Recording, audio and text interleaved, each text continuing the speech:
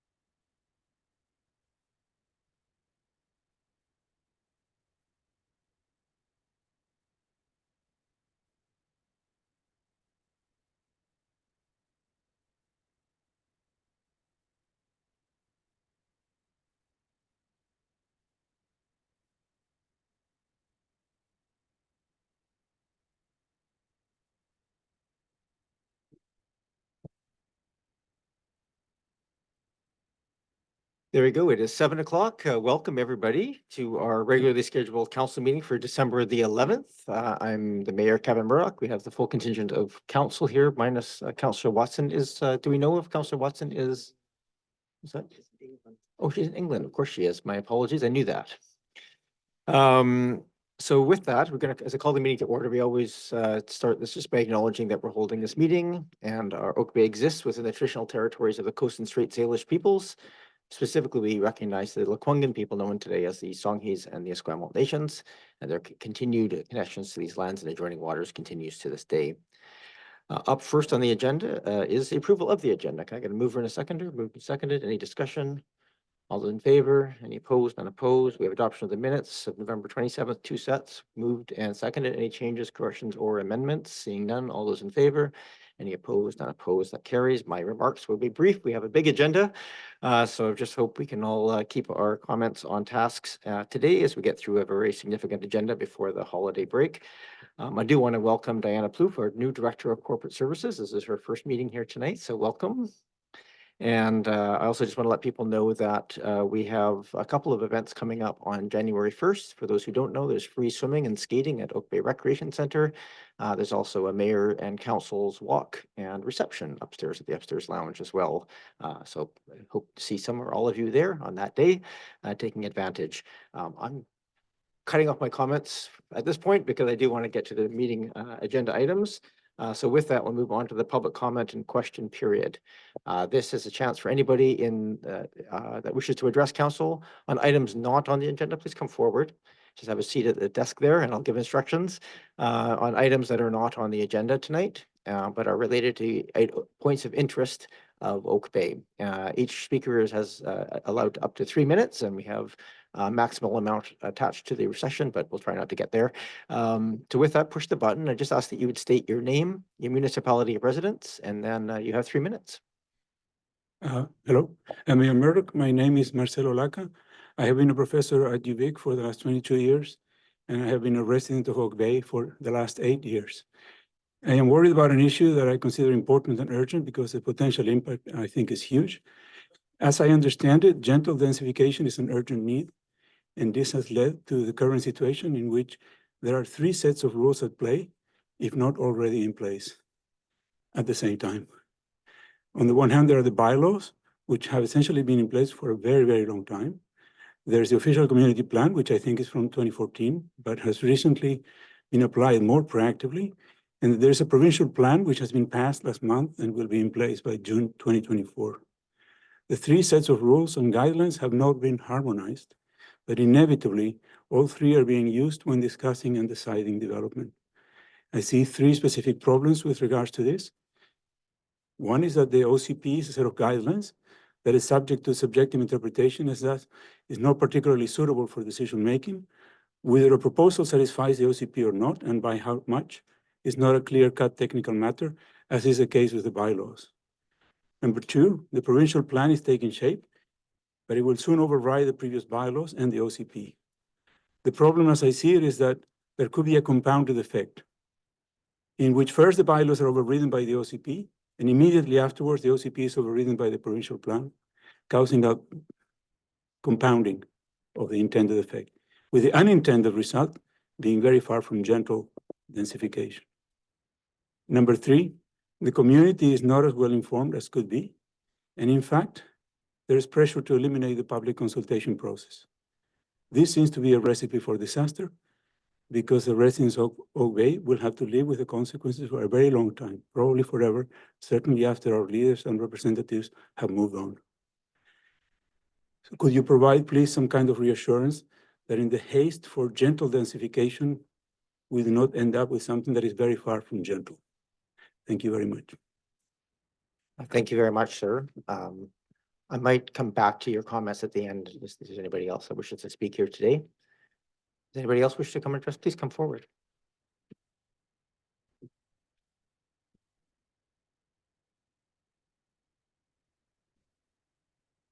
Same process, just state your name, municipality, residence for the record, and Sure. Welcome. I'm Matt Hebert. I'm a Oak Bay resident. Good evening. My comments pertain to a general category of development proposals, one the council is likely to see more of in the coming months. Most of us here are Oak Bay residents. It's a great place, but it's also expensive. Property prices in Oak Bay are substantially higher than surrounding municipalities, and as are our property taxes. But yet we've all chosen to live here anyways. Why is that? We've worked hard and bought into this community because of what makes it distinct. The community has a feel of cohesion. It's peaceful and spacious, with homes that look like they belong side by side rather than crammed into lots and jarring juxtapositions like we see elsewhere.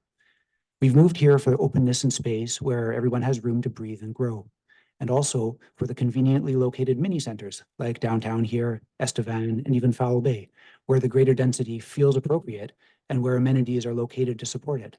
Oak Bay is prestigious because of these things that make it desirable. Now, the type of proposal that I want to comment on is the type aiming to simply cash in on this historic desirability, to liquidate the community capital for the short-term profit of a small handful of developers. These proposals will come in opportunistically. They will seek to not only double densities or even triple them, but to jam multiple buildings onto existing lots, adding suites, maxing out allowances, requesting variances, and fundamentally impacting our neighborhoods in the process. These types of proposals will seek to add 4, 5, or even more households to lots currently occupied by only one, creating all manner of unforeseen issues related to traffic safety, privacy, and community cohesion. And here's the thing. These proposals will come in opportunistically, meaning unplanned. They will come from individual developers wherever they find a lot that they think they can squeeze enough cash out of to make it worth their while. And then they'll be done. The development will be done. They'll have their cash, and what was traded in exchange for that cash will be gone. And the rest of the community will have that much less of what brought them to Oak Bay in the first place. I appreciate the need for more housing, but a haphazard approach trading a little piece of Oak Bay charm so that someone can sell a couple of $1 million homes here and there is not going to solve the housing crisis. Anyone who's tried to hire a trade in recently will recognize that the construction industry itself probably doesn't even have the capacity to crank out 644 new homes of this type in the next 5 years. So there's something being lost in this kind of proposal without realistic hope of achieving that target. What's needed is a more thoughtful and strategic approach, one targeting specific sensible areas for larger scale developments where dozens of homes can be built at a go, while at the same time making an earnest push to integrate secondary suites into existing homes. Inviting and normalizing secondary suites on the broad scale is more environmentally sensitive than tearing down established homes and erecting new ones, and it's the only approach that stands to make meaningful impact on the numbers in the foreseeable future. Thank you. Thank you very much, Mr. Hebert. Is there anybody else who wishes to come forward? Oh, we've got a couple of people walking forward. One of you is going to have to take a turn. Oh, okay. Please come forward. I think there's 2 seats there, so we Mayor, planned Councilor, for this. Before I introduce myself, I just want to say how happy I am with the development on Runnymede Place. You guys did an amazing job. I walked that street and I live on Runnymede Avenue, and it's made such a difference. It's so much safer and better. My name is Zane St. Philip. I'm from Prestige Picture Framing. With me is my co-owner, Lale Manili, and also in the audience is Raymond Carrere, another one of the owners. We are here to present a petition to you about the outdoor dining facility in front of our shop. Now, I have a copy of what we asked on that petition. Can I present that to you? Yeah, probably preside over here to the corporate Director of Corporate Services. Yeah. Thank you. Just a bit of a synopsis is mindful that the municipality had made a great effort in getting public feedback on outdoor dining patios. We are not here to argue whether outdoor dining patios are good or bad or what the benefits are. Our petition that we are presenting is about the particular outdoor patio that is in front of our shop on 2002 Oak Bay Avenue, right close to Foul Bay. Our petition that we are presenting is about a particular outdoor patio in such a narrow and busy location. It adds to congestion in an extremely busy intersection. It is unsafe for bicycles, especially with those cyclists who have children with them and the little trailers behind them. And it has certainly caused a hardship for our 3 businesses. That would be Canday, Global Hair, Prestige Framing, and the real estate office, Pemberton Home, next to us. The reality of the situation is that in this location, we have 15 feet of sidewalk in front of our shop. I believe 5 feet of that is municipal property for the sidewalk, but we have at least 12 feet. The owner of that business, the Tapas Bar, has access to that. It's our property. It belongs to the owner that we rent from. And there is adequate room there for him to have outdoor patios, lots of room. And the previous owner of Blighty's, they always had outdoor patios or outdoor dining in the evening. It worked really, really well. So you have a copy of what we asked people when we presented our petition. I'll just go over that. The major thing is it's dangerous to cyclists. It does not allow safe passages. Now, the provincial mandate is to have 1 meter of space for a car and for a bicycle to pass through. That space is not there. It's only if there's a bus there in that lane, there is less than 75 centimeters for, even if the bus was on the yellow line to get through, there is simply not enough room, and it's extremely dangerous. It seriously interferes with traffic movement and turning right so close to that very busy intersection, causing long traffic backups. I'm sure you've noticed that sometimes the traffic is backed up to Elgin Street, sometimes for people to get through across Foul Bay. And added to that is the road closures for Richmond and Richardson, and there's just so much more traffic there. Mr. Phillip, we were down to about 30 seconds, so I just would like, if you could maybe wrap up your comments and we'll Sure. have the petition to look at after the meeting. Okay, sure. The structure has taken 2 parking spots in front of our business. And we need it for pickup and drop off. And the structure also blocks visibility of Canday, the global hair place right beside us. And just to re-stress that this owner does have access to 12 feet in front of his business where his outdoor dining tables could be used. Also, as Zane said, my name is Lolly Manili. I live in Esquimalt, but I own a business here and it's in Oak Bay. Along with the petition, we've brought the signatures totaling 176 from community members that were collected at Prestige Picture Framing as well as Canday Global Hair. And the real estate office as well contributed to it. Yes. Great. Okay. Thank you. So tonight, we're not do anything with that other than Sure. receive it. Yep. Thank you. But it will come to us and then through the staff to the engineering to have a review and then possibly back to this table. So thank you very much for coming Okay, in. Thank you. Thank you Yeah. for the opportunity. Thank you. Is there anybody else from the, yes, please come forward.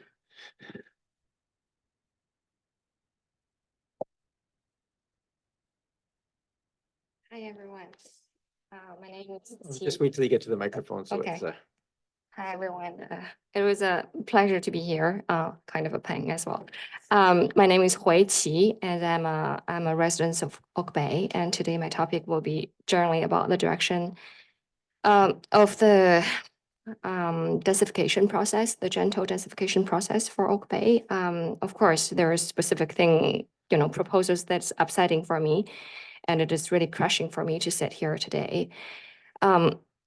Since we have to keep it general, then have to say I traveled to 36 countries. Most of them are developed countries in Europe or North America.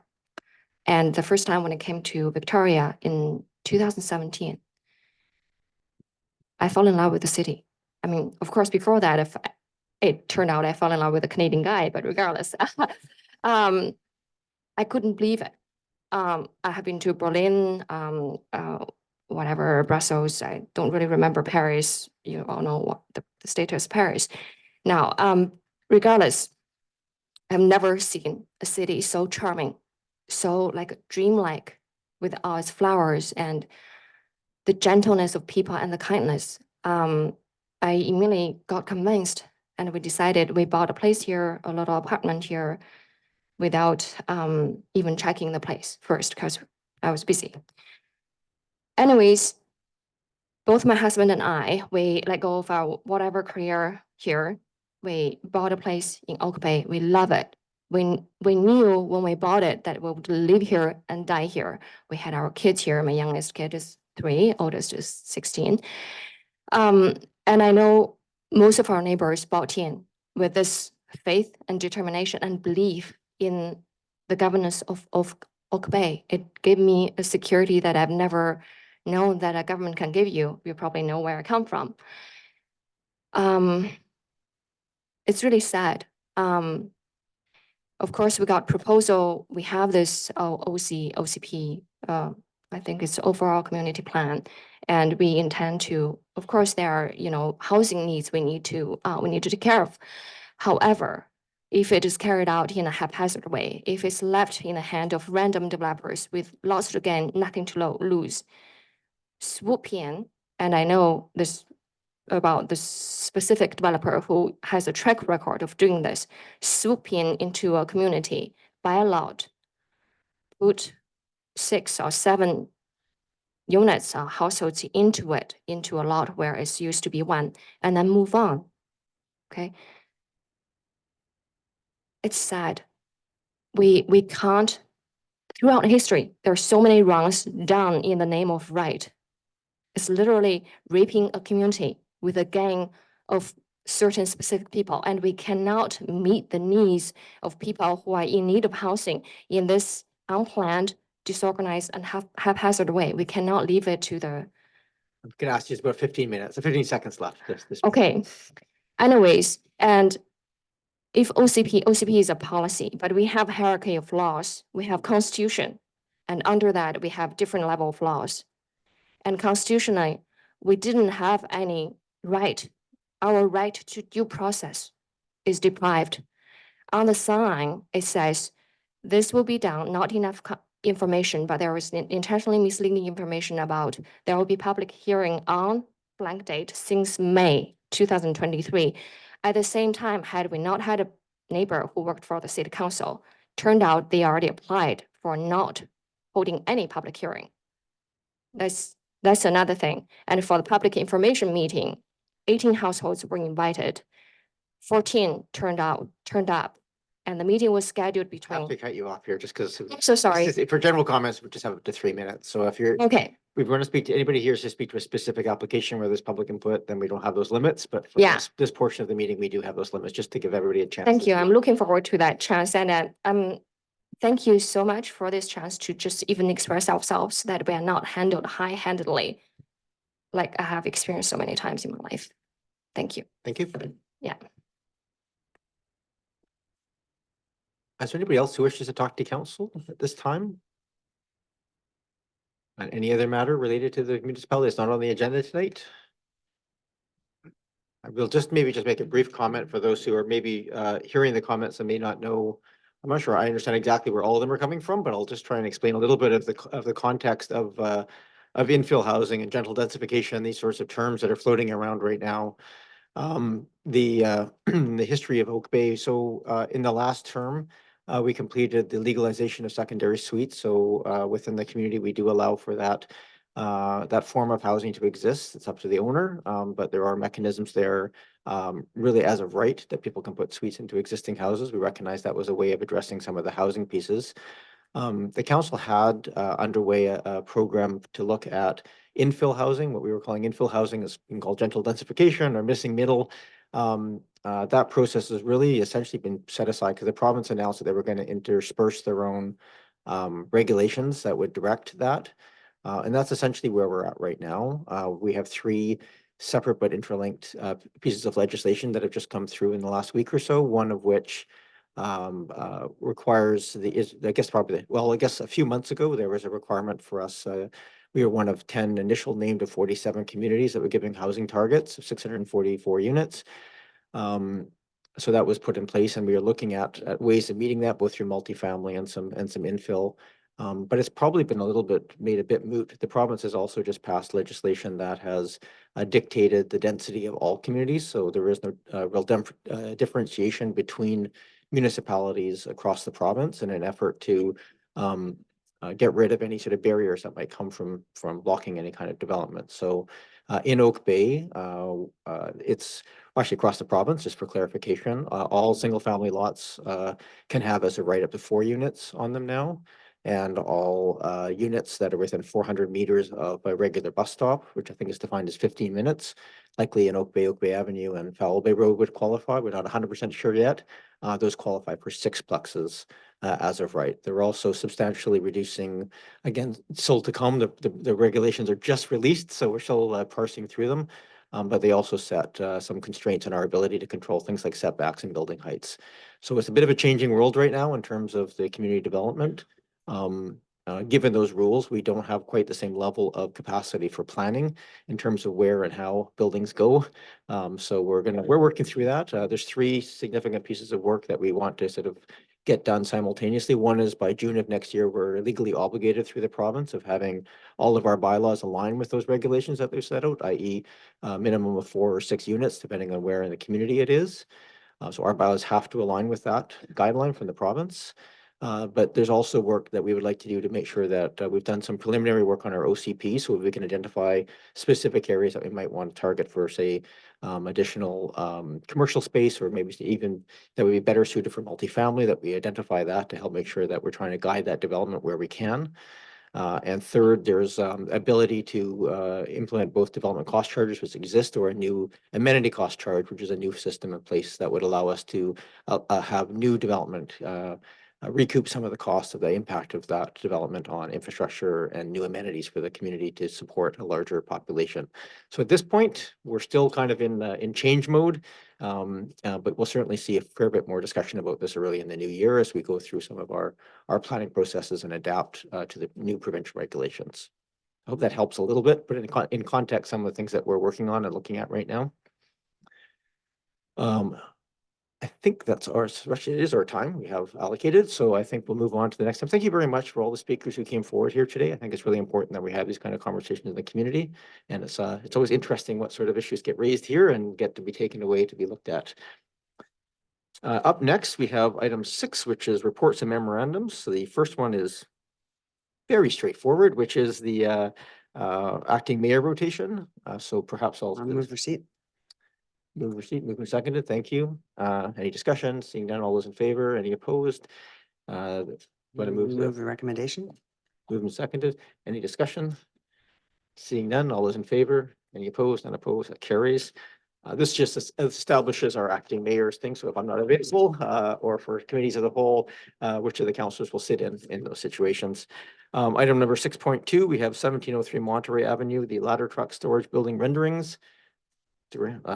Yeah, Mr. Graham, I think it's here from yep, go ahead. Good evening, Mayor and Council. Back in July, when Council approved the development variance permit for the portable garage structure to house the new ladder truck, all we were able to show you at that time was basic renderings of the unit since we were still developing the design. It was very industrial looking, and Council asked for us to come back with some different options. Since that time, we've been working with the manufacturer on design details to create an exterior finish more in keeping with the adjacent file hall.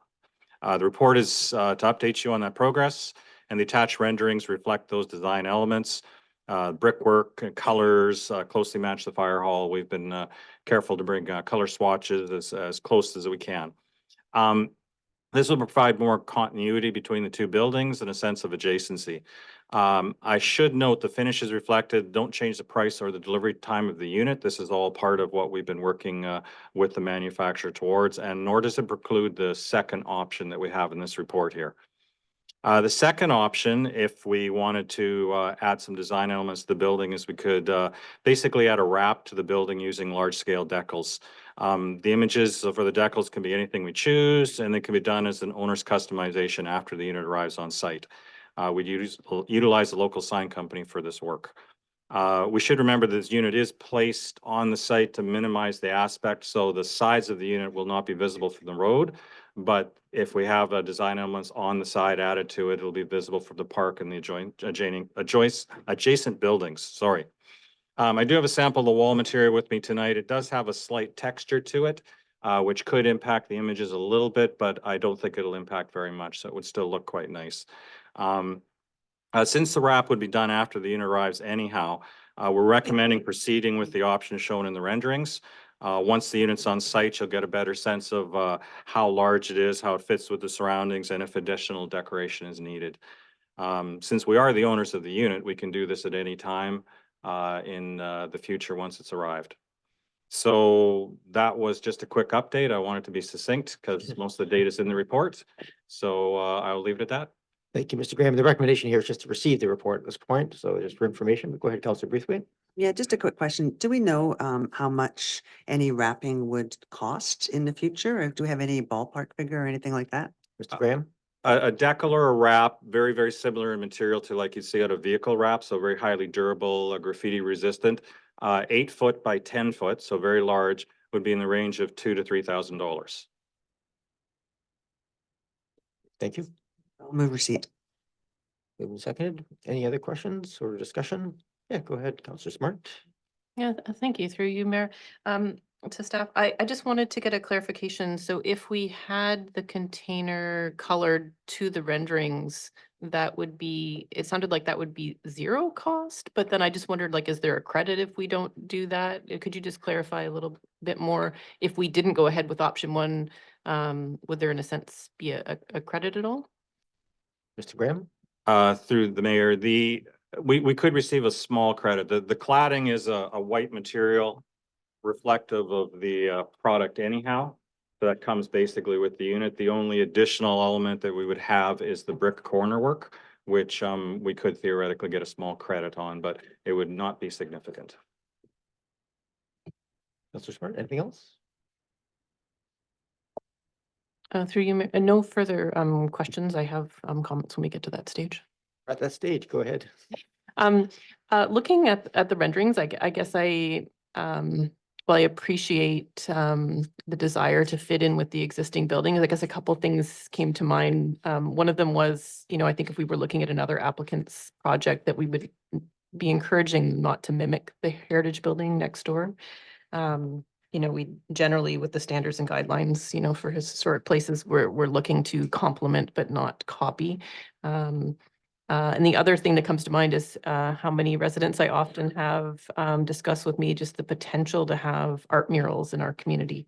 And so in looking at this project, I am tempted to either go ahead with option one, but to look at a wrap option for some of the sides at a pedestrian level, or to go with option two and look at potentially a mural project that we could discuss with the Parks and Culture Committee. I'll come back if you wish, but Councillor Patterson, you had your hand up. Yes, thank you, Mayor. And I guess I'm not going to comment too much on the design because I am a bit concerned that we're getting, for a temporary building, we're getting too much into the aesthetics and preservation of equipment rather than an emergency response and protection. So keeping in mind that it's a temporary emergency services building, my concern is that the building, in whatever form it is, should be as prominently visible as the existing fire hall bays are. And so I'm not looking for a building that blends in or disappears per se. I'm looking for high visibility to a changed traffic pattern in a fairly active pedestrian zone. And the line of sight on the building and how it interacts with the space around the building is certainly, in my mind, more important than just the visible aspects. So that's not demonstrated really in this, but I'm hoping it's something that staff will consider as they move towards the final design for it, because with the changed traffic pattern and just the way our largest fire truck, in fact, will enter into the apron in front of that building, it's going to be very important, I think, to be able to convey to people who have been using the site for decades that there's a change in traffic pattern and they have to be aware of it and be able to accommodate the fire trucks, in fact, coming from both buildings perhaps. And I don't know how the staff will get to the fire truck, but that's operational and I'll leave it at that. But I think prominence, high visibility is what I'm looking for in the building. Thank you, Councillor Patterson. Just for clarification, the building itself is what it is, and the location is essentially set. I mean, some small tweaking on site as it arrives, I'm guessing, but it's essentially determined at this point. Is that true, Mr. Graham? Yes. Through your worship, correct. It's part of the development permit. The siting was fixed in that location. Thank you. Councillor Green? Thank you, and through you to Mr. Graham, thank you for the report. Mr. Graham, and the renderings, and my question is about the maintenance of this structure and the costs associated with that and the utility of the building through all kinds of weather and seasonal issues. So I was just wondering what a temporary building like this requires in terms of maintenance, and if you have any approximations around the cost of maintenance. Thank you. Mr. Graham? This is a steel structure and it's meant for durable extreme environments for fire trucks. So it will require very, very little exterior maintenance. The equipment inside is also simple and very robust in terms of emergency management. So it will require just your regular preventive maintenance in terms of belts, filters, things like that. So costs will be very low. We haven't done a full cost analysis yet. We're still waiting on final design details, but there will be minimal costs in terms of a yearly maintenance budget. Thank you very much. Councillor Braithwaite, it is. Thanks very much. Yeah, I mean, I'm happy to receive this, and to Councillor Smart's point, I think that in the future we could probably look at doing something through perhaps Park Rec and Culture as far as murals or something like that goes, something similar to what we did on the wall of the Public Works building. So that could be something I think we could look at in the future. Okay. We have a motion on the floor. Councillor Green? And then Councillor Smart? Oh, I just have one last comment. I do take to heart, though, Councillor Patterson's comments around the utility of the structure and the safety. I think those are equally important issues. So that's just, I feel her comments are very relevant and pertinent. Thank you. Thank you, Councillor Smart. Just a point of clarification. So, is the motion on the floor to simply receive the report? Okay. Correct. At this point, if there's anything addition to do, we'd probably wait until it arrives and then make some, if there's any further direction to be given with the report, that would be dealt with at that time. Councillor Smart? Through Mayor, to staff, do we need to give direction though about whether we're proceeding with option 1 or option 2? The motion on the floor is option 1, which is to receive the report at this point. And any other changes beyond that, like a mural or something like that, would come as a separate piece in the future at this point. But go ahead, Councillor Smart. Would this be the time then to make an amendment to the motion? I'd like to propose to make an amendment to delete the faux brick columns from option 1. Thank you. Is there a seconder for that motion? You can second it. Thank you. Go ahead, Councillor Smart. Do you want to motivate? Yeah, I'd rather this be more of a blank canvas for the future possibilities, and I don't find the mimicking with the brick columns to be in keeping with the future that this container could have to hold an art piece. Thank you. Councillor Appleton, anything you wish to add? Not very much, Your Worship. Thank you. I guess I would just make the comment. I'm also similarly, I'm not unsure about sort of the mimicking of the brick structure. And I also take to heart that actually, I think a good point made by Councillor Patterson in terms of the visibility of the structure. I think that that's potentially a legitimate concern at the street level about how the building presents itself. And I think I think it could potentially be problematic for certain people who have been using the lot for a long time. So that could potentially assist with visibility. Thanks. Thank you, Council. I'm just going to get a clarification of staff, if I might first. Mr. Graham, can I just for clarification on that brick facade in the four corners, is that a textured? Is it like made to actually 3-dimensional bricks, or is it essentially a wrap that looks like bricks on the corners? Through your worship, it is true bricks. They also come separate. They would be actually added on site, so they wouldn't be damaged in shipping. So the columns, which would use a cut down brick style, and they do sit proud of the building, would come separately anyhow, and we would either choose to add them or not. Interesting. Go ahead, Councillor Braithwaite.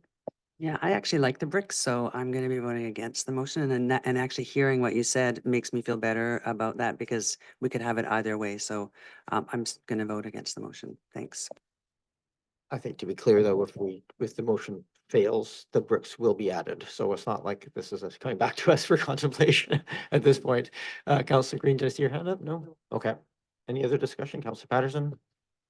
Thank you, Mayor. And I won't support the brick only because I want this building to look a little different. I don't want it to blend in with everything else. And I'm keeping in mind, hopefully, that this is a temporary building and we'll be moving beyond this to the greater discussion on emergency services overall and the need to replace aging facilities. So no bricks. Thank you. I'm just going to speak against the motion. Not that I have any strong feelings about this one way or the other, but I'm comfortable with the bricks. I think it does at least fit in. I appreciate we don't want to mimic heritage pieces. That is best practices, but I also think that in this case, it's no one's going to mistake it at this point. It's a giant square building in the middle of a parking lot holding a fire truck. So yes, without any more debate having to go on this one, I think it's just down to personal opinion. So any other comments on this? So the motion right now is to amend to remove the bricks from it. So if this passes, no bricks. If it fails, then we're back to the original design. So all those in favor of the amendment, which would remove the bricks, and those opposed, Councillor Braithwaite and myself opposed, that carries. So this is now amended to remove the bricks, no bricks attached. Anything else on this item before I call the question on the main motion? As amended, seeing none, all those in favor, any opposed, none opposed. There we go. One thing down. We are moved to 7.1. Just for the record, yes. Oh, Councillor Smart. Could I make a motion arising to bring this project to the Park Recs and Culture Committee when the time is appropriate, just so that piece doesn't get lost? Yeah, let me just think about what an appropriate motion for that would be. Probably to refer it to the issue of Mr. Meikle, I might turn to you on this one.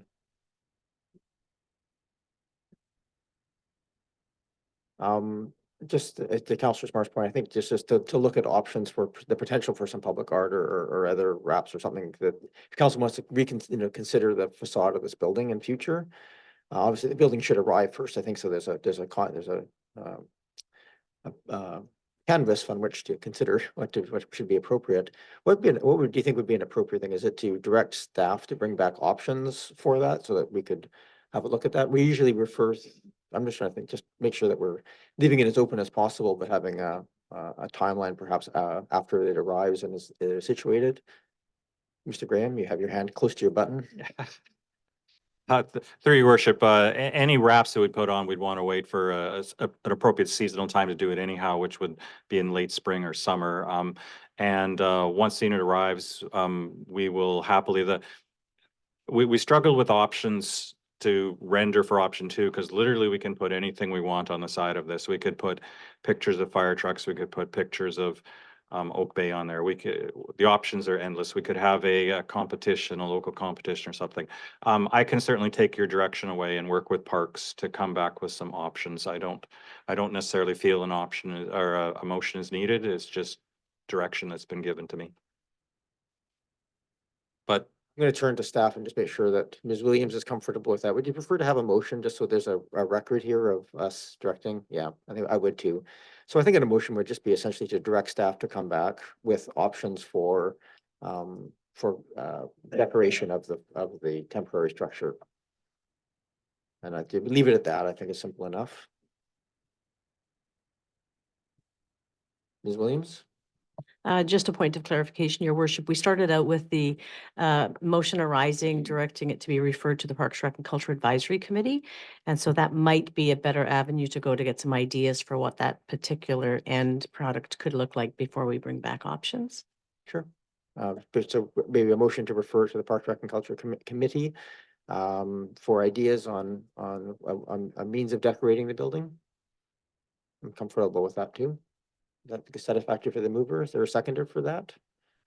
Seconded, thank you.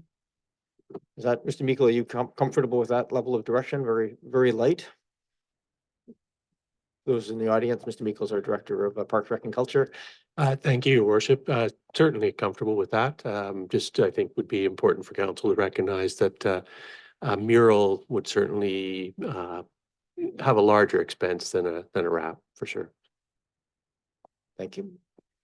So the motion I have right now is to refer this to the Parks, Rec and Culture Committee to bring back options for decorating the temporary structure. Okay, moved and seconded. Any other discussion on that? Don't see any. I'll call the question. All those in favor? Any opposed? None opposed? That carries.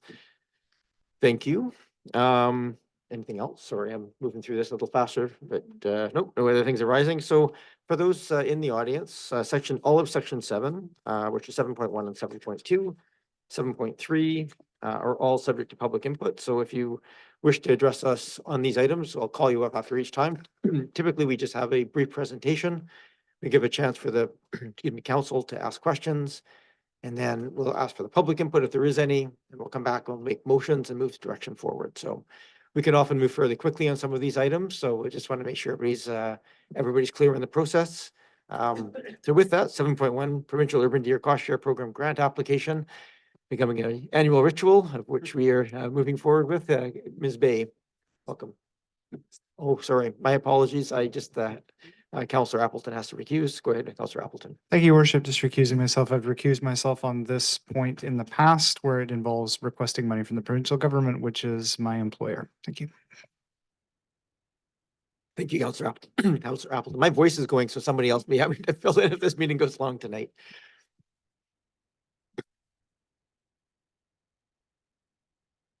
All right. Welcome, Ms. Bay. Thank you, Your Worship. I can provide a brief introduction. The purpose of this report is to seek Council's authorization for staff to apply for a provincial deer management grant to fund 2024 work.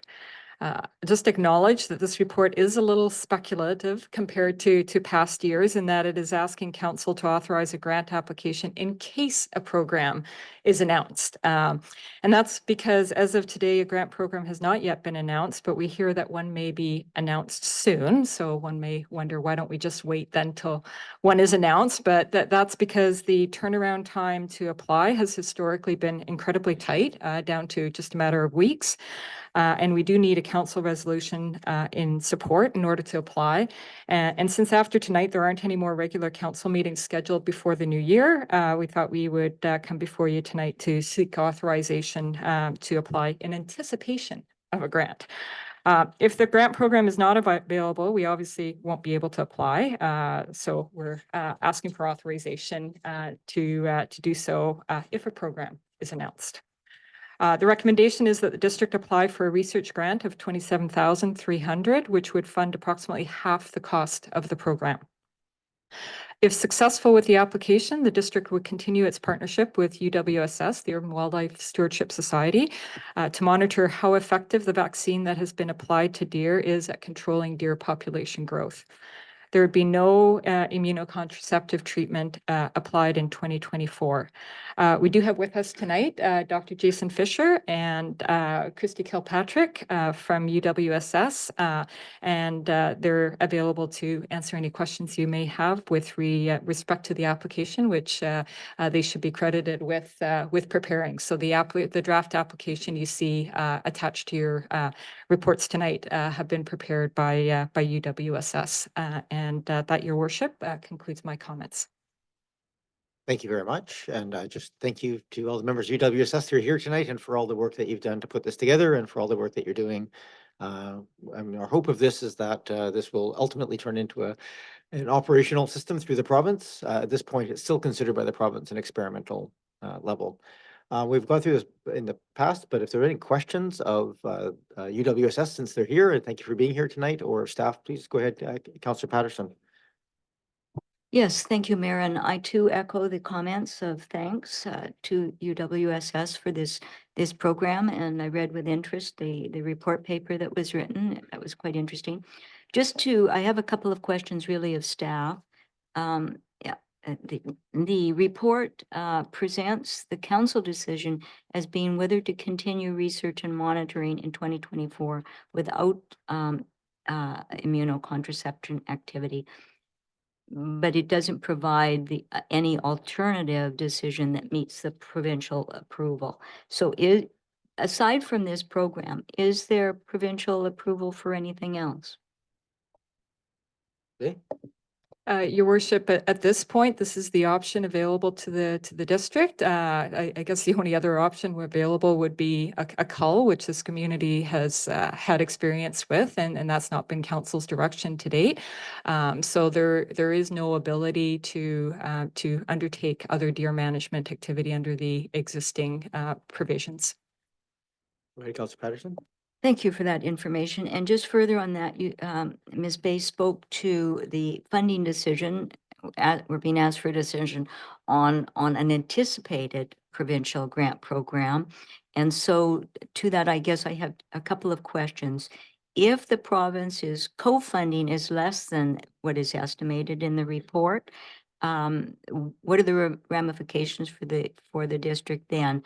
If the total program was estimated to be $54,550.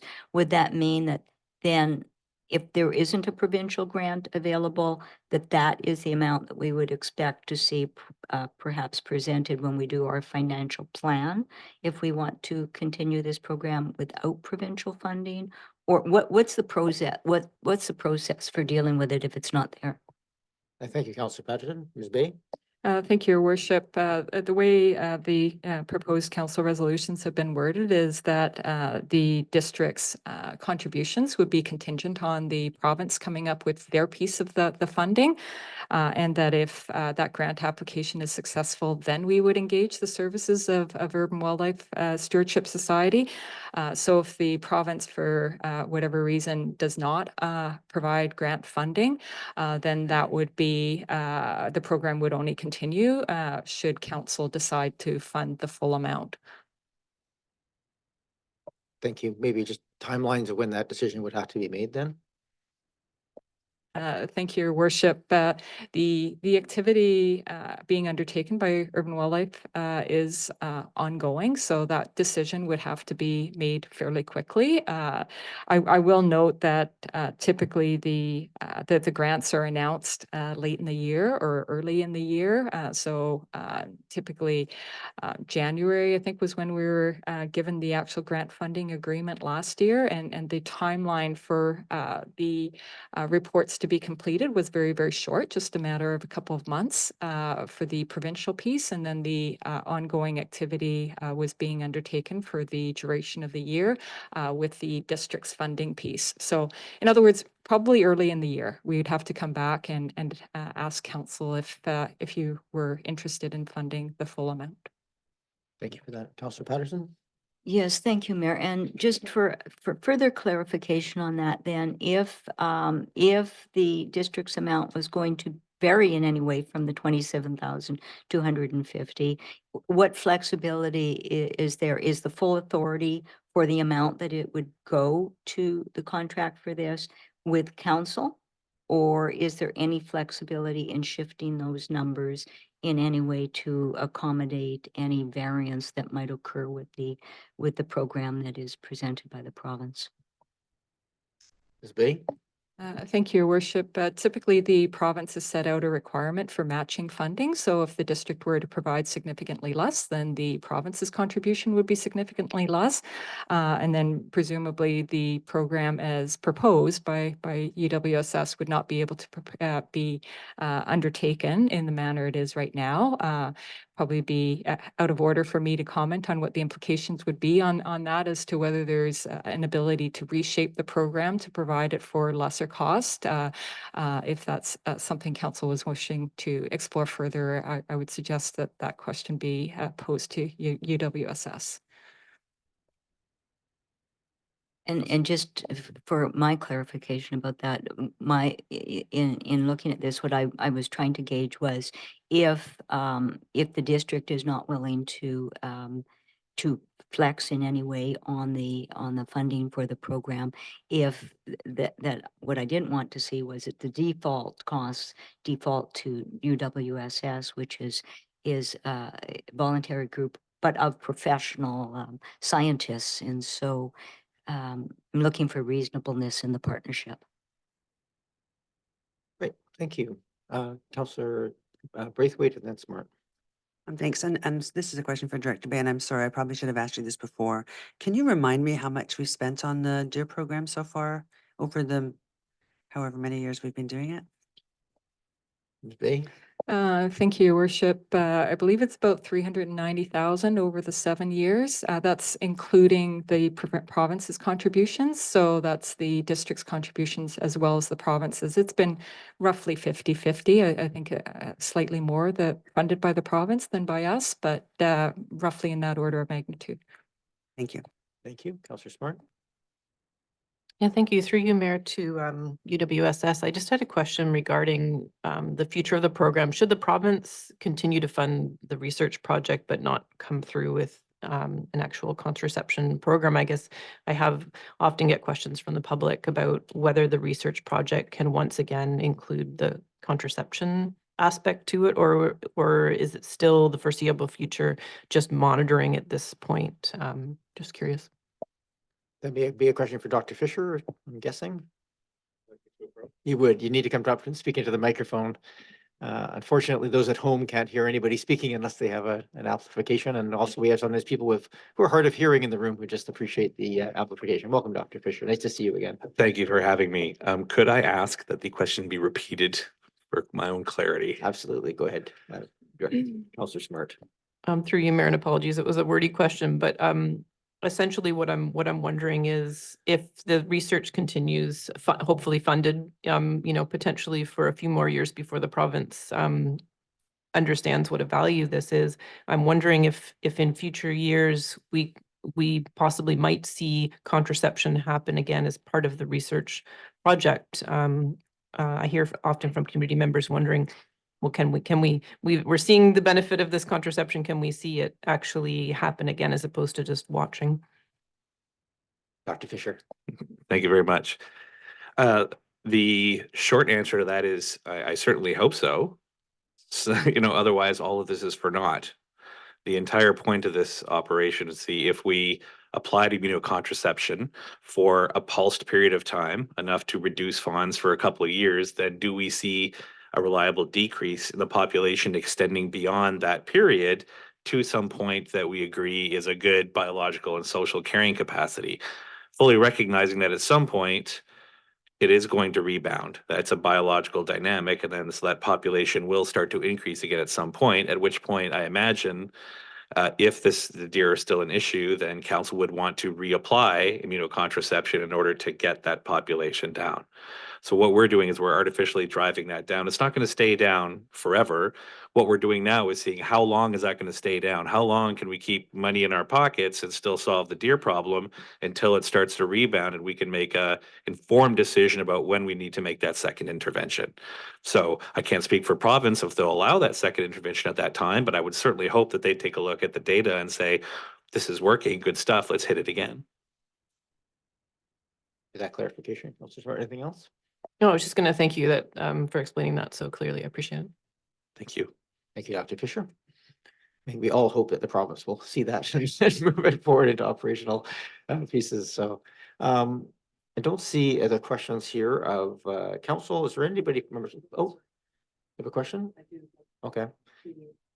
Thank you, Dr. Fisher. And just a quick question. I know you're operating a program now in Esquimalt, and I just wondered if you could tell us a little bit about that program from a financial perspective, also from a practice perspective, and how that program complements or not the program in Oak Bay. Thank you. Yeah. Go ahead. Yeah, go ahead. We'll try to keep it short just so we have a big agenda here tonight. Will do. So Oak Bay, pardon me, Esquimalt contacted me and asked UVic to replicate the study that we're doing in Oak Bay in Esquimalt. And so we have the same number of cameras out and the same design there. We have applied immunocontraception for the same period of time that we have in Oak Bay. And so we are now moving from that into the monitoring phase of that project. So it's the identical project, but it's lagging behind Oak Bay's by 3 years. I can't remember off the top of my head. Otherwise in structure, it's pretty much the same. I would say that you asked about finances, I would say that the Oak Bay project is significantly less expensive than the Esquimalt one, because Oak Bay capitalizes on a number of economies and subsidies that were procured through UVic that were not necessarily in place when Esquimalt came to ask. To say, I think we're not gouging Esquimalt, but Esquimalt's paying something closer to true cost, where I think Oak Bay is getting a pretty screaming deal. Thank you very much. I appreciate it. Thank you. At this point, then I'll just see if there's any members of the public who wish to address us on the matter of deer contraception moving forward. No hands are popping up. Okay, back to this table. We have a couple of recommendations here. One, just first that the motion that the report be received. We have that. I'll Moved and move seconded. receipt. Thank you. Any discussion? Seeing none, all those in favor? Any opposed? None opposed? And do you wish to make the full, you can make all three of these together, I think, the recommendations. I'll move the recommendations as per the report. Thank you. Is there a seconder? Seconded, thank you. Any further discussion? Councillor Braithwaite? Yeah, you know, nothing against the work that this group has done. But as I've done in the past, always along the way, I will be voting against this, as I truly believe that this deer management should be dealt with under the province and not downloaded onto the municipalities. And as we've already heard, we've already put a lot of money into this. I would like to see the province come to the table and pay for all of it and not ask the municipalities to pay for part of it. So I will be voting against this motion. Thank you, Councillor Braithwaite. I always like people to just speak up if they're going to vote against something, so everybody can understand the rationale. I don't see any other discussion happening on this at this point, though. Any other discussion? Councillor Green, go ahead. I'll just say that first of all, I'm very grateful for the work that's been done over these past years. And you heard that we have financially benefited from UWSS's involvement. And in fact, the cost here is less than in Esquimalt potentially. I would also like to say that we do have reduced density and reduced numbers. So this immunocontraception program clearly has proven itself. And I think the province has certainly taken on half of the responsibility by providing the grant funding. But I've always believed, and this is why I'm very glad that you're in Esquimalt, that unless we do this on a regional basis, one community will not solve the problem by itself. So it has to be a coordinated approach. And so I'm encouraged that Esquimalt is on board. I think they get that message now. So thank you.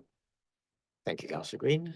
Seeing no other speakers, I'll just echo. I thank you very much for all the work that you're doing. We know that this is very beneficial. I look forward to our continuing pressing of the province to see this to see the light and give us some clear direction in terms of turning this into an operational process instead of just an experimental one.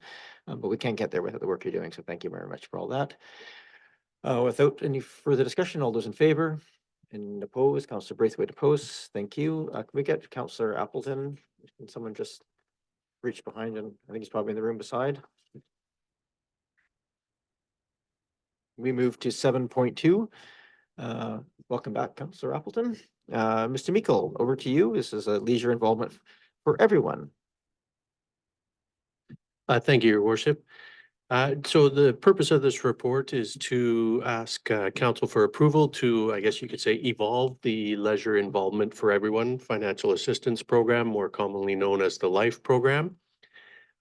Just pre-pandemic, it actually was published just literally, actually a couple of weeks before the pandemic. The region had done a report, a review of the LIFE program. The LIFE program itself has been in play in the region since the late 90s and offered those opportunities for low-income families and low-income individuals to participate in recreation opportunities. The evolution is essentially to address the feedback received from that report and to really reflect the preferred usage and needs of the program, primarily shifting to a focus more on the drop-in aspect of the program. So enabling more individuals to drop in more regularly and maintain regular physical activity levels and decrease in the subsidies, if you like, what were called coupons at the time in program registration. Also, I believe reflects a little more of the context of need in the community since the pandemic. One of the other major pieces in seeking to evolve and change the program is also to improve the application and registration process to make it more similar and in fact the same as all other users of the recreation facilities and programs, which would include the ability for individuals to register online for programs and enable them to access subsidies that are available through this LIFE program.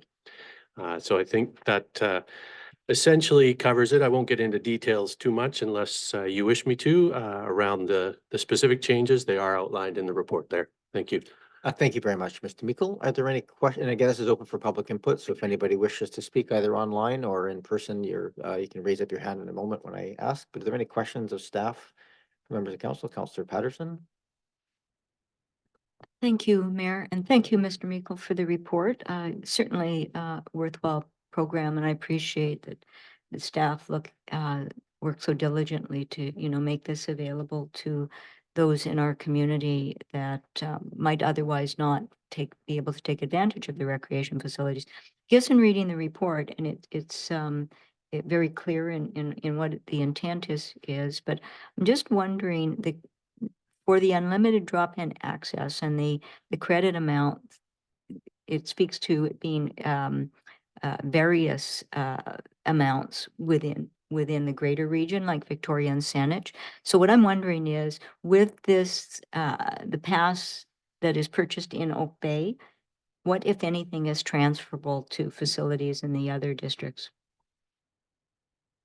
Mr. Meikle? Thank you. Through the mayor to Councillor Patterson.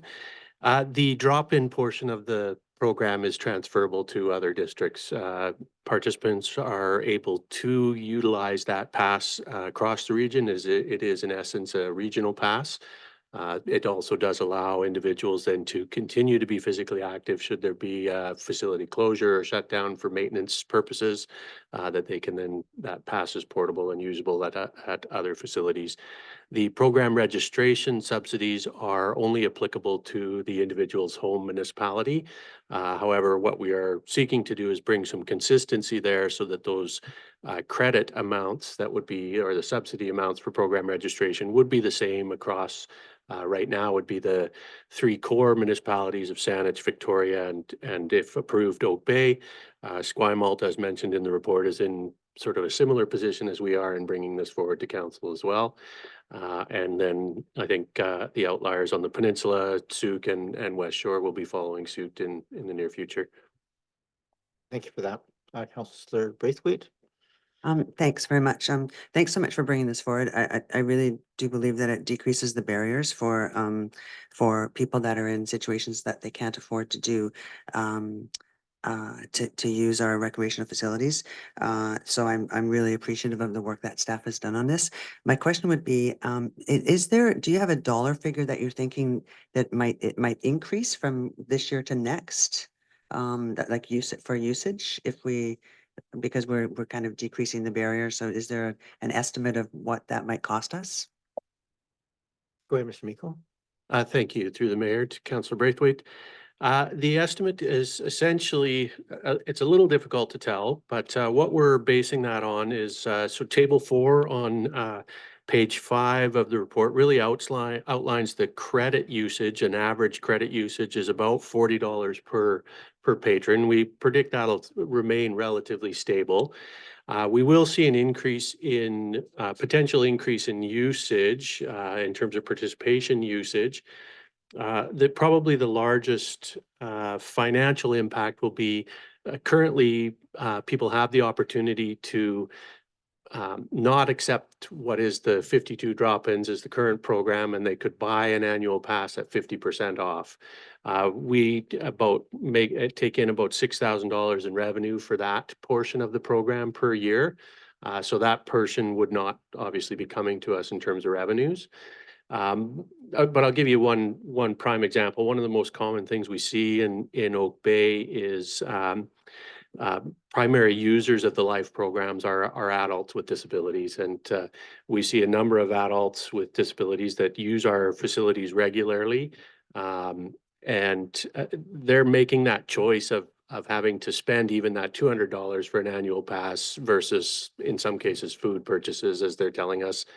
And so we sort of feel that $6,000 is a cost that certainly opens the door literally for individuals. The other piece of this is, as we shift the program, it's meant to be budget neutral. So if we're shifting to focus a little more on drop-in activities, we're actually bringing down the program registration subsidies. So currently there's a greater amount of program registration subsidies available to individuals, but they have less drop-in activities. So we're now shifting that this way.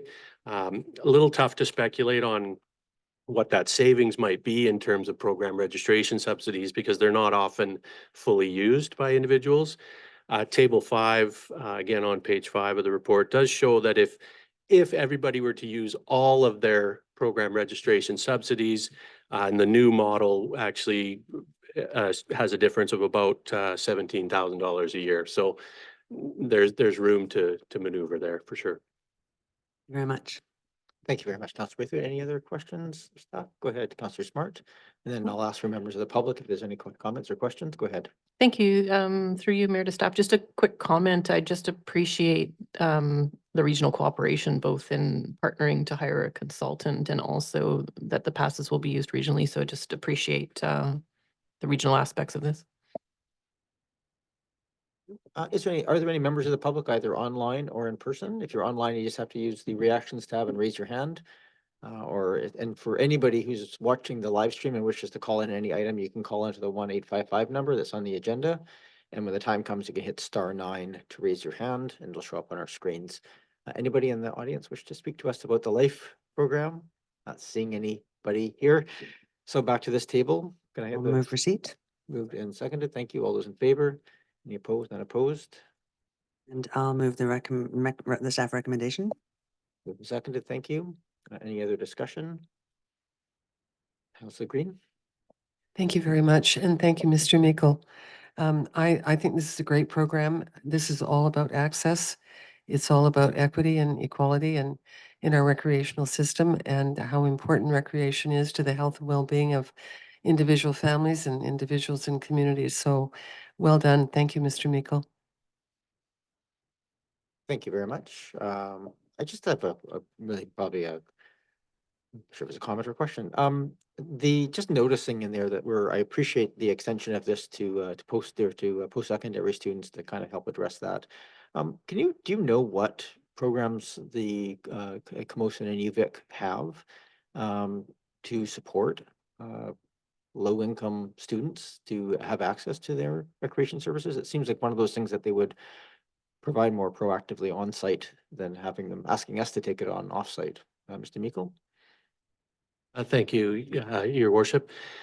I'm not fully familiar with all of the potential options for low-income students. I know in terms of access to fitness studios, weight rooms, or recreation opportunities, things have shifted over the last 8 to 10 years in post-secondary institutions. So prime examples in our region, within paying their general tuition, students have access to smaller gymnasium or smaller weight room facilities at both Camosun and the University of Victoria.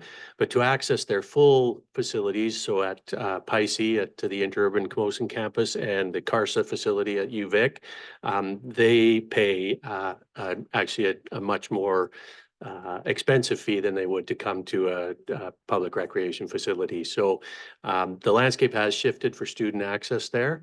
And we're really seeking to provide access to those students who are living on their own, who meet the requirements of the low income cutoff levels, who could essentially apply the same way anybody else could apply. So if they're still at home living with their parents, they would have to claim that under same sort of household income as, again, any other individual would. So the landscape has changed for students, and they don't have as much access as they used to, certainly.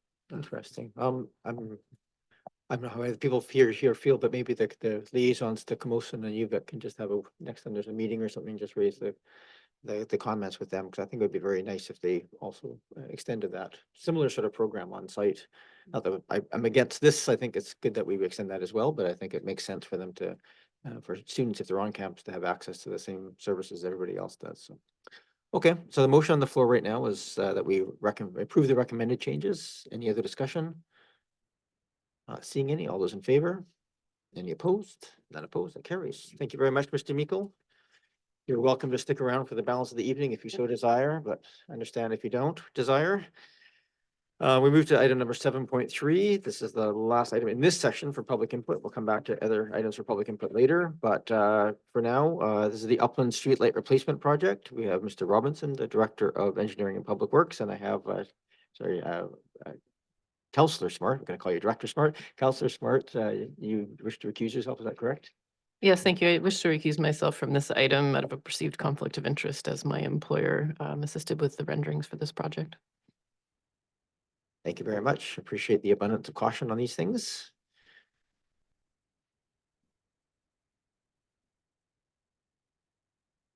All right, to Mr. Robertson, I believe you have a presentation. Yes, thank you. I'll take you through this presentation fairly quickly, as the information is all in the report that you've received.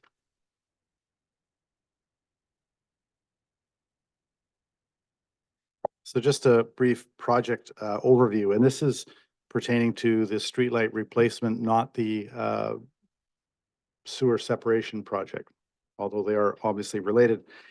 The project came to light as the Humber sewer separation project was being examined. The system is over 100 years old, or approximately 100 years old, and in poor condition. We expect significant damage during construction, and so we decided to undertake a review to be proactive. There are 142 streetlights and concrete bases in the Humber catchment, which is our project that we're doing in this phase. Wiring is underground, but is not in conduit. It's in sort of a beeswax compound that is broken down over time, and the wire is quite brittle. At times, without any apparent intervention, we'll get a break in the wire and have to go out and repair it. Bases are substandard. They're quite small concrete bases compared to what the standards are nowadays, and so they're easily moved. And the poles are rusty. Water pools at the base of the globe in a dish, and at times will short out the fixture. Also runs down the inside of the pole, creating rusting from the inside. So the current streetlights are a mix of 10 to 14 feet tall, depending which street you're on. Most are right next to the curb and are damaged, hit off kilter by vehicles from time to time. New streetlights that we've been recommended to us would be 16 feet tall to the globe, and it will improve light distribution between the streetlights. Spacing would be the same, but move 2 feet back from the curb to meet current standards. The construction tender that is currently out for bids is strictly for the installation of the storm drain system, separation from the sewer, and for installing the conduit, the bases, the wire, and all appurtenances and installation of the streetlights. However, the tender does not include supply of the streetlights. This will be accomplished through a separate tender once the decision is made on which streetlight to go with. The sources of information, are we caught up on slides? Sorry. I need one of those clickers that I don't have. There we go. Yeah, next slide. Okay, sorry. Just without going through it, but there's sources of information that we've been using throughout this project.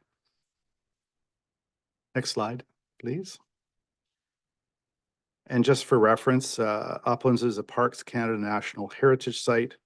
There's been a recent statement of significance for the Uplands National Historic Site, and we believe that Parks Canada are preparing a statement of significance. And there are 5 different styles of streetlights currently throughout Uplands. So there's a picture there included of the 5 different styles as you look around the streets. Some have some similar features to them. They may have a similar base, but the rest is different, or the capital on top is different. They all have the same globe fixture on top. And then the next slide just shows a little closer detail of the skirt and of the capital on top. The existing poles, one is a round fluted pole. There are three similar hexagonal styles, and one is a wider hexagonal style. There are four unique designs of skirts, and there are two that match each other, obviously, just if I do the math. I could have figured that one out. Got it. Capitals, there are five unique designs, and all have the glass globe design on top. When I started out this project and looking into it, I assumed that all the streetlights were the same in Uplands, but through looking at it closely, it came to the realization of the different designs. Our approach would be replacing them with one design for consistency, would reduce our parts inventory, and would have a uniformity throughout all of Uplands. It would have that look. And so some of the options are to retain a look similar to one of the existing designs or to choose a new design. So the replacement options we've looked at are round fluted poles similar to what's there now in one of the styles, or a round pole that's not fluted. The skirt, we can replicate one of the existing designs or choose another heritage style that's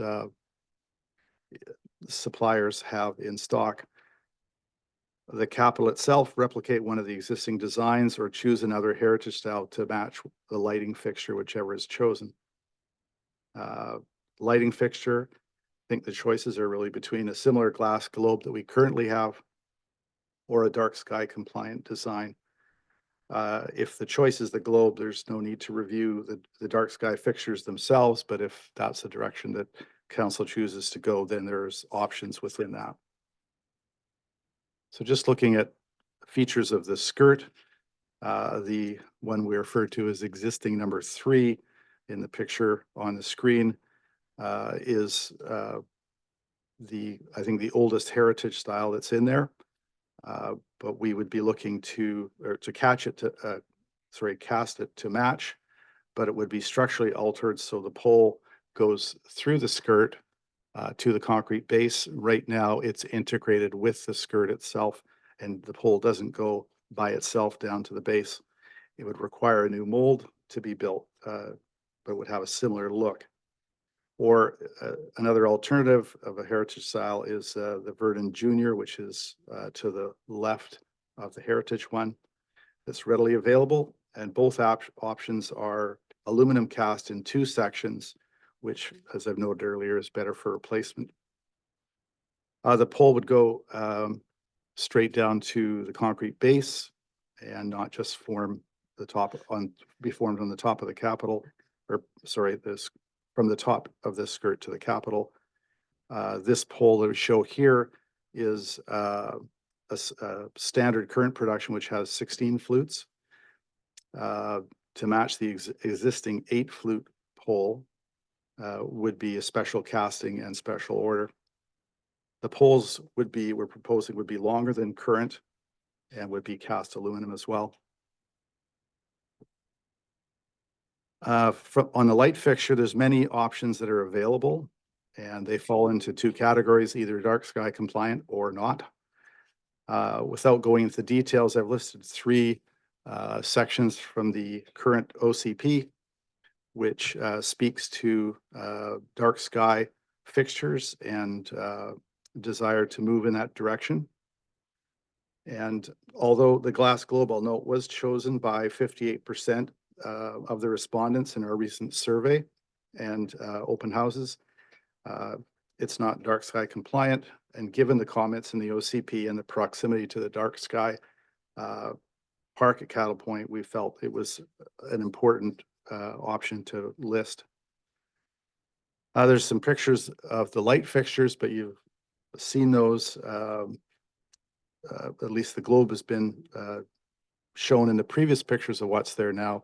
And then there's the others, which are dark sky compliant fixtures, which we narrowed down to those 4. There's a number of pages of, we had some renderings done of what these would look like with the setback, the height, and the different styles of features. And I won't go through those in detail as they're in your report. The last thing I'll go to is the second to last slide, which shows lighting comparison of, just wait till we get to it.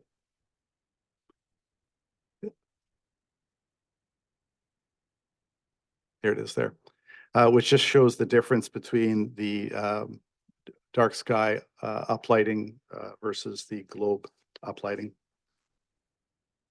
So on the last slide, just in summary, the layout of the streetlights would be the same distance between fixtures, but 2 feet back from the curb, and would be done in a mirror image. As we're trying to go through the construction, we're trying to keep the current streetlights active. So going on a mirror image with the same distances, but just will help in being able to keep that active while we put the new in. Light fixtures we're proposing would be 16 feet tall, based on recommendations from our lighting consultant to give optimal light spread between poles. Their range was between 16 and 19 feet, and we went with the minimal. Any of the existing skirts can be replicated with some modifications. The new heritage style skirt is less expensive, and the financial figures are in the report. The dark sky compliant lighting fixtures meet OCP and are leading technology. However, we do realize that they differ greatly from the existing look, and that the heritage considerations may override the dark sky considerations as you look at this. We're looking to issue an RFP as soon as possible once a decision has been reached. Staff have researched the matter in order to give you the information before you regarding the upland streetlights. There's information about the poles, the skirts, the height, the placement, and information about the lighting fixture itself. And we've tried to provide a balanced perspective and fully realize that the heritage or aesthetic considerations may outweigh our engineering recommendations, but our role is to review relevant information and come to a recommendation based on that. As I mentioned earlier, the construction tender is out right now, and we expect after award and such that construction would be underway sometime either in late winter or early spring. So there's a period there that we'll need to get out to tender to award, and also if there is specialized casting to be done, that'll take a while to make up the new molds. We don't need all the lights at once. Obviously, as from the starting point, it'll take them a while to get to an area where there are streetlights, but it is something that needs a timely decision. So that's my presentation. Thank you. Mr. Robertson. We have the presentation and report in our thing here. Just for the record, anybody who wishes to speak to us either online or in person, we'll give you that chance in just a couple of minutes. But I'm going to go to questions from members of council first. Go ahead, Councillor Braithwaite. Thanks very much. And thanks very much, Mr. Robertson, for the report. I do have a couple of questions. In your report, you talk about the damage from time to time of the bases of the lampposts. Do we have any indication of how many of those have actually been damaged? Mr. Robertson. Through the mayor, we don't have records for that. We don't have a database that tracks that. So just going from comments from Public Works and the electricians who deal with it. So I don't have a frequency. Thank you. And then in one of the letters, it talked about the fixture that's being recommended is Victorian in style, and not Edwardian, which is what the design of the uplands is. Can you comment on that at all? Mr. Robertson. Yes, through the mayor. Any of those, we've put 4 options in there. I've recommended one. Any of those are of the dark sky ones, there may be something that more matches the era that could be chosen, and we would look for input on which one would be more that style. Thank you. And then if I don't know if we can go back to the renditions, or if you can just mention on the renditions of the streetscape that you showed, where the lamps were on the boulevard, were they actually in the 2 feet back position, or were they in the position that they are now? Mr. Robertson? Yes, through the mayor, that's showing the 2-foot back position. The current ones are, some of them are further back, like behind a sidewalk, but the majority are right adjacent to the curb. Thank you. And if I could just ask one more question. I hear your reasoning around these 16 feet, the 16, making that as tall as 16 feet from the 10 to 14 feet.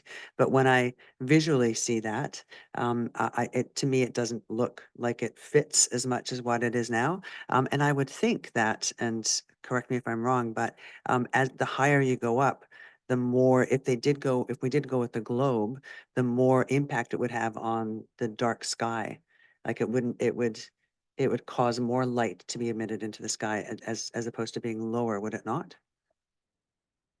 Mr. Robertson?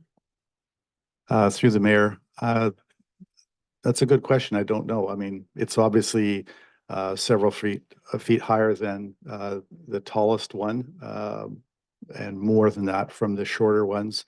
That could be the case, but I hadn't crossed that question to ask. Actually, I do have one more, if I might, Mayor. You did say that we have the mold for the existing number 3. That's correct. Yes, the foundry, we don't, but a foundry in town does have that. Councillor Appleton? Then from Green. Thank you, Worship, and through you to staff. Couple of questions. Further to the point about heights, and I appreciate the comments about the lighting consultant. Is the 16-foot height a recommendation, or is it a design is it mandatory, or is it something that is based more around availability of stock, as in like that pole comes in that length? Robertson? Through the mayor, the pole comes in 2-foot gradations. So there's one shorter and there's more taller. It was a recommendation from our lighting consultant for 16 up to 19, maybe even 20 feet. Lighting levels come from it's called RP8, which is recommended practices. So unlike a lot of our design for sewer drain or water, which are not recommended, they are mandated for us. Lighting levels are recommended, and councils and engineering departments are free to vary from that, but it gives us a recommendation.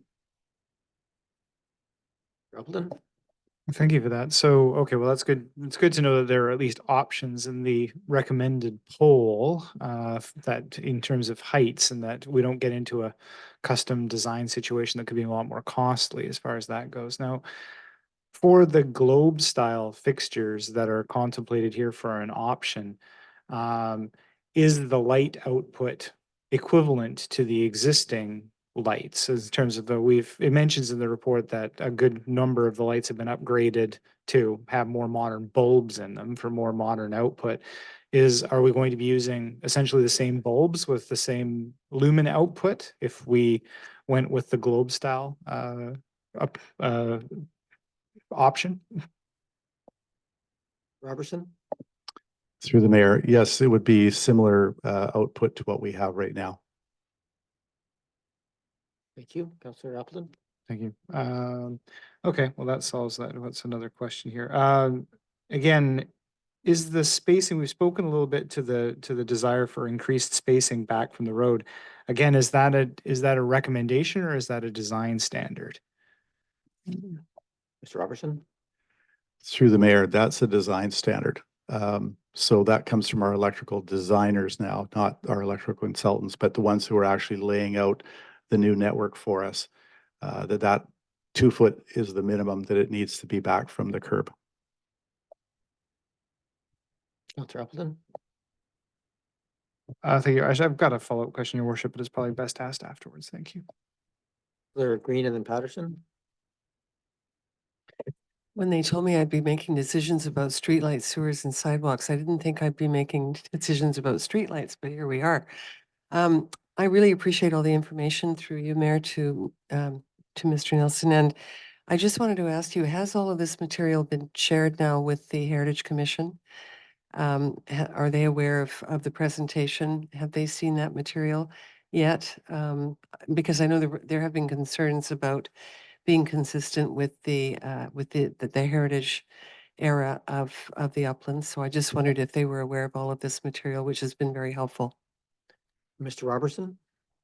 Through the mayor, we made 2 presentations to Heritage and to or design panel. Thank you. And we made our first presentation, and we changed some of the things that we were looking at. These recent renderings we just received last week, so they would have just been available through the report that we published last week.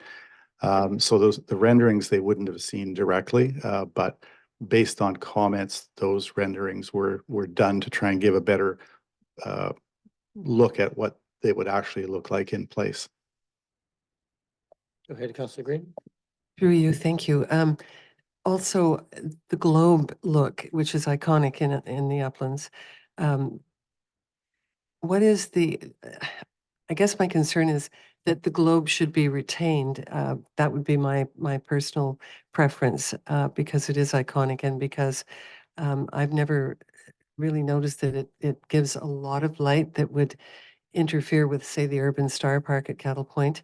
But I just wondered, is the globe, so there is a dark sky globe though, as well, that would give that would provide that technology, the sort of dark sky consideration? Thank you.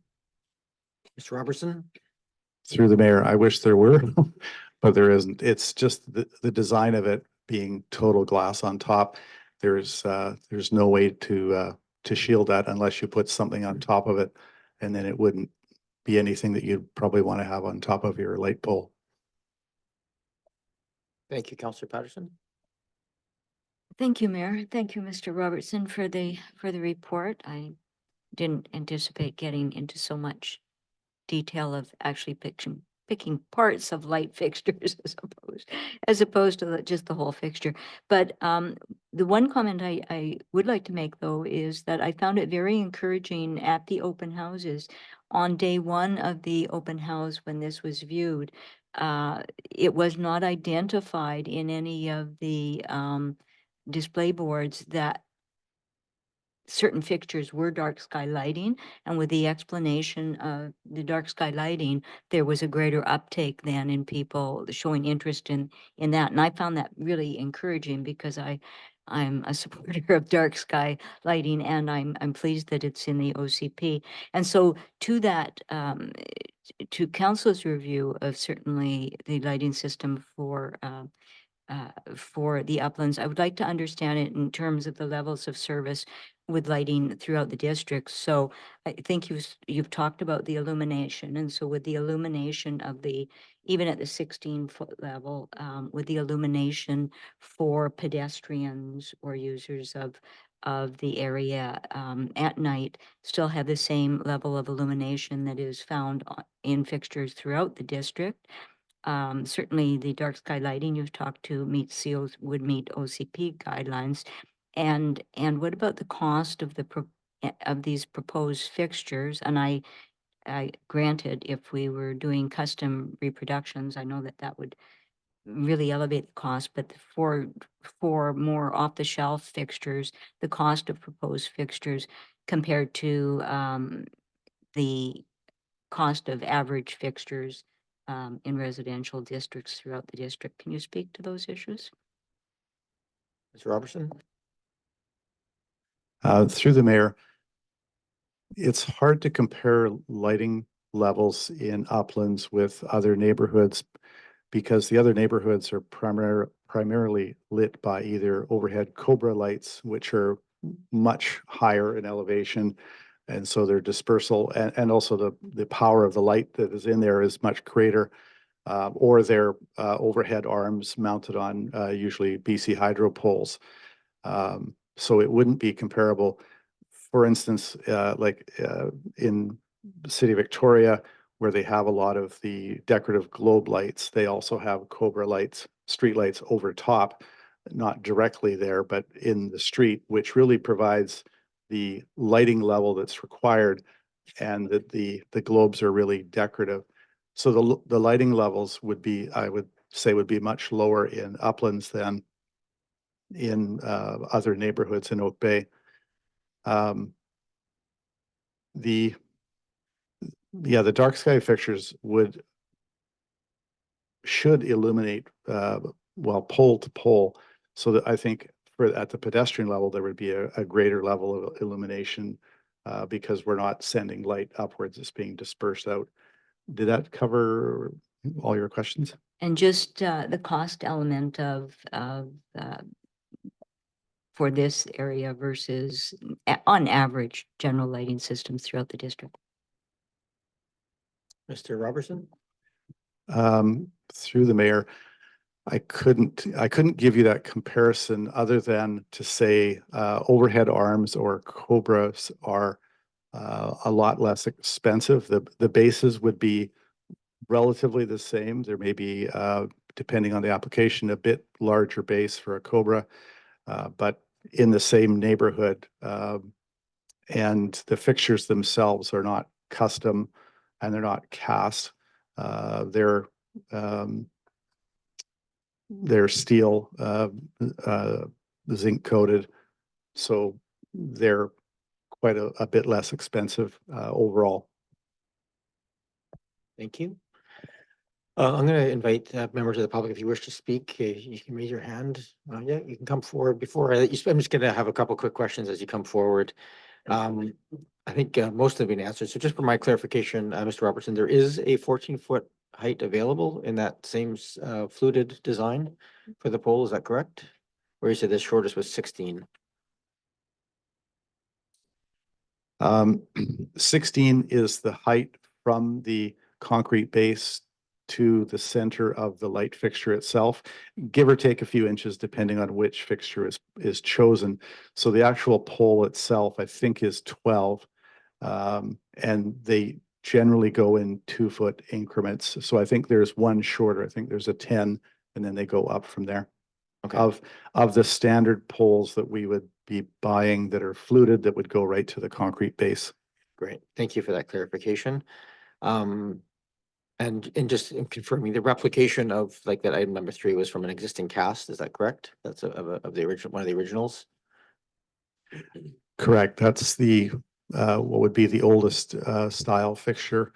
So the mold would be from that. But in talking to the local foundry, who I would expect would bid on this along with others, the skirt would have to be modified because of the pole design and how it would go together. But these aren't modifications that they're unable to do. Great, thank you. My last question is just the comment on mirror imaging the current lights. And I should remember this, but I do not. In the uplands, are the lights do they not run down sort of one side of the street? Are you talking about putting lights on the opposite side of the street, or just interspersed in the lights, or do they alternate opposite sides and you're just mounting the lights on imaging refers to in this case? Yes, for most, it does alternate, and there is, in this zone, I think there's at least one street that it's on one side only. So basically, we'd be reversing all the lights so they're opposite where they are right now. At least that's the design that the lighting designers have given us. Okay, I would assume that's not true. If the lighting on one side is on the side of the sidewalk, it would have to remain on the side of the sidewalk. Is that correct? I think that those ones would, I couldn't say for sure, but I think, but I'll check that. Okay, no, that's probably not germane to at the end of the day for what we need to decide here today. All right, I'm going to members of the public. If anybody online wishes to speak, please raise your hand on the app or hit *9 by calling it the 1-855 number. And with that, I'll go to the first speaker. Welcome. You know the rigmarole, just press the button and state your name and municipality for the record. And Thank you. My name is Marilyn Palmer. I live at 3280 Uplands Road, and I'm president of the Uplands Neighborhood Association. We appreciate that the public consultation that was done a few months ago that addressed only the luminaires of our streetlights, that the majority preferred the existing globe-shaped form. I wonder if the question was asked about the entire fixture and included its height and placement, if we'd see the same preference expressed. I think we would. I'm sure that you're all aware that the Uplands has a National Historic Site designation. And in fact, I think several of you were present in 2019 when the award was made. With that honor comes the responsibility to comply with the national standards and guidelines. And I haven't heard, I mean, with all due respect to Mr. Robertson and his report and the work that has gone into it, I have not yet heard an appropriate reference to the standards and guidelines that this community is honorably bound to acknowledge with respect to the Uplands. The designation has great weight as an honorific in the history of Canada because Uplands is one of a handful of outstanding residential suburban designs. It has narrow winding streets, many without sidewalks. Following the lay of the land, small parklets to create gentle triangular and circular traffic islands to transition between streets. It has a considerable tree canopy that certainly minimizes the amount of light that would ever escape to the sky. It has identification of clusters of important trees that go all the way back to the original plans that were laid out by the Olmsted firm. It has many iconic Gary oaks. It has view corridors to the ocean, its street lights, its war memorial, and its 4 sets of iconic stone gates, each constitute a character-defining element. These character-defining elements do not arise from the private residential development, but from the landscape design and elements within the public realm. Thus, it falls to the Oak Bay Council and staff to protect those elements. The public realm is the character-defining element of the Uplands. Given the amount of new construction that's taken place, the boulevard's tree canopy and streetlights are what defines the special nature of our neighborhood. We have submitted a statement of significance written by Stuart Stark, a respected Vancouver Island heritage consultant, that describes those character-defining elements, and I believe that you have Mr. Stark's report in your agenda. The standards and guidelines for the conservation of historic places in Canada clearly defines the means by which character-defining elements must be managed by their owners. First is to preserve. If preservation is not feasible, then rehabilitate, and finally restore. For those who are not familiar with the term character-defining elements, the definition includes the materials, form, locations, spatial configurations, uses, and cultural associations or meanings that contribute to the heritage value of a historic place, which must be retained to preserve its heritage value. While the report submitted last week by the Engineering Department for Council's consideration is an improvement for the one that suggested that the public need only choose from among 5 possible luminaires, ignoring the base shaft capital and of the existing streetlights, their height and their placement, and also, I lost my place here, the heritage conservation principles that need to be part of the discussion. For example, where's the analysis that justifies removal all of the existing streetlights because they are alleged to be too damaged to repair?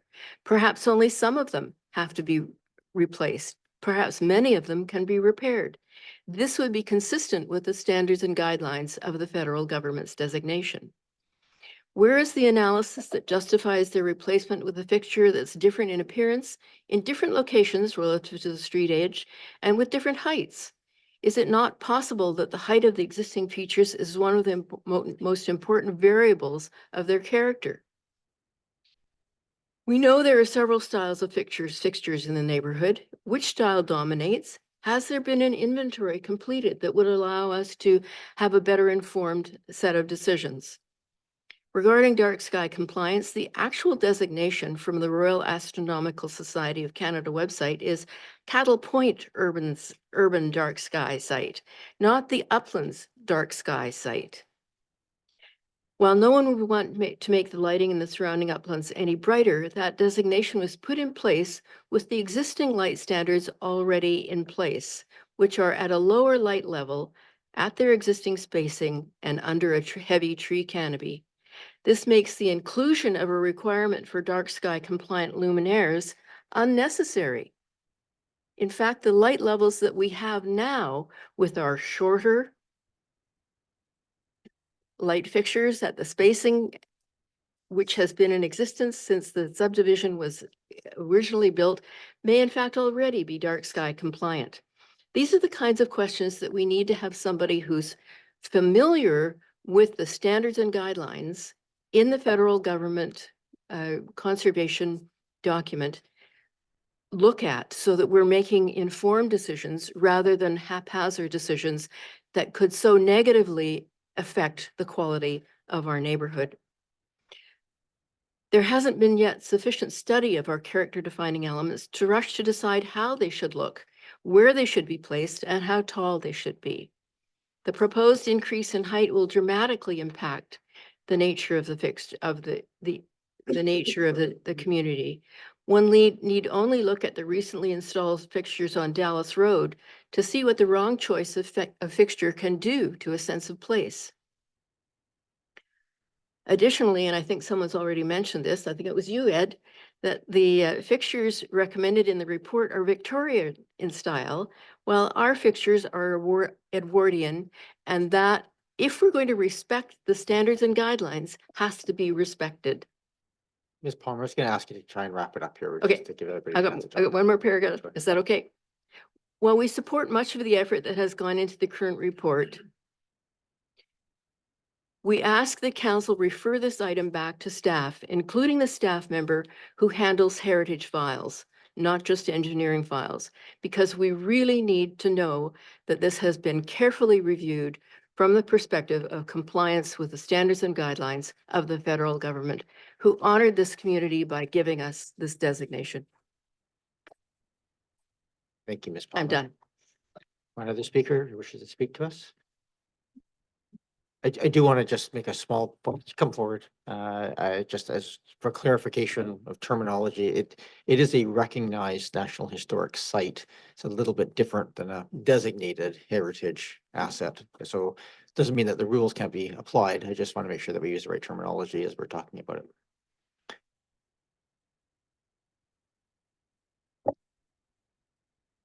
There, it's on now. My name is Sharman Minus. I live in Oak Bay. I also sit on the Heritage Commission, and I presume it's okay for me to talk about this subject, as I've been present at both presentations.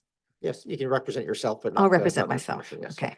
So one thing that struck me, Mr. Robertson, is that you said that Address, you address comments through the chair. through you, the chair, Thank you. Mr. Robertson, that you were expecting an SOS is currently being written about this. I would imagine that an SOS already exists, a statement of significance for the area. So I was a little Ms. confused Minus, about there that. there is a statement of significance created by, I believe, the community association. Is that correct? Through Stuart Stark. And we've submitted it to council. I think that. I'll just answer the questions. Yes. To answer your question, there was a statement of significance created by the community association or commissioned. It's been submitted to us. At this point, it's for information essentially. It's not an official document. Okay, and the other thing, you talk, there was talk of a globe, a glass globe, which would be my choice too. Is it exactly the same diameter measurements as the existing globes? Mr. Robertson, do you know if there's variation in existing globes or is it the same? Yeah, Through the mayor, it's actually, they're not glass globes, they're technically polycarbonate because the glass was getting broken too frequently. I don't know if they're exactly the same diameter, but they would be very close to it. Ms. Robertson? May I suggest that polycarbonate can equally be broken if you throw a rock hard enough? And it also doesn't give the same sort of lighting effect. And I would imagine that it would degrade in the sun, whereas glass doesn't. I would imagine that glass, while maybe being more expensive, might actually last longer in situ. Also, I'd like to point out that possibly because it is a National Historic Site, there may be grant money available to help with this. I'd also like to point out that this is just the Humber area, and there obviously are plans to eventually work through the whole of Uplands, and that would be all of the light standards. So whatever decisions are made now will affect us for many years to come, future councils and future neighbors within Uplands. So we have to get it right. I'm very concerned about the height because there's a tree canopy. So the existing variations are between 10 to 14 feet. It would be nice to replace 10s with 10s and 12s with 12s and 14s with 14s because they must have been at that height for a certain reason. We don't want trees to be sort of mangled to fit 16-foot high poles. I wouldn't think that would be a good look. If you take away the actual topography, the actual little parklets, the mature trees, the winding roads, and the lamp stand, and the lamp standards, you could be anywhere. The lamp standards are iconic. They really define Uplands. If you just put a lantern in, it doesn't define Uplands at all. The aluminum flutes, the suggested aluminum flutes having 16, aluminum poles having 16 flutes instead of 8 would make a very fussy design. I don't see if we can have a mold for the skirt. I would imagine molding a pole would be quite easy. Get one with 8 flutes. And since this is a major project going through Uplands, as I said, the number of lights is going to be vast, and perhaps it may seem expensive now to have a mold made for certain aspects, but considering you're going to be replacing hundreds more in the future, the cost might be worthwhile. And I think that was all. Thank you very much, Ms. Minus. Does anybody else wish to talk to council on this item before we come back to the council table? See any, so I'll come back to this table. We've had questions, we've had public comment. We have some options in front of us. I'm just going to try and frame this a little bit and maybe in the hopes that it might help a little bit. I think we have, I guess, 2 aspects. Are we ready to move it forward with information that we have here? And really, we're looking at the height of the poles, the flutes, whether or not to include flutes or something custom. Are we okay with which skirt? I'm not sure. There's no particular selection of capitals here, Mr. Robertson. Is there? I'm not sure. Does the capital match the flute in that case, where we're getting the skirt? Does the capital match the skirt, or how is that decision made? The capital matches the lighting fixture itself. So there's one that particularly goes with the globe, and the match is up, not down. Okay, thank you for that. And then really, if we're okay with the availability cost of options, and then of course, I think whatever we do here is probably worthwhile to at least seek possibility of grants. I think that's a good point in terms of it being a heritage area. There may be some grants available. Councillor Braithwaite and then Councillor Green, just your hand. Thanks so much. I'm thinking that for the amount of dollars that we're going to be spending on this, it probably behooves us to take a little bit of extra time on this decision, especially because they're going to be in place for a very long period of time. And I think that we heard staff say that they've been looking through it through an engineering lens, not a heritage lens. And we've heard a couple of things about whether it's Victorian or Edwardian, et cetera, et cetera. So I would like to send it back to Heritage for a look before we actually make a decision or a recommendation, because I think that they perhaps might be able to, well, they will look at through the heritage lens and maybe give us a little bit more input. I mean, I would agree with some of the comments that I've heard that I don't necessarily want to see it be a 16-foot pole, but I do see the point of having a consistent length of pole throughout the whole of the uplands, based on that it's easier for us to then replace things like that. I do like the globe. I don't feel that we need to do a dark sky in this area, but I'd like to hear that from the Heritage Commission as well. So there's all of those things that I think it would be best for me to make my decision, to make a good, clear decision for this, to have it sent back to Heritage for a decision. So at an appropriate time, I will make a motion for that. Well, motions are always available, but I might just go to one quick question on that one. The Edwardian versus Victorian, Mr. Robertson, are you clear? I was under the impression that that was referring to the dark sky tops, not the globe itself. Is it all of them? The comment that I received seemed to be more about the light fixture itself and what that structure looked like that contained the light itself, not so much the pole. The base is matching the oldest style we have there that we've put forward. And if I could, I'd just like to clarify, we did speak to the federal government about grants that are available. And given the scope of the grant applications that they are getting, we did not expect that we would see any success there at all. Thank you for that clarification. Councillor Green. Yes, that's interesting. I had my hand up at the same time as Councillor Braithwaite, but I agree with her. I really believe this should go back to the commission. It should go back to the ADP as well. And I really appreciate the report and the expertise that engineering brought to the table. I think that's really helpful in a very technical sense, but this is also a heritage issue. So I don't feel qualified myself, even though I'm a former member and chair of the Heritage Commission in Oak Bay. I feel it should go back to them, to people with the expertise in this particular area. And this is a long-term decision. Once we make it, it has impacts for some time to come. So I think I agree with Councillor Braithwaite. It isn't a decision I would like to rush myself. So thank you. Thank you, Councillor Green. Councillor Patterson. Yes, thank you, Mayor. And I appreciate the comments by my colleagues at the council table and certainly by the public here. But I guess I come at this from the perspective of we didn't undertake as a council to embark on a replacement lighting project. The lighting was identified as being a necessity really to enable the underground work that has to take place and the staff's good recommendation that while the ground is open, that they wanted to deal with all of this. But so I think given that this has to also fit with the timing and the schedule for the other work to take place.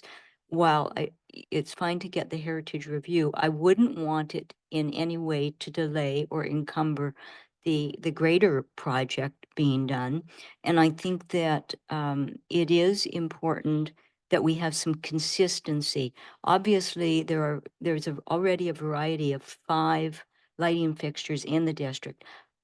Goodness knows how we got 5 different ones when we are trying to replicate everything. So somehow something was done, perhaps without public input at that point in time. So nevertheless, we do have 5. So I think that there's some latitude in making some decisions that are good in ensuring that we can acquire the light fixtures when we need them in the quantities that we need them, that we have a reasonableness of inventory to house and not have a variety of different inventories.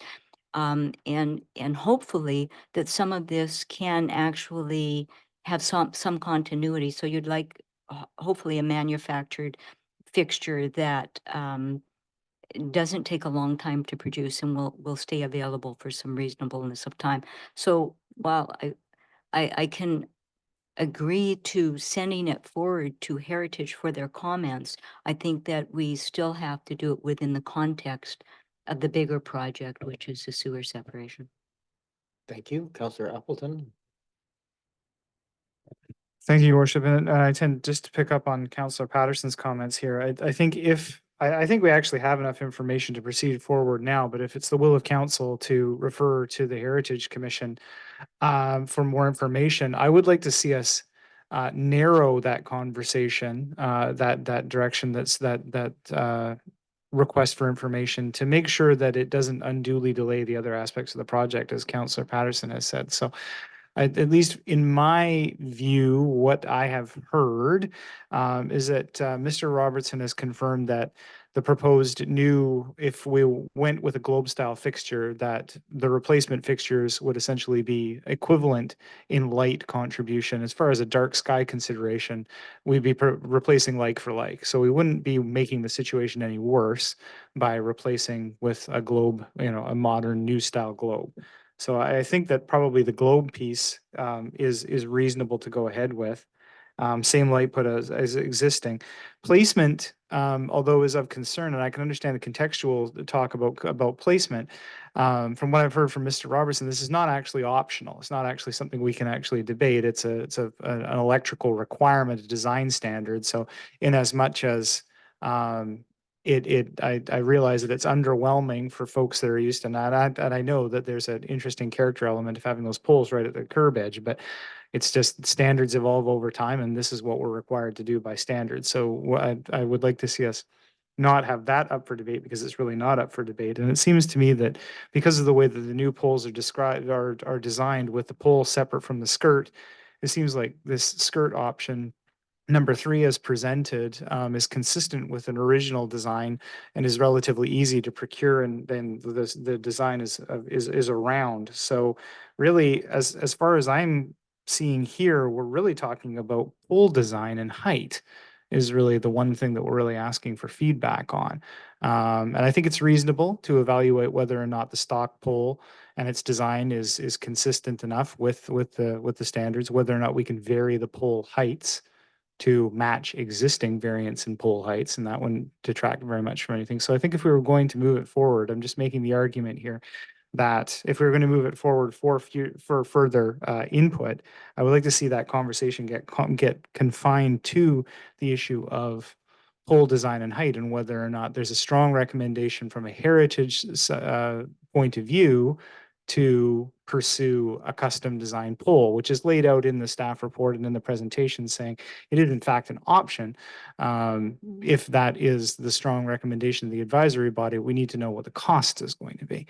So that would be a decision point for council to see whether or not it was worth pursuing something of that nature with a potentially a very significantly increased cost. So that would be my argument, is to really refer forward to the advisory bodies, but to constrain that conversation very much to specific elements, with council making the decision that other elements, the skirt, the globe style, and of course the placement, which is not really up to council, that those things not be part of that conversation. Thank you, Worship. Thank you, Councillor Appleton. So my comments mirror in many ways Councillor Appleton's on this one. I think the questions that I have in front of me, the setbacks are, for my opinion, not really for debate. I look at the heritage, it's gone twice to heritage, and they've been referred back to be considered in the context of the standards and guidelines for historic places in Canada, and then asking for statistics which were not available in terms of the numbers hit. So there was not, and to recommend that we designate all of the existing lamps heritage, I believe, is the other recommendation, which doesn't seem like a very practical way when they're clearly end of life and have to be moved. And obviously all of our decisions are going to be balanced a little bit by cost. I'm primarily in favor of making sure that the quality that we're putting in there is the piece. I'm fine with the globe. I'm fine with minimum pole height, if it drops from 16 to 14 feet, I'm okay with that, despite the recommendations of the best practices of lighting. It's replicating what's there now and probably is more in line with what's there.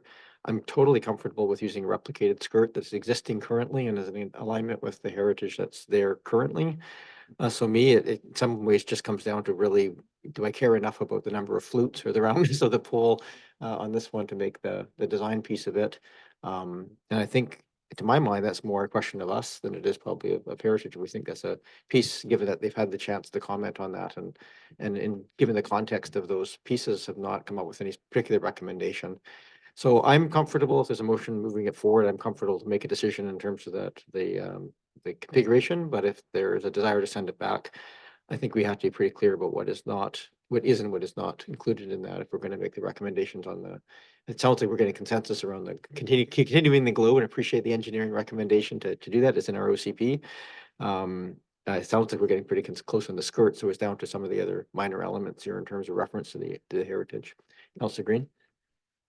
I just have a question for clarity through you to Mr. Nelson. Mr. Nelson, the Humber replacement for light standards will be first and foremost, and then over time, the remainder of light standards in the uplands will be replaced. Do you have a timeline approximate for that full replacement, or will that be on an as-needed basis? Thank you. Thank you, Councillor. It's Mr. Robertson as well. You caught the name wrong there.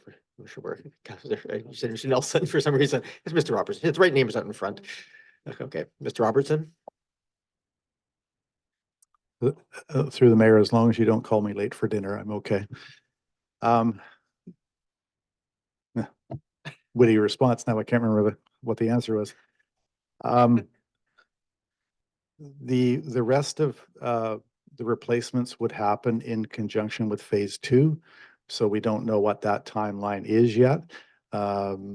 So that would be the plan, is we wouldn't do that as an extraordinary project aside from the sewer separation in phase 2.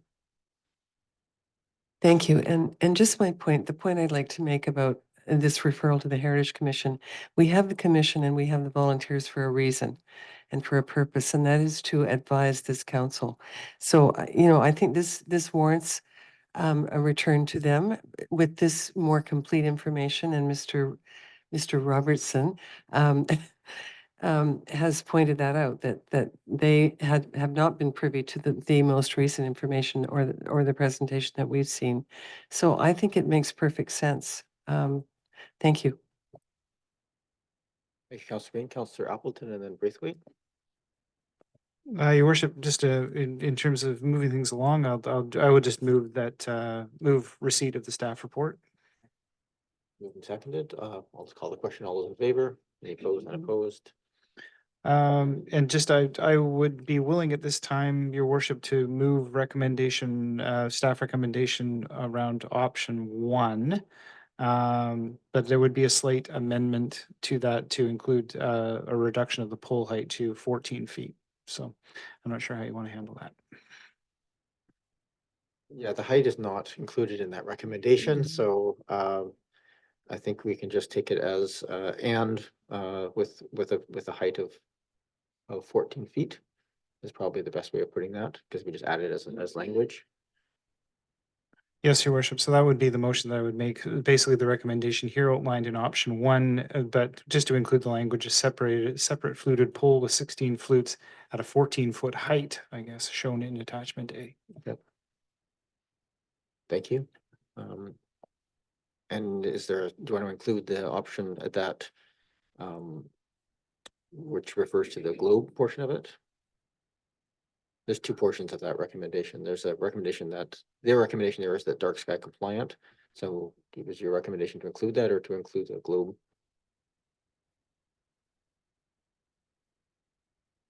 Sorry, your worship. So there's option 1 and option B. So it's kind of confusing. They're both together in the staff recommendation. The option B Capital to portion. match the late fixture to be Yeah, I think so. shown. Yes, okay. I think it's actually in the report. I believe it's an option A in that case. No, option E is the Capricorn globe. Is that correct? So then you would be making. Yes, your worship. Sorry, I'm not looking at the one in the report. I'm looking at the one in Yes. the agenda. Yes, thank you very much. So yes, to include the globe style capital as outlined in option E, the Capricorn style. Yep, thank you. So moved. Now, is there a seconder for that? Not seconded. Okay. I might suggest A little just- counseling. sometimes it's easier to refer a motion back to the entities than it is the general, but that's okay. We'll, if not having a second, we'll move to Councilor Braithwaite. You had the next in line. Yeah, actually, I had a question for Mr. Robertson and maybe perhaps the other staff. If we did send this back to Heritage, and I like the comments that Councillor Appleton made about only sending it on the pole design and the height, because I think we have agreement, as far as I can tell, except for perhaps one around the table for the globe and the skirt. Do we know when the next Heritage meeting would be available for that? Because if it's going to, I don't want to put this project on hold for any reason, especially for the lampposts. But if we know that that's within a reasonable amount of time, that it could go to Heritage and come back to us prior to us having to put out any call for people to put a tender, thank you, then I would be happy to look at that. Mr. Bold, do you know the timeline? Yeah, through the mayor. Yes, Mayor, just debating. So there's a meeting tomorrow, but of course the agenda has already been published, so that would be too short of notice. Early January, we don't know if that meeting, what to do about that meeting. It's right, would be on January 2nd. It might be, we need to have a training meeting possibly anyway. So we're thinking of February, the February meeting would be probably the logical next step for that. But we can have a look at that depending on the outcome of today and see if we can do that faster. Thank you. And through you, Mayor, so then I guess to Mr. Robertson is, if it was February, then it wouldn't come back to us till near the end of February. And so, or maybe even March. And so that puts us 3 months out. And I don't feel comfortable with a 3-month out decision, especially if you have to make decisions prior to that. That was a question, but Mr. Robertson. Through the mayor, it would make things tight. Again, to be realistic about it, we don't need 142 lamp standards at the beginning of March or whenever the project starts. It will be a bit at a time, and starting with outfall construction, it'll take us a while to get up and out of there, but we don't have because we don't have proposals yet from bidders. I don't know what their timeline would be, but it does get us, I think, into a pretty tight spot, especially if we're doing any custom molds, which we likely would be.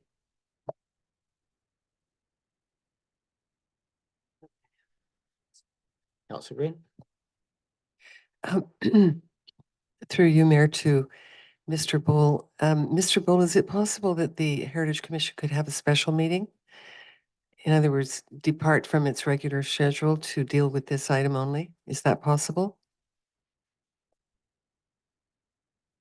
Actually, can I also make just an amendment to that question as well? And just because the Heritage Commission has seen this a couple of times already, would it be somewhat reasonable if we were to appreciate that the meeting is tomorrow, but they have seen it twice before, we were to send back the recommendations that seem to be coming, like that was done by Councillor Appleton or something similar to that, and like the actual, then say, this is what council is contemplating. Can you comment on that sort of specifically?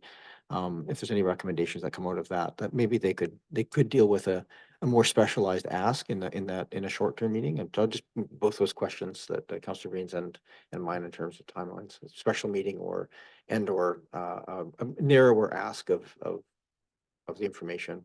Good evening, Mr. Green. Good evening, Your Worship, members of council. So yeah, tomorrow's Heritage Commission meeting is actually like a best practices review meeting. And so the focus of that meeting tomorrow is as a workshop with the Heritage Commission members with an external consultant.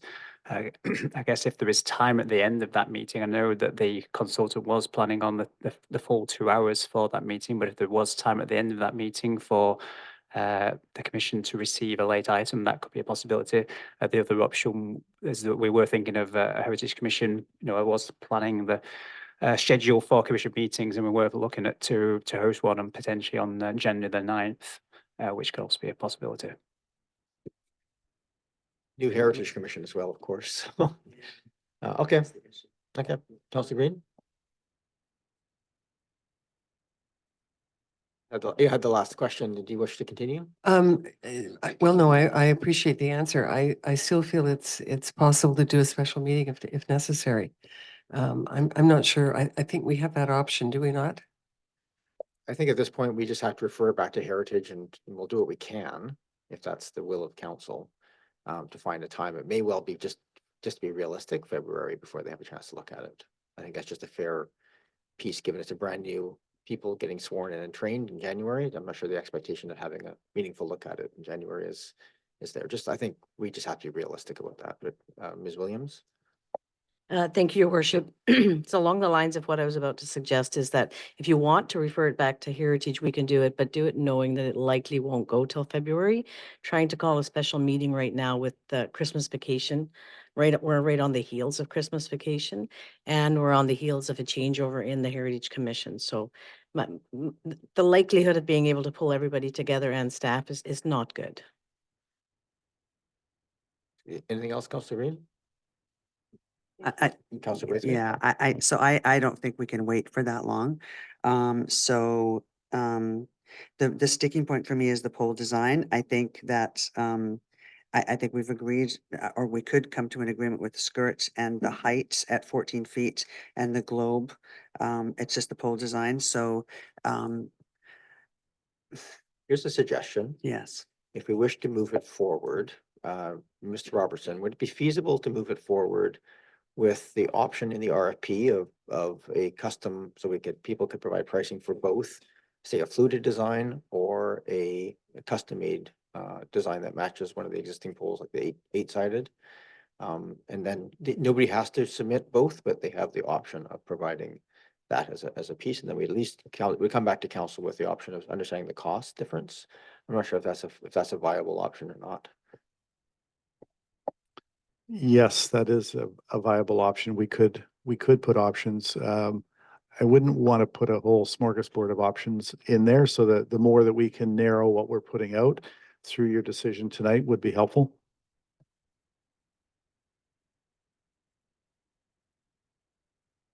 I need a motion from someone. Councillor Alpha, did you wish to make the same motion as you made before, but with the option for RFP to provide two different pole designs? Yes, Your Worship, provided I'm happy to make that motion, provided that I capture enough detail for staff's purposes.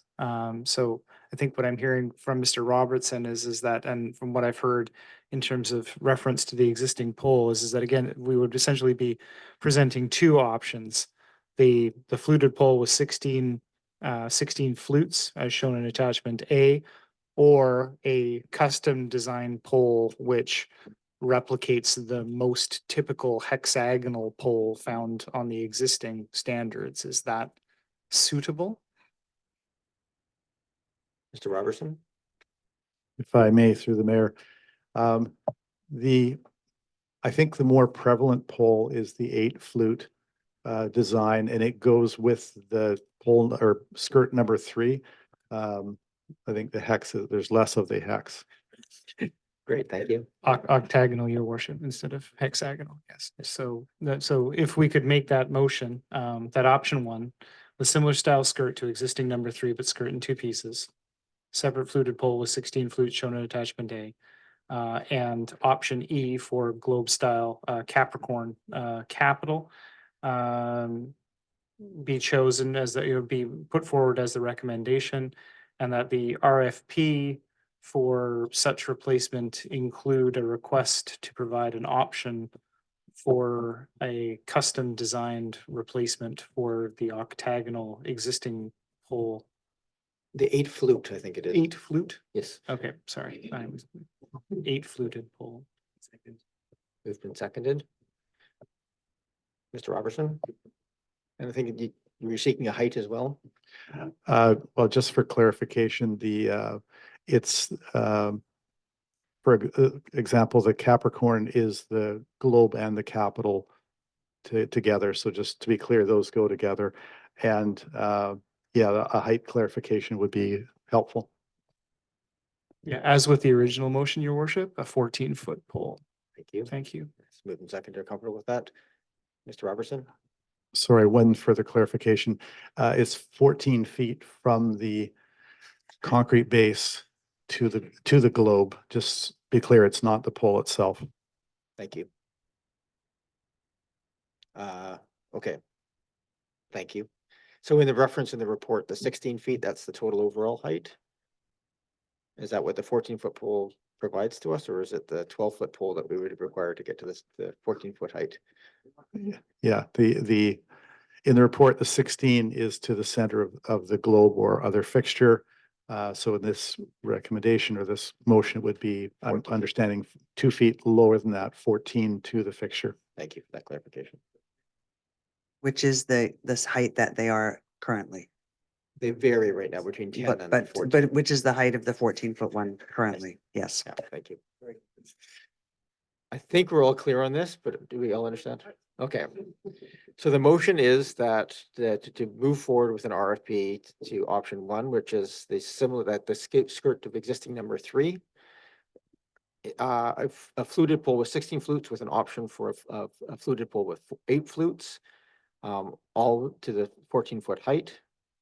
And that the option E, which is the Capricorn globe, be used as the cap for that. And an RFP will be put out for those. I'm sure some will provide some custom forging and some probably won't. But at least we'll see what the cost difference is between those two if that goes forward. Is that your understanding, Mr. Robertson? Okay, thank you. Is that clear, Councillor Green? Are we comfortable with that? You don't have to agree with it, but do you understand that? Are we all clear on the motion? Okay, Councillor Patterson? Yes, Mayor. Not that I'm wishing to be difficult, but if you could separate this into the globe versus the pole and the skirting, that would be good because I'll vote on the pole and the skirting in favor, but I'll vote against. I'm happy to both. separate the two. Yeah, I can do that. So we have a motion in 2 parts now. So I'm gonna go to call the question on the first part, which is related to the poles and the skirting, 2 pole options and the skirting. All right, I'm gonna call the question. All those in favor? And opposed? Councillor Green opposed. And then to option the second part, which is option E, the Capricorn globe as a recommendation for the cap, globe and cap. Any discussion on that? Councillor Green? I just want to clarify that my opposition is that this was not referred to the commission and to people who have knowledge and expertise in heritage. So that's my objection, and thank you. Councillor Green, on the matter right now, which is appreciate that comment on the stands, to the issue of the globe of the top, whether it's, so this is recommending a globe approach. So I'm going to call the question on that portion. All those in favor of that? And those opposed? Councillor Patterson opposed. Both those now carry, so that will go forward to an RFP. And I guess the results of that RFP will come back since we will then have costs attached to those options for us. Thank you. All right, thank you very much, everybody, and appreciate the patience as we go through that. We have a couple of not subject to public input items, but we can also just get Councillor Smart back in the room.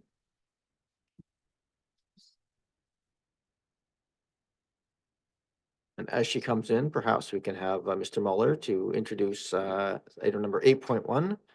For those who saw an earlier version of the agenda, it was 8.4, but we moved it forward as it's a relatively straightforward application. I'm just going to point out on my watch, I was trying to time this meeting to finish by around 10, and we're about an hour behind right now. So I want us to be as concise as possible as we move through these items. Mr. Muller, item number upland setting and design application for 2980 Lansdowne Road. Welcome.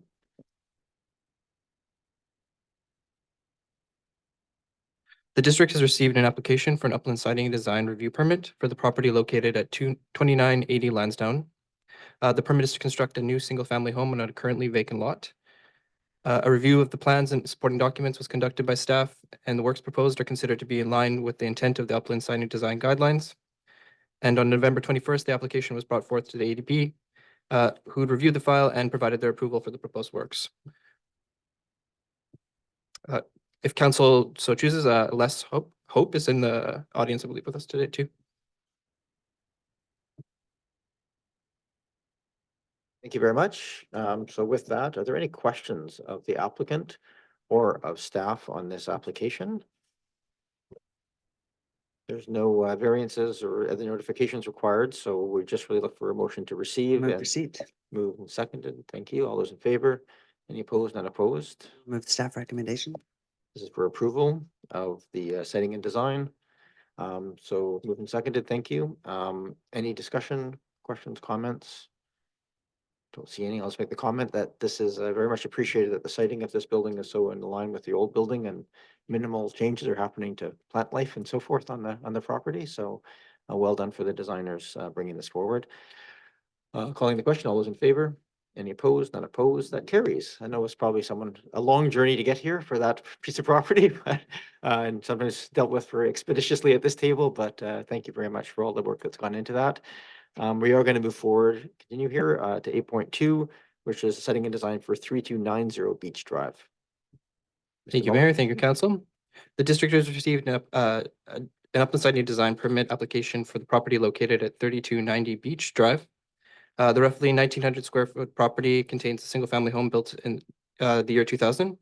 The applicant is proposing extensive exterior renovations to the house, including painting the trims and stucco, replacing the windows and doors, replacing the cladding, installing copper downspouts, installing copper toned entry roof parapet, new entry doors and wall lanterns, new front patio with sliding door access, updating the rear patio, and removal of the metal section of fencing along Beach Drive and replacing it with a rock and mortar base columns consistent with the existing fence. A review of the revised plans and supporting documents was conducted by staff, and the proposed work is considered to be in line with the upland siting design guidelines. Further to the staff review, the application was brought forth to the advisory design panel on November 21st. The panel recommended its approval. And I believe the applicant and both the homeowner are also in the audience if council so chooses to ask questions. Very good. Thank you and welcome.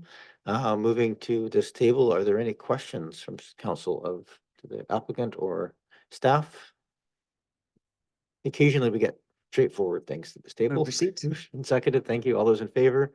Any opposed? None opposed?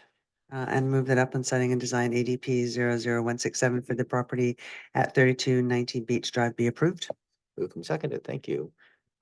Again, I'll just, since there's no questions or concerns here, I'll just probably echo what we're all thinking, which is it's appreciated the thoughtful amendments to this existing house, and good luck with the project ahead. All those in favor? Any opposed? None opposed? That carries. Thank you very much. And we move on to items. I think it was the shortest visit you've ever had, Mr. Muller, in the room. We moved to number 8.3, not as quite as straightforward, I'm sure, it's not quite as quick, which is the Heritage Revitalization Agreement for 1587 York Place. We have a lot of correspondence on this, but in the meeting tonight, because it is subject to further public input later on, that's not the purpose of this meeting tonight, but we do appreciate the written input that we've had already on this item. So with that, I'm going to hand this over to Mr. McStravitt. Thank you. Good evening, Mr. Mayor and Council. This next item is an application for a heritage revitalization agreement for 1587 and 1561 York Place. This application was opened on the 1st of May, 2023. And I'll just wait for the PowerPoint presentation to get queued up if possible. Or maybe it's hidden.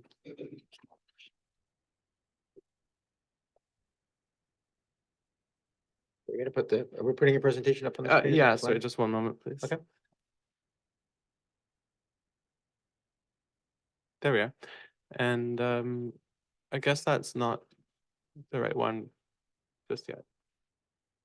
Sorry, Ton, if you could bring up the one for 1587. Oh, there you go. Thank you. And next slide, please. So the applicant has submitted an application for a Heritage Revitalization Agreement, or HRA, for 1587 and 1651 York Place. They wish to revitalize the Annandale House, which is currently used as a duplex, including by making significant code and life safety improvements to the structure, fixing many profoundly deteriorated elements of the house, and generally preserving the building to ensure its survival into the future. The applicants propose to relocate that structure by rotating the Annandale House 180 degrees on site to switch the front and rear facades. And they also propose removing a section of the house, the current western end of it. More details about the specific revitalization measures are included in the staff report and also in the applicant's application materials. The applicants further propose to subdivide 2 new lots, one from the Annandale lot at 1587 York and another from the neighboring property at 1561 York Place. Each of these lots would be developed with a new single-family dwelling, one of which would be a converted garage structure currently under construction at 1561 York. This development work would all be authorized by the HRA bylaw. Next slide, please.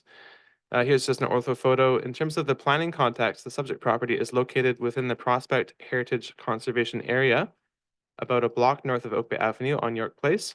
1561 York has a new house being built on it now, which you can see in that aerial photo. And to the north and south of the subject property, we have other single-family houses. Next slide, please.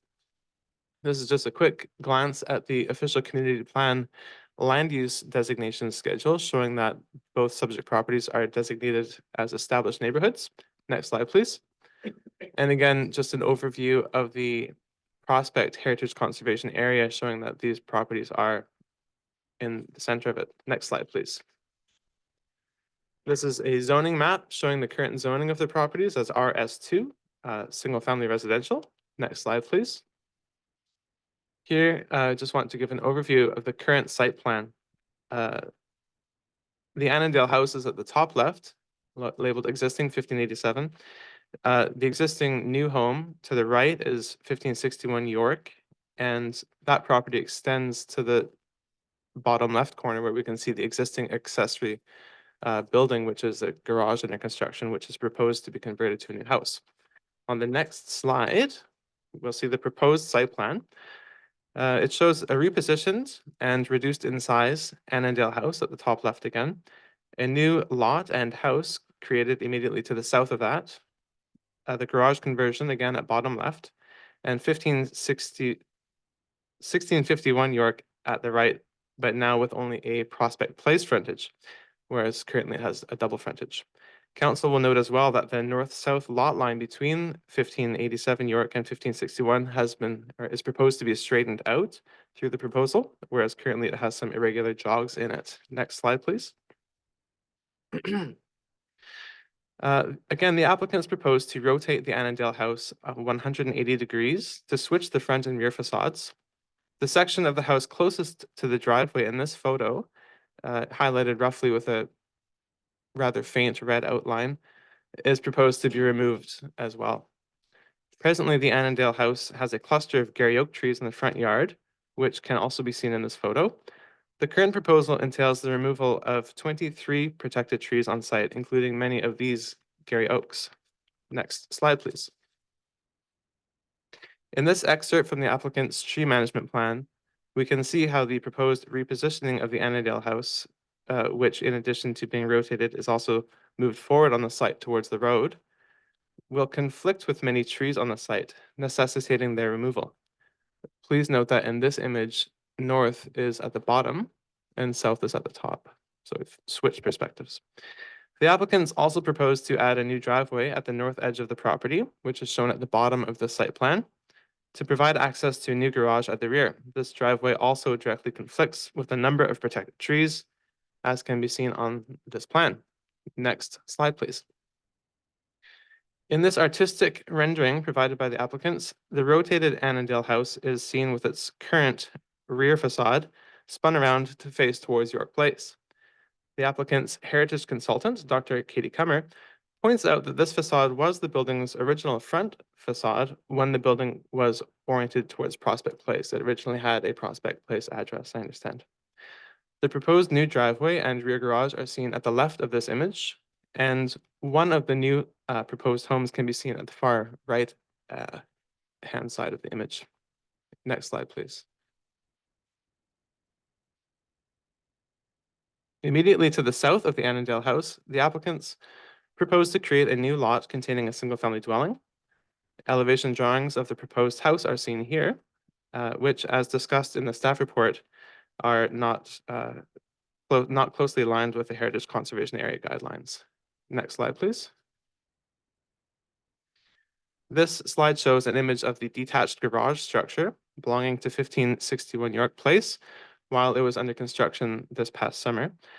The Annandale House can be seen at the back to the north.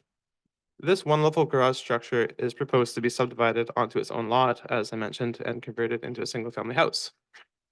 Next slide, please. Just a bit about the policy context. The official community plan, the proposed subdivision is broadly in alignment with the established neighborhoods designation in the OCP and the OCP goals related to infill, although the large loss of trees is contrary to policy. The lots are currently zoned as one-family residential and RS2, and the HRA would need to grant permission to achieve the proposed development through changes to density and other zoning parameters, as discussed in the staff report. With respect to the Heritage Conservation Area guidelines, as discussed in the report, there is some support for this proposal, but overall the building designs and the loss of trees is not consistent with the HCA guidelines, as again detailed in the report. Next slide, please. The application was reviewed by Oak Bay's Heritage Commission on the 7th of November, and the proposal did not receive support from that body. The Heritage Commission recommended that council reject the application in its current form, particularly in light of the proposed demolition of a portion of the Annandale House and the removal of protected trees. Next slide, please. To summarize, while the overall thrust of the proposal to add additional residential density in an established neighborhood, to revitalize a significant heritage resource, and to densify an existing neighborhood is supportable, staff find the specific execution at present fails to meet the Heritage Conservation Area guidelines, particularly with respect to the design of the new houses, the number of trees proposed for removal, and the proposed removal of a significant portion of the heritage house. Next slide. This is just an overview of the staff recommendations contained in the report, and the applicants and the owner are here if council should have any questions of them. Thank you. I'm sure there'll be some questions. I'll turn to council. Are there questions of staff or the applicants? And maybe Mr. Collins and Holland, you can just introduce yourselves just so that members of council know who you are. Thank you, Your Worship. My name is Mark Holland. I'm with West Plan Consulting, and we're the formal applicant, the agent for the owner in this case. Okay. And I'm Russ Collins from Zebra Design. Thank you very much. All right, I'm turning to the bodies on this side of the table. Are there questions of the staff or of applicants at this point? And yeah, please go ahead, Councillor Braithwaite. Thanks very much. I think my first question is for staff. I noticed in the report on page 36 of the staff report, which is page 15 of the proponents section that they did. It talks about a comparison to an RS3 zone, but isn't this an RS2 zone? Because I'm really confused because I guess I shouldn't say I'm confused. I'm wondering why we're talking about this being an RS3 in the report, but in actual fact, on our books, it's an RS2. Mr. Mistrada. Thank you, through your worship. I'm not sure exactly why in that table the applicants included the RS3 zoning for comparison. For my own analysis table presented in my report, I used the actual RS2 zoning.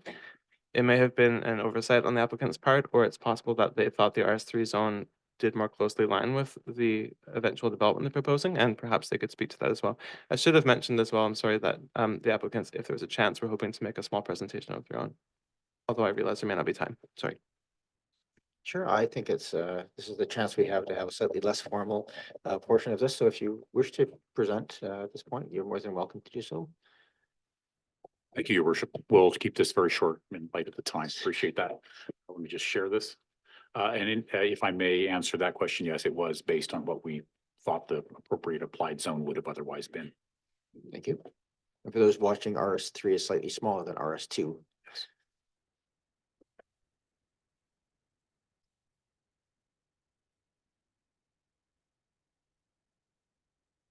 Visible? Yes. Thank you, Your Worship. Just a few points. Again, we're dealing with a house that's over 100 years old. This home was built in 1898, designed by one of the architects of the time, Tiarks. There were two homes that were identical to each other that were built for two partners in a law firm, an illustrious law firm with a great heritage pedigree. Unfortunately, the Annandale House, Garrison House, as the two were known, Garrison House was destroyed by a fire in 1930s. That lot was subsequently subdivided, and the current homes were built on that lot in the 30s, 40s that are there now. Many challenges exist with this current home, obviously because of its age and upkeep. We'll just do a quick review. We had Herald Engineering do a review of the building. They noted that the roof is in very bad condition to the level which they expect some structural deterioration has probably occurred over the last 30 years because of the ingress of water. Exterior cladding, millwork, veranda glazing, flooring, railings, everything is in extremely poor condition, as you can see here. And we've been to council before for HAPs in this area for temporary safety measures. The foundation is significantly inadequate. We're dealing with posts sitting on rocks in many cases. Floors are sloping, cracked interiors. So we have a home that is quite degraded and in need of very significant reconstruction. It's also an energy pig. It's energy intensive. You can imagine how much air whistles through that without insulation, et cetera. The interior is quite a mix. Some of the interior is in quite poor condition, has been heavily altered into suites and other areas. Some of them, however, are in fantastic condition or have enormous promise. There are 4 significant rooms which the owner is proposing to restore and designate as part of this process, including a really key room, which Russ will speak to momentarily, which is in the upper right, which is the grand entrance foyer, which is a piece of the heritage, I guess, protocol and ceremony and culture of the era of grand entrances and grand entertaining. Currently, none of these spaces are designated or protected, so this is an important move that is being offered as part of this process. Originally, the large estate that the Annandale House was on here included both 1587 and 61. 1561 was subdivided out at some point in the last 50 years. A new home, as you noted, is under construction there. Majority of the estates within the HCA, there's only one that we can identify that has not had land subdivided out of it. And of all of the others, of the large estates that had land subdivided out, there is only one that does not also have additional buildings that have been built on them. The change in that subdivision has fundamentally altered the relationship. Our heritage consultant has talked extensively with us about this relationship. The original entrance was facing east. The carriage entrance would have come in on through 1561. There was a carriage circle and a grand set of steps that went up, and the whole house was oriented east. Due to the subdivision and the approval of the home and the construction, essentially now what was the front of the home is now the back of the home. And what previously was the rear of the home facing York Street is now essentially the main front face of the building.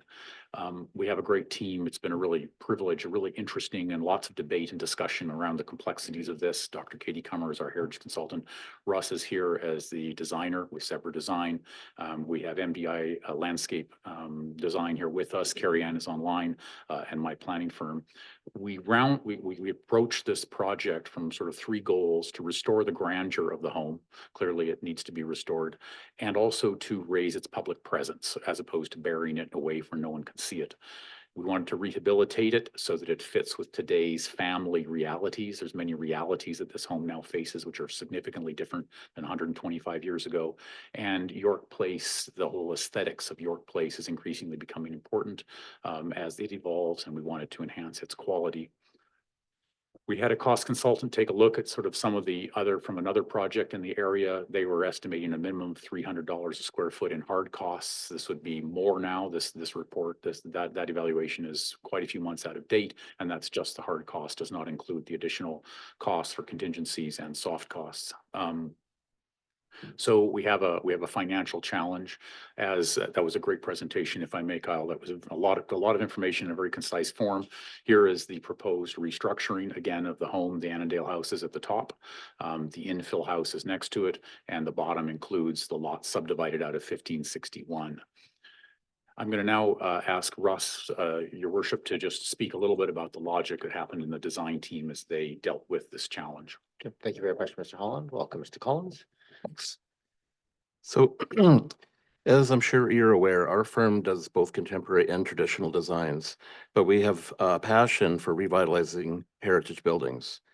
We found this project both exciting and particularly challenging, but we are pleased with the outcome we've achieved and worked closely with our heritage consultant, landscape designer, and the planning team. We faced some significant challenges in this project, as Marcus pointed out. The first thing that we want to talk about is the size of the home. So our strategy was to reduce the size of the home by around 15% by removing the part of the home that was in the worst shape and was dramatically mismatched. Different roof pitches, dormers, and windows seem to have been included here as an afterthought. We believe the small wing was an original part of the home, but its design is quite different from the main house. The main home works perfectly fine with primary living rooms and multiple large bedrooms in the new format, so removing this appendage made sense to us. And this is the portion that you see from the west side of the property when you're on York Place. So energy efficiency, one of the key advantages of the major work proposed on this house is to greatly increase its energy efficiency, as currently it consumes an inordinate amount of energy. Go next one, next slide. So this orientation was the next thing that was our challenge. The house, as it now stands, addresses its York Place address with its back end. That is, its grand entry hall and main living spaces are at the rear of the house. The front part of the house is actually an original appendage which bears no relationship to the rest of the house and now functions as a separate suite facing York Place.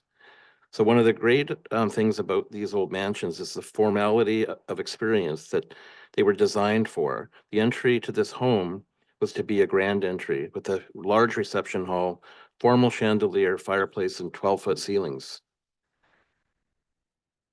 So due to the change in the context, that the face of the home is currently the rear of the home, and what was the rear of the home is the current front of the home facing York Place, we therefore propose to reorient the home 180 degrees and bring it closer to York Place to once again restore the entrance experience and the grandeur of the home from the public realm.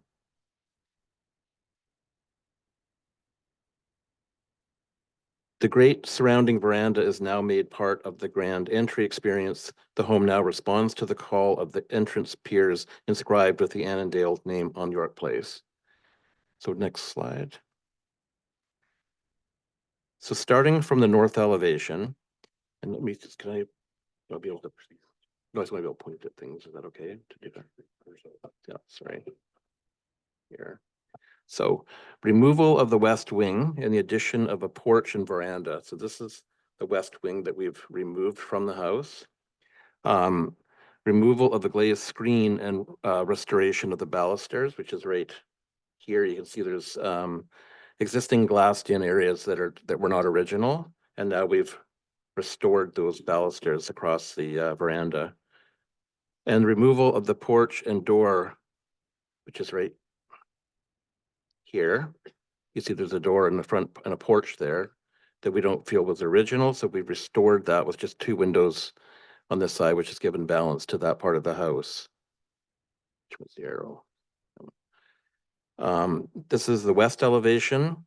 Removal of a small mismatched west wing again, which is this one here that you see right in front of the building. The continuation of the existing veranda around this end of the house. So you can see here, we've extended this veranda. We've added a new dormer up above. This is adding some functional space for an ensuite bathroom in the upper floor. And then the addition of a conservatory style breakfast room in the house right here. Next one. This is the south elevation, removal of the mismatched west wing again, which is this portion right here. I mean, I guess I'd like to just point out, if you have a very good look at this, you can see it doesn't represent what the main part of this house is trying to do. It's just a completely separate, we actually thought it was an addition at first, and then we think now that it might be original, but it definitely doesn't look like any other part of the house. The continuation of the existing veranda around this end of the house. So you can see that we've continued it there.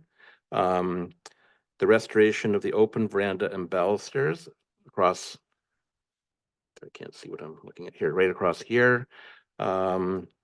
removal of the porch stairs and replacement with the original orientation. So these, sorry, these stairs here in what's there right now is not original. We've actually seen photographs where these are the way that these verandas were approached in the past. So we put the stairs back where they were. We also removed this flat roof dormer here and added this gable to kind of pick up on the detail that we see on this gable, because this was added to the house later on. You see, and so the next one, yeah. So removal of the added glazing screening again. You see there's a lot of glazing that's been added to this porch. And restoring all the balusters and making the veranda open like it was originally intended. A new entry stair addressing the existing main entrance, which is right here, which gets us back into that main grand entrance that we were talking about, and removal of some skylights that were put up here. So then the next one, so this is, we feel that anyone purchasing a home of this grand would expect at least a double car garage, and that structure should not be like appended to the house or be located in the front yard. So as such, a new driveway is proposed with the garage in the rear of the property. The team at MDI have created a great English garden designed to frame and restore the fine experience of the home and its gardens. And Carrie Ann is here tonight to answer any questions about the proposed landscape design that you might have. So then the infill home or homes, based on our experience with many heritage restorations, the restoration costs of this home are enormous, as our recent experience with an HRA at 1416 St. David has shown. And as such, we are proposing the subdivision of 2 lots within this proposal to support this cost. One will be a lot with a modern infill home adjacent to the Annandale house. It will utilize materials and proportions that will fit along York Place and reflect the acknowledged diversity of design and age in the heritage conservation area. We want the house to work aesthetically and be an attractive addition to the street. Beside the infill house, we have adopted an existing single-story discrete glass and steel garage structure, which is now a proposed conversion to a single-family home. We have designed and adopted these modern house designs to have an understated presence and character, simple and monochromatic in finishes, so that Annandale will stand out as a unique showstopper in contrast with these 2 adjacent lots. Meanwhile, on the street at York Place, the most important binding elements to all these lots are being retained, and that is the existing original rock wall and piers with the Annandale inscription at the street. And this will remain in place with 2 new driveway entries adapting the existing entry pier elements. And thank you for listening to my presentation on our design rationale for the HRA, and now I'd like to let Mr. Holland conclude our presentation. Thank you, Russ. We held a community meeting on March 11th. We've been transparent with this process from the very beginning, so I was quite shocked at actually how long ago that was. It feels like yesterday, but it was 8 months ago. Over 700 homes were notified in the area. 78 people attended. We asked for comment cards. There was many positive comments, some concerns. All were supportive of the project to try and bring the Annandale house back in some way. So the request that we have, if council in their wisdom would agree, is to move us forward to hear from the public through a public hearing. Regardless of that, we understand that there are concerns and some changes may be wished from council. We would request, if we may, that the changes or issues that council asks us to address be given with clarity. We have experienced through this process that the diversity of policies in the OCP, the diversity of policies or guidelines in the HCA, are being interpreted differently by everyone, pretty much anyone we've been talking to. So the issues that council feels important, we really seek, we want that guidance, but the most clarity possible, we would very much appreciate. So we're quite pleased with the outcomes. It's a very challenging project. There's some bold moves being made here, but we believe that over the next 100 years, York Place with this home and the new homes would be quite a beautiful and an amazing piece of this important part. And with that, thank you, Your Worship. I'll conclude. Our team is here to answer questions, heritage consultant and our landscape designer. Thank you. Thank you, Mr. Holland. I'll go back to Councilor Braithwaite. You have the floor.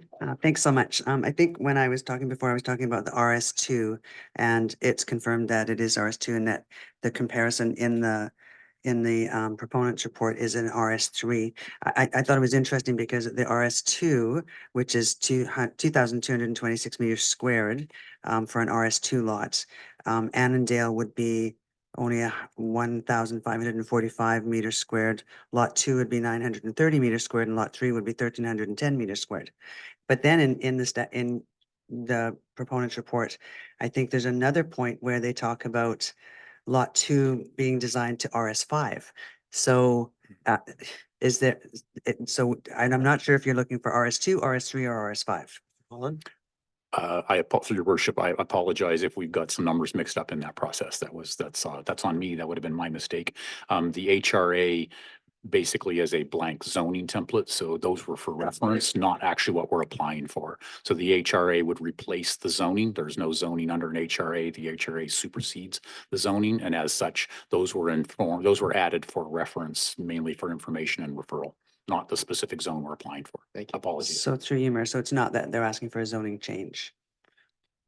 I think in fairness, it's effectively a zoning change. Yeah, in this okay. process, but it's essentially a custom zoning change to Right, meet the okay. heritage requirement. Okay, thank you. My next question is in regards to the rock wall. You mentioned in your presentation that the rock wall is retained. However, I did read that there will be a new opening in the rock wall. And so my question is to staff, is this wall not protected? And to the proponent, will what happened to the prospect wall be the same as what will happen to this wall where it is taken down and then rebuilt in its entirety? Sorry, Mr. McStravick. Thank you, through your worship. The rock wall is protected in as much as it's part of this property, which is contained within the Prospect Heritage Conservation Area. So any alteration to that would require approval from council. The applicants propose to create a new opening in it for that vehicle driveway, which was described. There's an existing opening which functions as a driveway now, but the applicants have represented that it's too narrow for their intended uses, so they wish to keep the existing opening as a pedestrian entrance and then create the second opening at the Annandale House for a new driveway. Then the new lot created to the south would also have its own driveway opening on the wall as well. I believe that's correct. Yeah. Thank you. So for clarification, two new openings, one at the northernmost end, one in the lot identified as lot 2. And so to the proponent, then does that mean the wall is coming down in its entirety and then being rebuilt? Through your worship, no, it would just be the openings in the wall. If there was anything wider that was required in order to create the posts and create the rhythm across the entire area, those would be fully documented and replaced exactly as they were before. So there are two new openings, but they would be undertaken with under supervision, under heritage supervision, and with master craftsmen. Thank you. And then I guess to staff, this question may go to staff. If Annandale wasn't relocated on the property, do we know how many trees that would save? Mr. Abbott?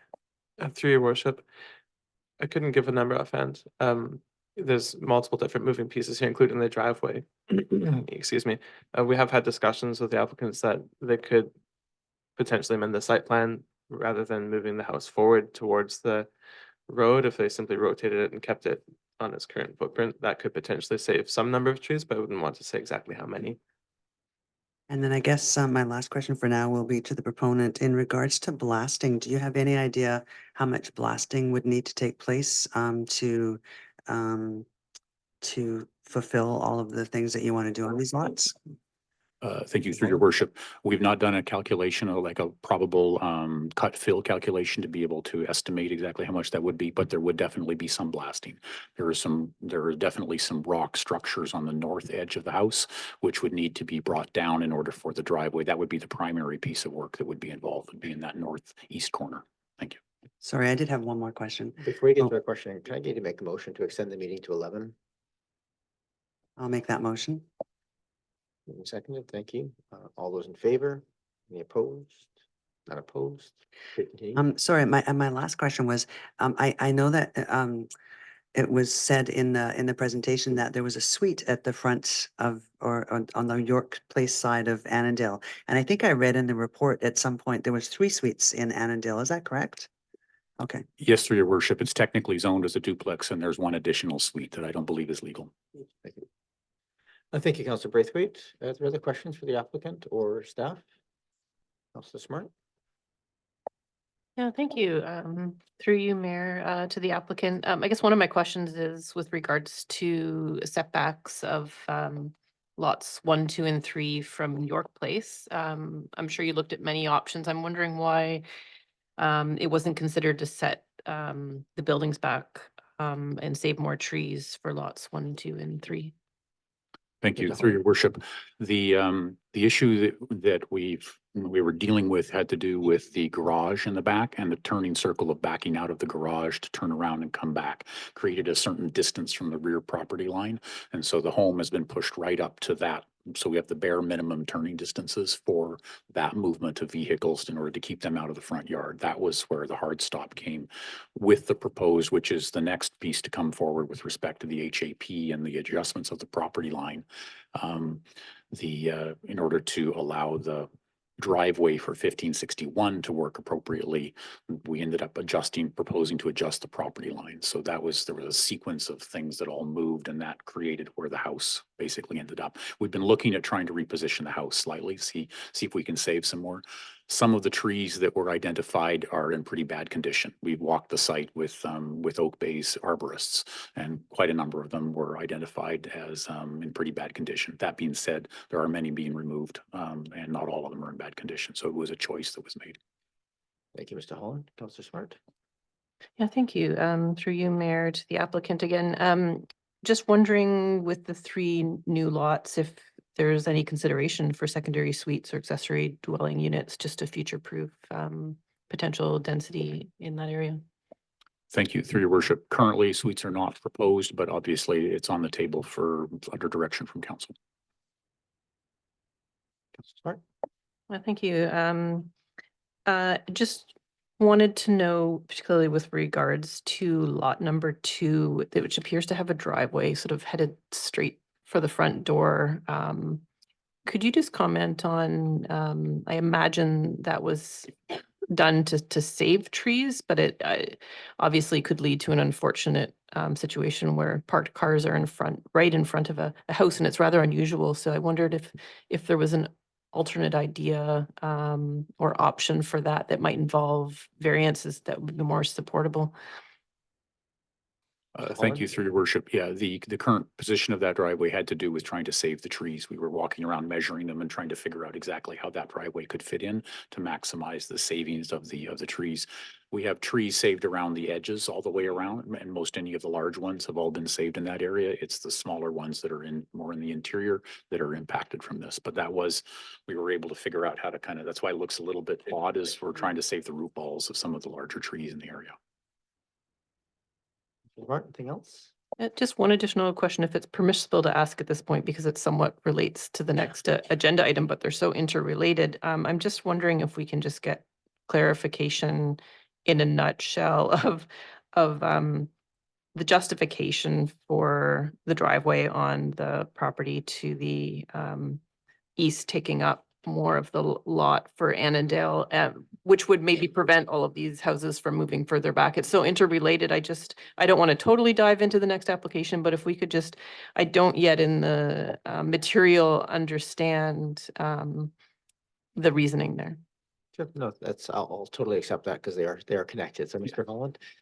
Thank you for the question. Through your worship, if it would be okay, I'd like to call on Marco Simchik. He is the architect for 1561. He's online. If it would be okay for you, Marco is probably the best person to answer that question because he's been the designer of that site and that building. Thank you, Mr. Holland. Mr. Simchik?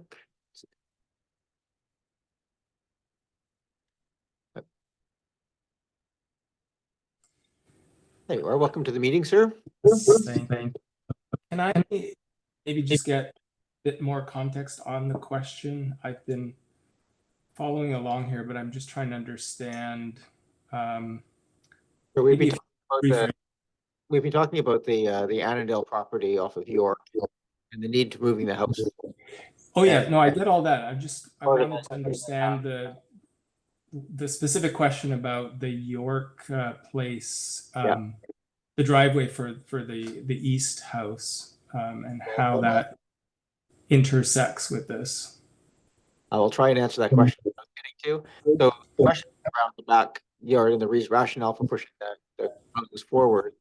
And so it's a reasonable question here. Just saying the next item on the agenda is related to the prospect property and what the rationale was for that. Just because it's one of the causes for the shrinking of the lot that Annandale sits on, and we're just trying to get a sense of what's driving that change on the backside. Right. Yeah.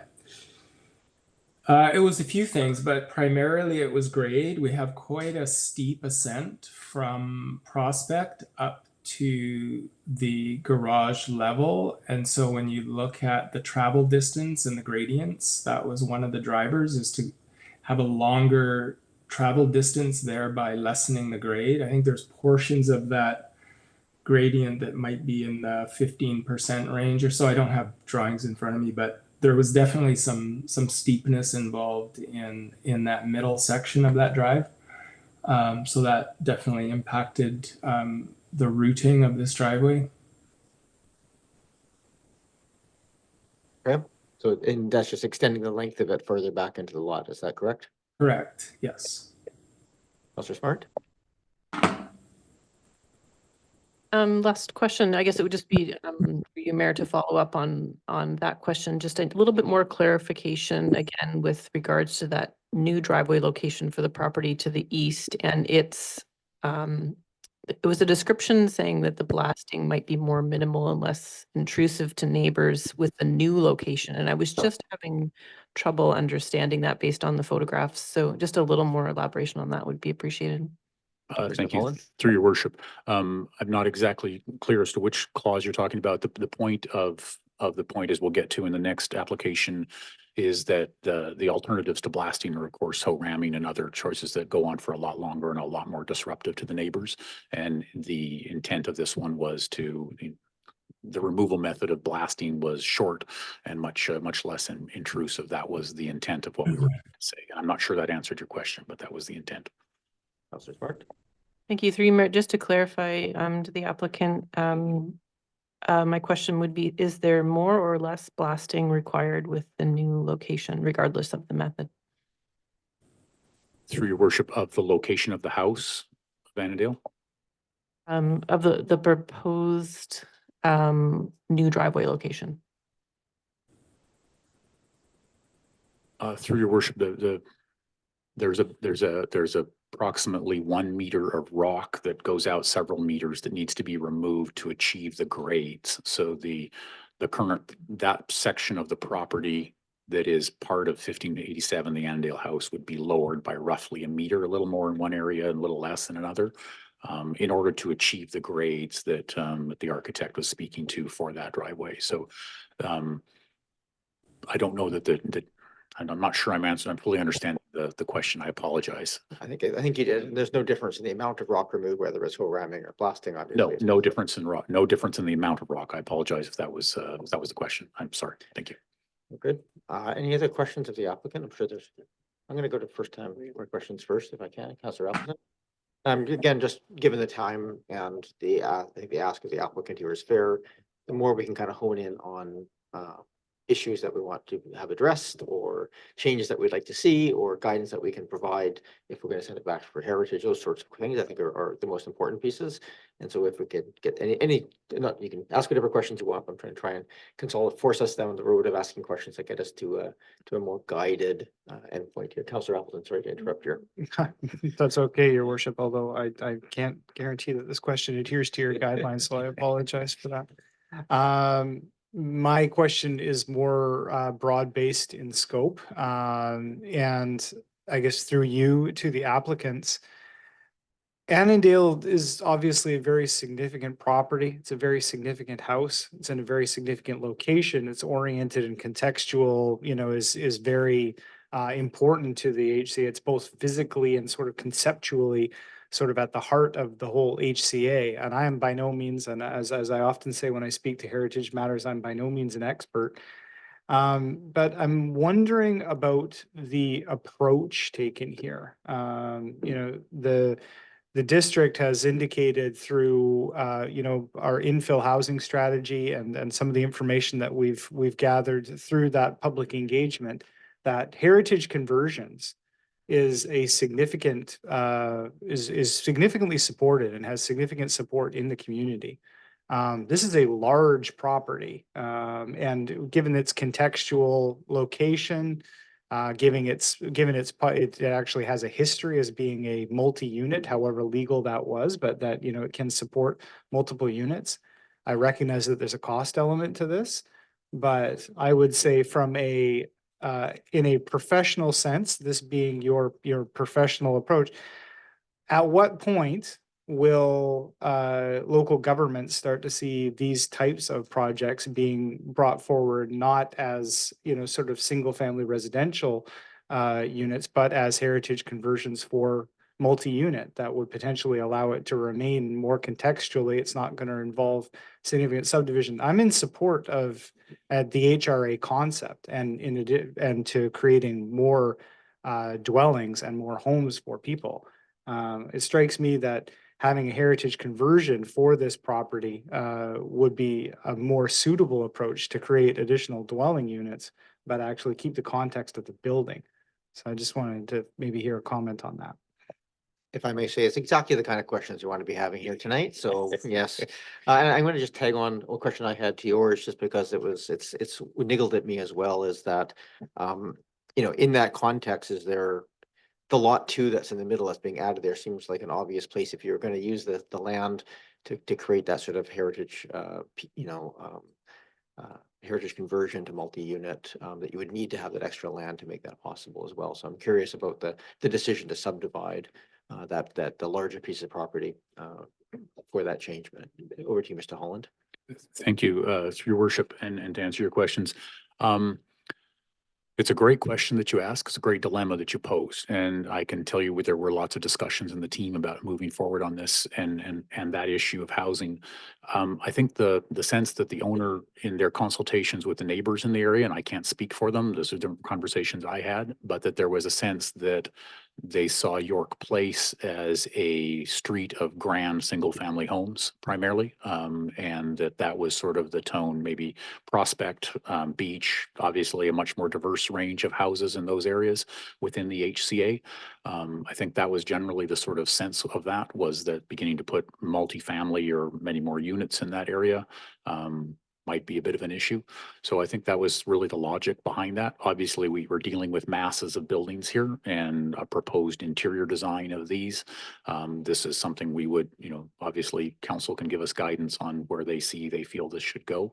But that was the reason why these are single family homes at the moment, was that there was a sense that this was an alley of York Place was a street of large grand homes, and beginning to shift that whole land use pattern was not what initially was envisioned here.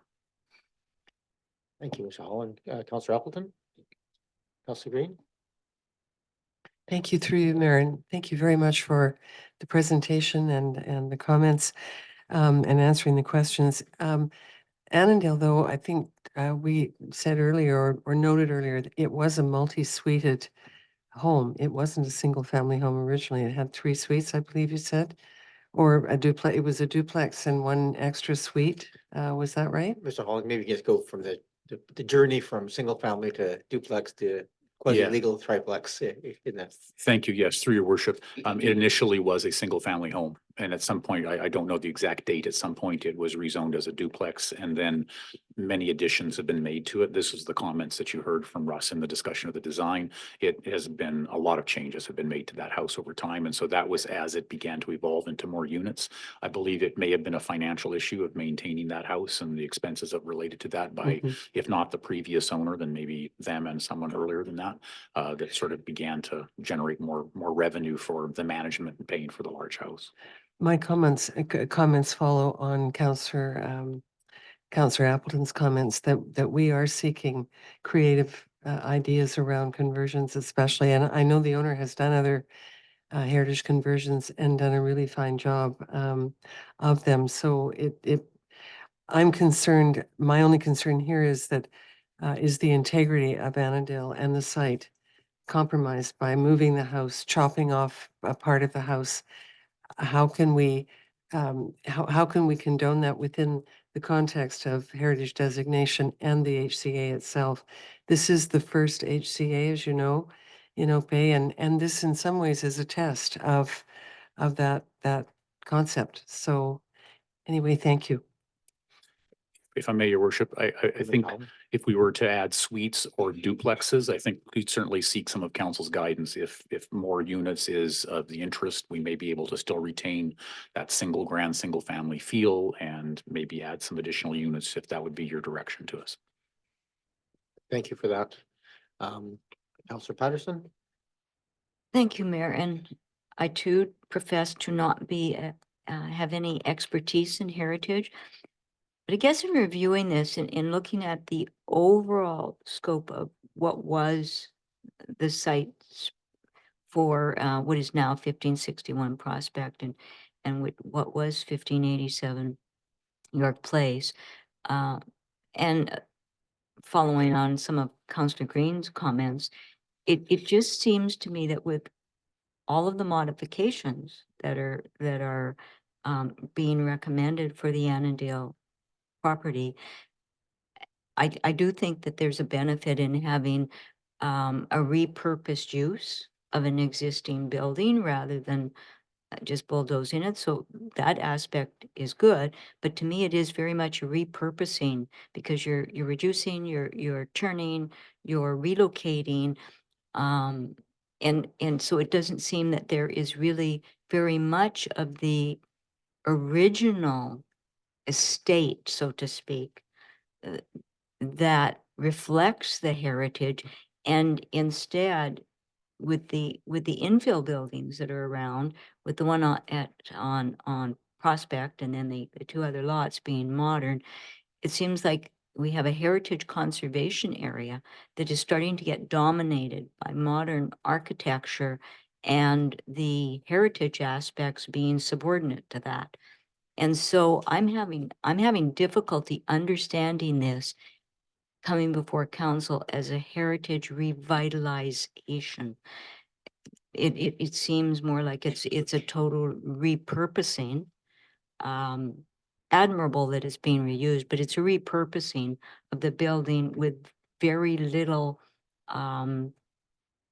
heritage retained to it that would be interpreted or noted in any way.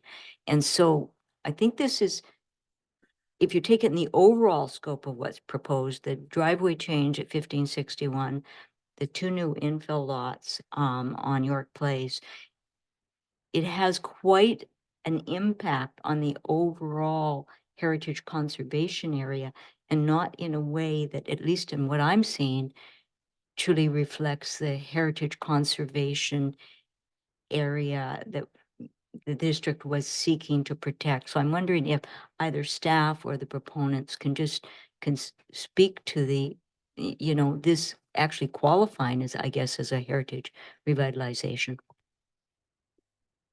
I'm going to give Mr. Holland a chance to answer the question first, or Mr. Collins. I was just wanting to point out that two things. One is that the property is not the same property it was when Annandale was originally built. We have a modern house on Prospect Place that's blocking that house. You don't see it from down there. So in order to enjoy the house and get to actually take advantage of it, I feel turning the house and facing it towards York is a really good move. It's still on the same property. It still has that historic part. It has Annandale written right into the stone on the wall. And there are examples of other heritage houses in Victoria over by the legislature that there was quite a huge development done over there. And there are like at least 4 houses designated and all moved to different locations off the property and then restored and put and maintained. So it's not an unusual thing, in my opinion, to actually sometimes have to move things. And I just think in this particular case, it's better than without the 2 lots. There isn't enough value. The house is so far gone. It's so like close to falling down that it's a shame. And it's the only way we can really save it, in my opinion. Thank you. Mr. Holland? Thank you, Worship. Just made one other comment. It's a really great comment that you raise here. It's a great issue, through Worship. The the discussions that have occurred in our team repeatedly over these issues, and I mean repeatedly, around modern versus sort of a heritage inspired discussion have been pretty complex.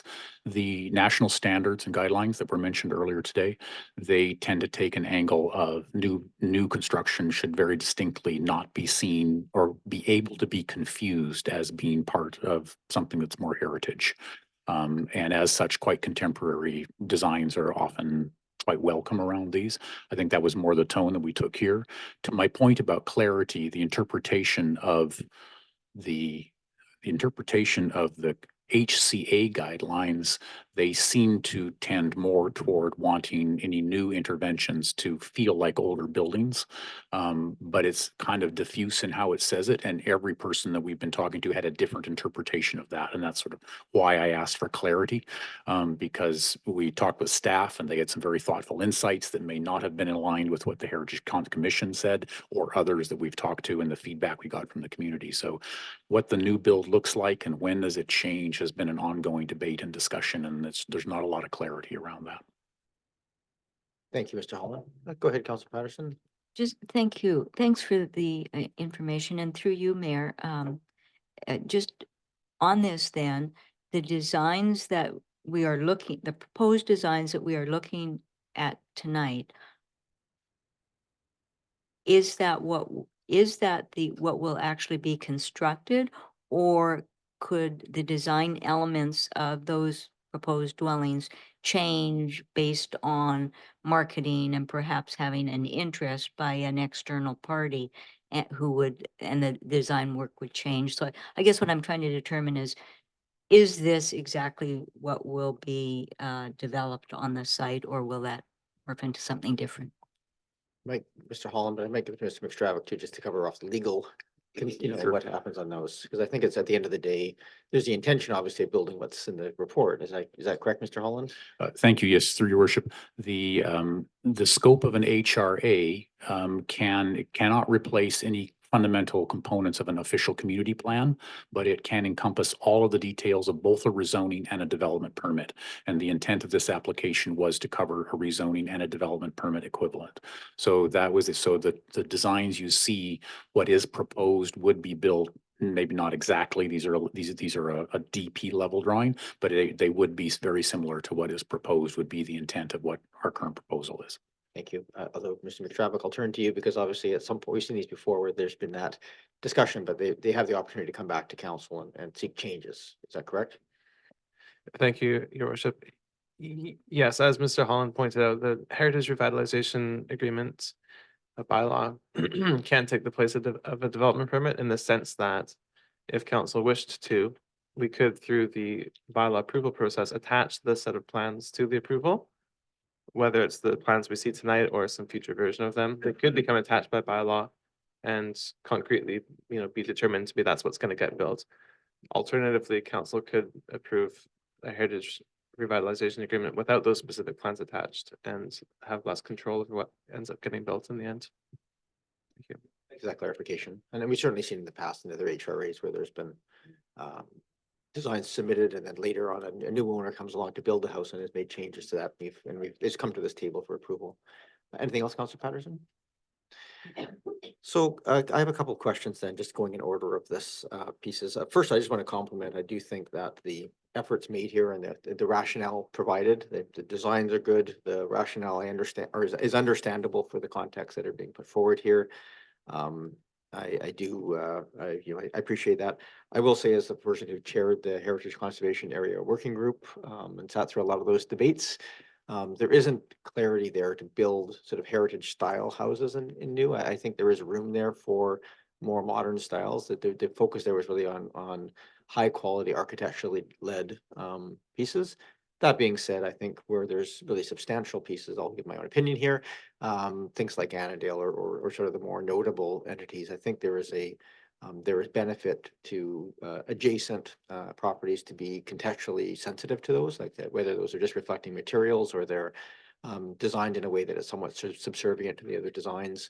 I'm not saying they should be mimicking, but I think there's benefits to that. I think that there's I think there's rationale for that as part of it, but I would say that the HA does not preclude modern designs within that. It just provides that guidance. And certainly, I think it's easiest to set it in the context with a more traditional design. I'll say that as well. I have problems with that losing of the trees and then pushing it forward. I do think, and I'm going to get some sort of comments here on this, just because I think it's the presentation has been very clear, and I've heard some of the comments around the table here. I guess one of the questions I did have is just looking at the options for design and pieces. Is there, I'm sure this was contemplated, as many of the things were, as part of the house, rather than rotating at 180 degrees, there's if lot 2 doesn't exist and it runs longitudinally, have you considered what it would look like turning it 90 degrees? So that the grand entrance is sort of on the south side, and the veranda with the stair access would be on the York facing side. Is that something that was contemplated in the? Right, just gonna have a look at the site plan just for a sec. There isn't room for it if the lot 2 is there, but there would be if the lot 2 is, if it remains one large lot.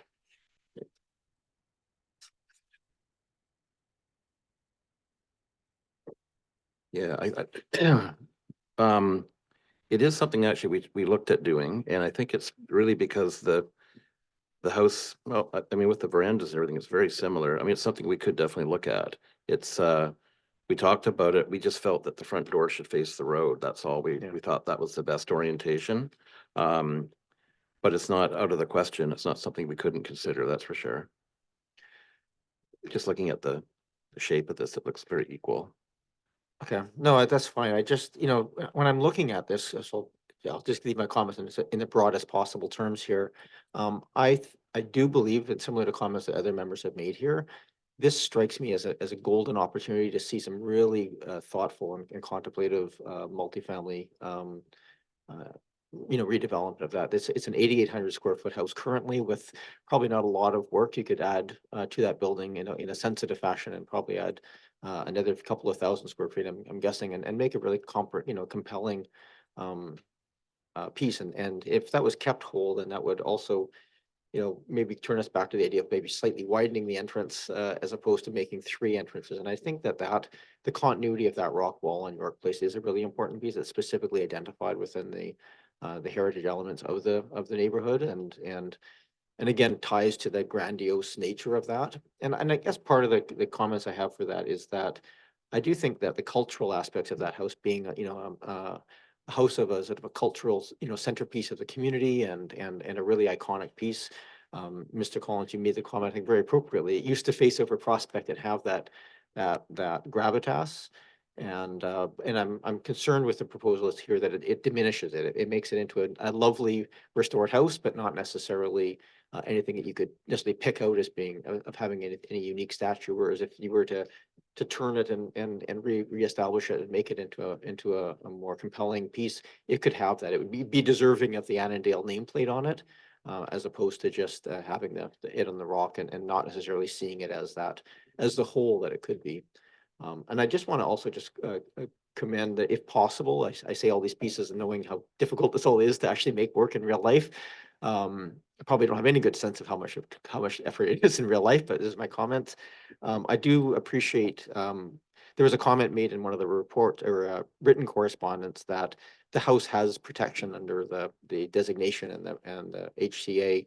But I think the comments are that the intention here, if it's possible to designate some of the 4 core rooms, actually has a lot of value to the community, because as noted in the presentation, those are really reflective of the social times and the space of that. And if those are, say, common spaces or spaces that people see and continue to have use of, that does have value. And I think it would be I would see that as a positive attribute to the contribution of the overall project.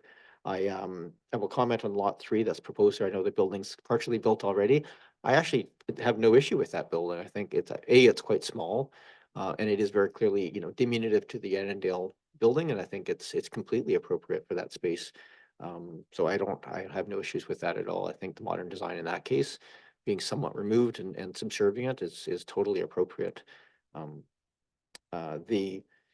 And I do have some, and the other piece of that, you know, if the rejigging of the back lot lines has to happen, then I'm okay with that. I think then that would sort of reorient the question as to if you're gonna orient that building, where is the sort of the public space benefit then? Is that gonna be in the back of the building? Is it gonna be more on the side or the front of the building? Is that more of the front garden or something? I think those thoughts just have to go through a little bit to sort of think about that as a cohesive whole for a lot site.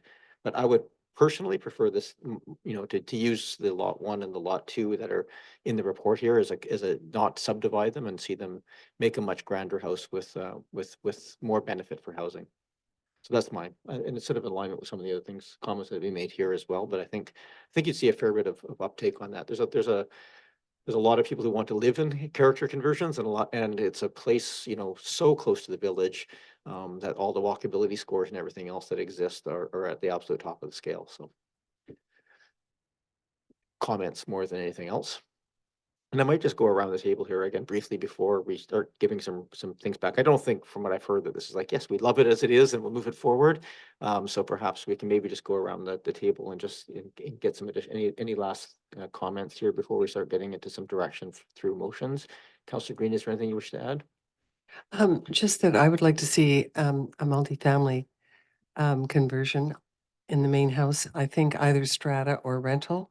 I know that probably the costs of refurbishing this house may preclude the possibility of rental, but I mean, we certainly need rental in this community. But I'm under no illusions that a strata would be costly. And I'm sure it would not be affordable housing. However, it would provide homes for more individuals. And so I'm, you know, I'm not going to say affordable housing because I think that would be hypocritical to say that, but it would provide more units for more homes. So I like the multifamily idea. I like the conversion idea. The property is, I agree, it's beautiful. And I think we have to respect the HCA. We created it for a reason and for a purpose. I think we have to be true to that HCA, in my humble opinion. Thank you. Anything else you wish to add, Councillor Appleton? Just that, you know, further to my earlier comments about heritage conversions and being well supported in the community and offering a really good opportunity to conserve buildings of this nature, I would say that, you know, I would expect and hope that there would be more heritage conversions coming before council in the future, given that there's more houses like this. I would say that if there was ever, in my singular opinion anyway, if there was ever a single heritage building in the district that was a good candidate for it, this to my mind would be it, because it's such a significant house in such a significant location with really important siting and location and its contextual pieces and its, you know, the surrounding Gary Oaks and those types of things are very significant in this case. So the ability, and also unfortunately, and the cold hard reality is, it is a very degraded house in a lot of ways and requires a lot of building intervention to fix. So while that needs to be done in any case, this would present that opportunity. So again, as the mayor's referenced, you know, with a clear understanding that this is not an easy undertaking by any stretch of the imagination, nor a cheap one, the outcome for, you know, probably one of the district's most significant buildings could be quite a win in my view. So that would just be my comments, Your Worship. Thank you, Councillor Appleton. Councillor Braithwaite? Yeah, I would concur with all of the comments so far. I think the only thing that I might add is, for me, for lot 3, I think that the staff said it was kind of a jarring design in context to everything else, and I might still agree with that. And I think that staff also said that we needed more detailed design for, or a detailed plan for lot 3. So I think we'd be looking for that as well. Councillor Smart? Yeah, thank you. I'm very much in support of all kinds of heritage revitalizations and restorations, and I personally, the idea of flipping the house to address York Place, I thought it was a nice gesture. I don't have an issue with that. I don't have an issue with developing this even as a single family house. I think what's coming up at the table, and I do agree with this, is there's so much more opportunity on this site, and I think that there's so much that is given as an asset with the trees, with the siting, with the rock wall that, you know, it doesn't, it feels like you're, there's so much more that richness that could be provided to this project. So I would love to see the opportunity for more density on the site, whether or not it's in the Annandale house or elsewhere on the property. I guess I'm open to both of those, but I'd like to see a little bit more effort to look at the context of the site and save the trees. Yeah, I think that kind of summarizes it. Thanks. Thanks, Councillor Smart. Councillor Patterson? Yeah, thank you, Mayor. And I basically, I think I concur with a lot of what I've heard around the table. I'm okay with lot 3, and although it might be quite a stark design, it's relatively small in the overall scope of the land, but it would be really impressive to see some more thoughtfulness put into lots 1 and 2, particularly with perhaps repurposing Annandale in doing a character conversion in some way, if it could be accommodated, that would offer better green space around a perhaps more diverse housing arrangement, and enhance the heritage conservation area concepts more than what is presented before us. This is basically kind of devolving to the basic level of 3 single family homes, and it's not really achieving that diversity of housing that could be quite charming in this area as a character conversion. So if there's an opportunity to revisit that, I think that would be really great for the district. Thank you. I think I had a chance to say all the pieces I wanted to say on that one. I think part of the thing I may have, obviously I was, I'm torn a little bit on the rotating. I think that I think certainly a 90 is more supportable than the 180 for me. But I do also recognize, having had a house that had posts onto the rock foundation, and how unbelievably unstable that was at the end of the day, and the necessity for actually upgrading those things if it's going to have another 100 and some years of living in it. I do recognize that there's advantages to doing some of that moving as well, and that you get to do it. And I do think that the wrong part of the house is facing the street at this point. You lose a lot of the grandeur that could be there. So yeah, I appreciate that, and I think I'll leave my comments at that. And I do appreciate the comments from the council. I think that the recommendation that's in the report, which is basically to just to send it essentially back to the staff and the Heritage Commission for further consideration with changes, because it's very general. It's just clearly that aligns with the content and intent of the Heritage Conservation Area. I think probably stands as a reasonable way of going back. I think the important thing here tonight was to have a chance to have an initial discussion with you as the applicant, and to give some feedback. Is there any questions? I might turn this around at this point. Is there any questions that you have of us that would be helpful to have for clarification? Thank you, Your Worship. I just, first off, I want to say thank you for all the guidance. This is really helpful for us to hear from you in terms of what you see in the interpretations. You can imagine how many conversations we've had, and staff have been fantastic to work with along this. They gave us some early conversations and some early questions.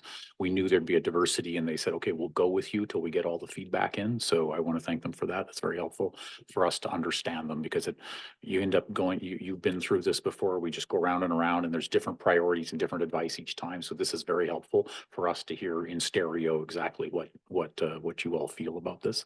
I don't think I have any questions right off the bat right now. I've heard, obviously trees are important. You want us to revisit this, the current approach, and look for other ways to be more creative in this process. And the other things that you've listed, I think it's been, at least I've got some pretty clear notes here with a lot of repetition from many of you.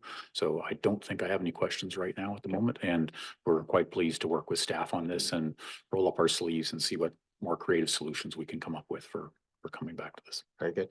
If I turn to staff, is the staff recommendation here that is sort of generally refers it back with the clarification of some of these pieces? Are you satisfied with that, based on the conversation that's happened here, for that to come back in the same form, or would you prefer some more clear direction? Through your worship, I find it clear enough Okay, for my own part. Thank you. please go ahead, Councillor Braithwaite. If it could, when it comes back, if we could have some clarification as to what zoning each lot actually is being asked for, that would be clearer in my mind. Thank you. Can I just ask, would there be specific zoning? Would it be an RS4 or RS5, or would it just be have a custom zone attached? Through your worship, as the applicant indicated earlier, through the HRA mechanism, the zoning of the property does not actually change on paper. It's RS2 today. It would be RS2 tomorrow. But the HRA bylaw gives them additional permissions within sort of overlaying that zoning. The tables that they represented were just showing examples of how the project lines up with some other zones that we have in the community for comparison's sake. Councillor Braithwaite? Sorry, so then how do we tell if what they're proposing, for example, on lot 3 actually fits in with any zone, like if it has too much of a lot coverage or anything like that? Thank you, through your worship. It's not necessary for the proposal to line up with any existing zoning. Council can authorize an increase in density to whatever extent they think is appropriate through the HRA mechanism. Thank you. And I think it's fairly helpful that RS5 through RS1, I think, are all 0.4:1 ratio guidelines, and yeah, a 25% lot coverage. I think they're all pretty much universal on that. They're just variant on the size of the lot. So those pieces are there. They would not necessarily mean that they would align with those guidelines, though. Okay. So in looking to the members of council, is somebody willing to make that motion? I'll move receipt. Moved and seconded. Thank you. No discussion on that. All those in favor? Any opposed? Unopposed? And I'll move the staff recommendation. Moved and seconded. Is there any discussion on that? Councillor Smart? Yeah, I just wanted to comment that it's exciting to see this proposal, and I really look forward to seeing it back again. And I hope that the comments that have been given enriches it and doesn't slow down the process of us having a really exciting project on this site, because everybody wants to see Annandale become something amazing. And I just don't want the applicant, I guess, to walk away feeling that there was negativity, when I just want to express that there's a lot of opportunity and excitement here. Yeah, thank you. I'll second that. I think that there's this is a really fabulous opportunity with pretty fabulous history and house on that land, and appreciate the thoughtfulness that's gone into it so far, and look forward to what's going to come back to us at the next stage. So thank you for that. All right, the motion on the floor. All those in favor? Any opposed? None opposed. Carries. Thank you very much. I think you're probably sticking around a bit longer for a couple more things. Hopefully not too much longer. We'll try and get through some of these a bit, but they deserve the time. I'm not going to rush these things. I think it's important to get through them. So moving on to item number 8.4. So this perhaps just needs an overview, and I think we're going to get back to the question that Councillor Smart posed earlier, which is sort of the timing of this and how we might deal with it, with the ask prior to any kind of subdivision. So Mr. Green. Good evening, Your Worship. Yeah, this is an application that district has received for 1587 York Place. The applicant has submitted a heritage alteration permit. The intent of the application is to allow the property owner to construct a new driveway associated with the adjacent property at 1561 York Place. Currently, both properties are under the same ownership, and therefore the applicant is wishing to essentially put in a new driveway for 1561 Prospect Place. Given the discussion on the last application, most staff were recommending that this application move along the same process until such time as council has made a decision on the HRA for 1587 York Place, that this essentially follow on the footsteps of that application, given the implications associated with this application should be considered in accordance with the Heritage Revitalisation Agreement. Yeah, the intent is to put in a driveway that currently is on the property of 1587 York Place. And the staff came about this application where the applicant was intending to blast for that new driveway, and staff determined that the blasting for that driveway essentially included land alterations, and as such, we determined that it required a heritage alteration permit, given the property is in the heritage conservation area. Happy to answer any questions. The applicant is also here to answer any questions as well that council may have. Sure, thank you. I might go to the applicant. Do you wish to kind of create some context for this? Mr. Holland, welcome back. Thank you very much, Your Worship and Council. I suppose the most important component of this, since we pretty much already discussed it, is that essentially a conditional occupancy permit is in play now for that home.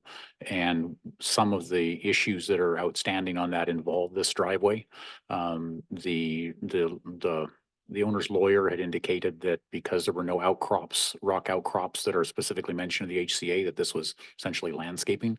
And so the blasting was we got caught between a rock and a hard place, if you'll forgive the pun on that one, between trying to remove the rock as fast and with as least intrusion around to the neighbors as possible. Both the neighbors who live adjacent to the site support this application. They're here tonight.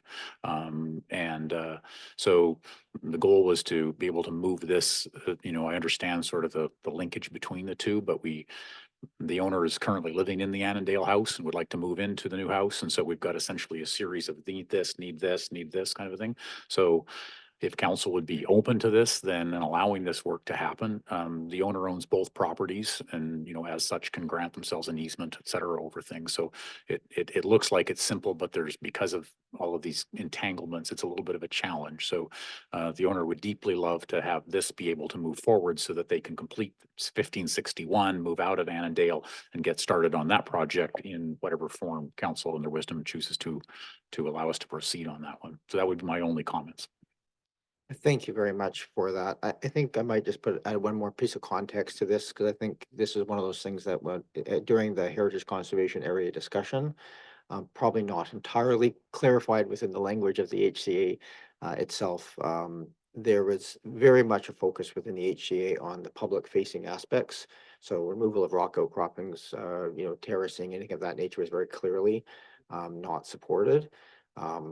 That being said, there was also so this, I think, falls in a bit of a gray area in that it's changing, not in a public space, but obviously, adjacent to a heritage house. And so there's essentially a good neighbor agreement allowed here in this case, because the property is owned both by the same person. I think part of the judgment here is, does the rock cropping in behind the house, come under the same umbrella as the broader rock outcroppings in the public sphere, or does it just dealt with essentially, as Mr. Holland suggested, as a landscaping question on someone's backyard, which there's less control or concern about within the HCA. So a gray area, and really up to the wisdom of this body here to consider whether or not that's what controls you want to put in place. Councillor Patterson, you had your hand up first, and then I had Councillor Braithwaite. No, Councillor Braithwaite. Yeah, I would feel a lot more comfortable, based on the decision that we just made on the previous item, to actually not to deny this at this time until we decide what we're going to do with the rest of the property. I just feel that changes to grade and changes to the landform at this time on that property in the HCA would not be appropriate. Until we know exactly what we're going to be doing with Annandale and the rest of that property. I think I'm going to just seek if there's any additional questions before I get to too many comments here, but are there any additional questions of staff or to the applicant? I might just go ahead, Councillor Green. Through you to Mr. Green. Mr. Green, you mentioned that you wanted this to follow the same process as the previous item. So can you clarify? So in other words, we would hold this off until, until the other item has been dealt with? I wasn't clear about what you meant. Thank you.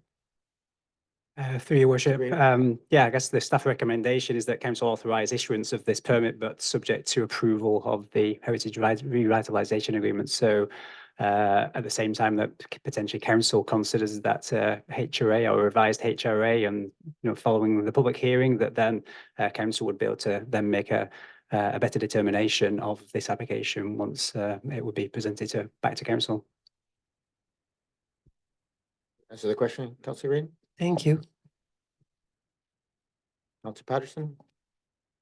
Yes, thank you, Mayor. On page 5 of the report, right under the first chart, and it's, yeah, page 5 of 32. It says the proposed construction will alter and change the natural grades on this part of the subject property, and as standalone changes to the existing property, they lack a clear need or rationale.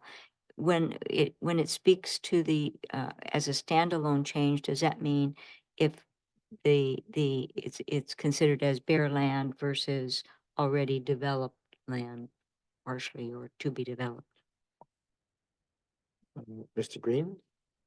Is this referring to because it's part of the York Street property or because it's referring to the barrel or to that?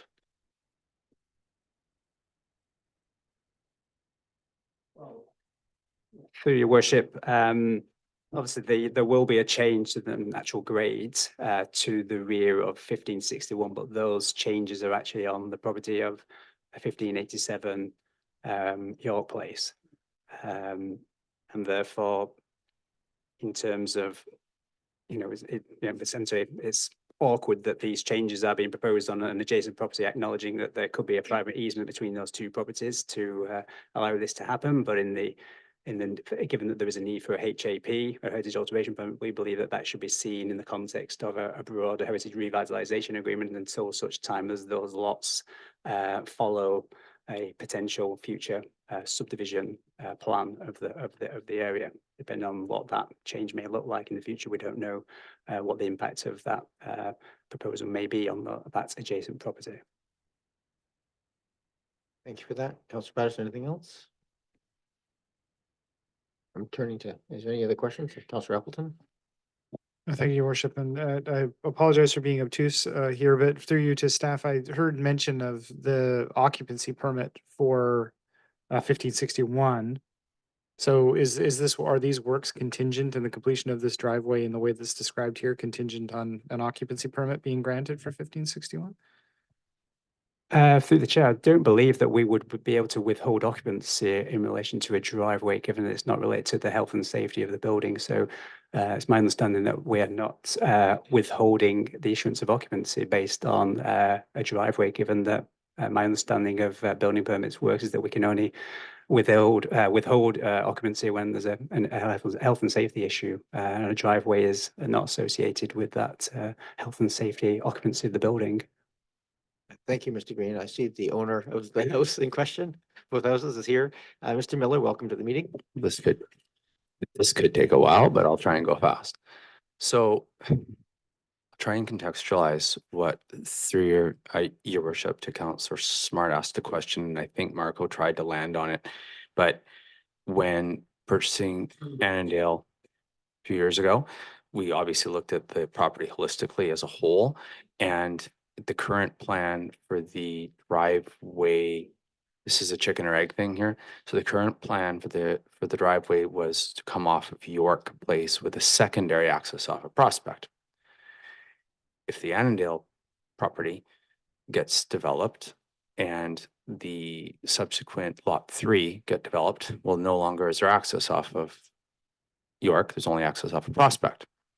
Hence the daily purpose driveway. So I'm going to get to the point here, so please bear with me. Daily purpose driveway no longer functions well, and in order to achieve the grades, it would be unneighborly to raise grade beyond that of existing natural grade to the two properties to the north. So that's what drove the grade, whereas right now we're still peaking at 15%, as the architect alluded to, but at a certain point in time, because it wasn't functioning as our primary driveway, it actually had driveway grades exceeding 22% in the original plan. If we were to follow a driveway, it would have negatively impacted the neighbors. Back to the blasting permits, we had to lengthen the run of the driveway in order to achieve the rise of the driveway. So that's where we did look at this holistically as a whole. One thing held the other thing.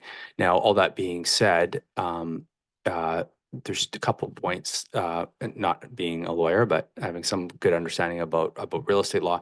If the grade is altered through way of a blasting permit requires a heritage alteration permit. If it's altered by way of just ramho, it does not. So there is no permit required to blast.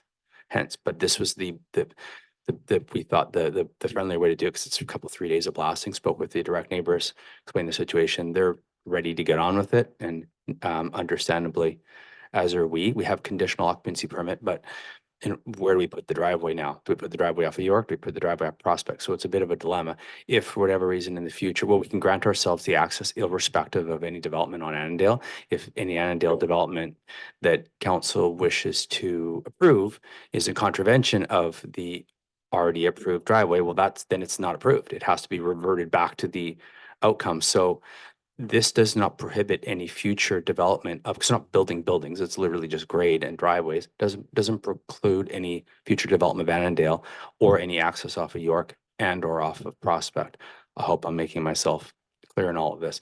So it's really just about getting on with it. We put our application in when we found out through staff that they requested a heritage alteration permit, which my understanding is something that council's looking at as something that may be delegated to staff in the future. We put our application in within 5 business days, and that was in July. So here we are again, trying to just move forward, and albeit it ties to the development. But if we weren't applying for the development, we could simply just proceed with our own access on our own property with ramhoing. That's a lot of information. I hope I made myself somewhat clear, but it's very circular. And again, this doesn't preclude anything in the future of Annandale, because we're not actually altering the building nor anything that's designated heritage. Thank you for your explanation, Mr. Miller. I think it's helpful for us to have some clarification from staff on the question of blasting versus ramming. The concern obviously within the HCA is the removal of or terracing of rock, not the means thereof, though we certainly do appreciate that blasting is typically superior to the ramming model. Mr. Bull? Yeah, thank you, Mayor. Yeah, we have looked at the guidelines for this and the requirements of the heritage conservation area, but alteration of land is clearly one of the activities that requires a permit. And so it doesn't really matter what the means are, in our opinion. And so we have taken the interpretation that regardless of how it's done, the change of on that parcel, that is heritage designated parcel, does require a heritage alteration permit. So that's where this report comes in. And yeah, it of course relates to the change. We are asking the applicant to maybe make some changes to this proposal. Don't know exactly what the changes are. So it seems that making these changes would have a relation to it as well. So that's where we see the clear relation. That's where the recommendation seeks to make that connection. But it could also be looked at later separately once we know more about those changed plans. Thank you. Thank you for that, Mr. Bull. All right, any other questions from members of council to the applicant or to staff? If there are none, then I need a motion is probably in order of some sort. Well, receipt is the easy one. We'll do that first. All those in favor? Any opposed, none opposed? How about a more complicated one? I'll try. I would move option 3 to deny as a Heritage Commission, as per the Heritage Commission recommendation.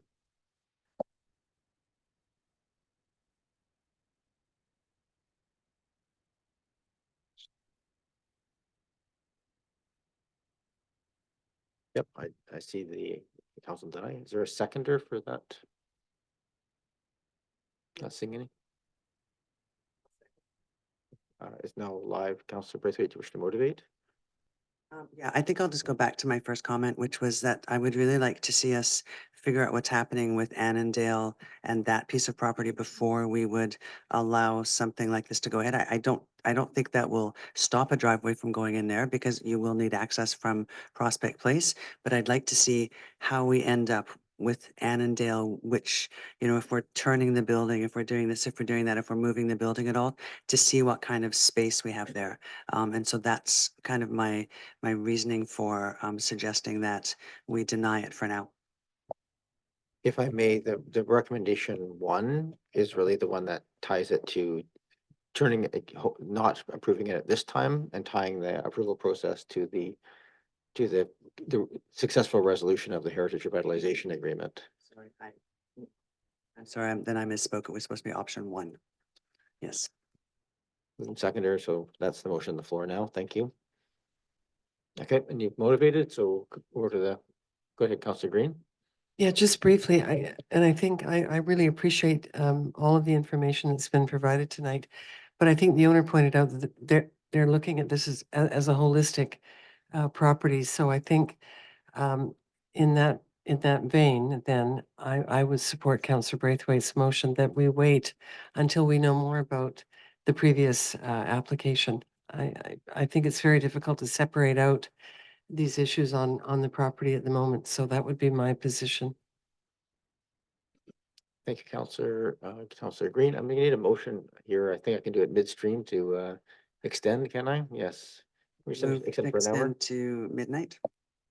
Please, let's not go that late. Council, is there a seconder? Motion seconded. Thank you. All those in favor? Any opposed? None opposed. Thank you. I may actually, if the applicants are here, I may flip around the last item on the agenda to just get to that. So I think if they probably owe it, maybe I'll deal with it reasonably expeditiously, but we'll just see. So the motion on the floor, Councillor Smart.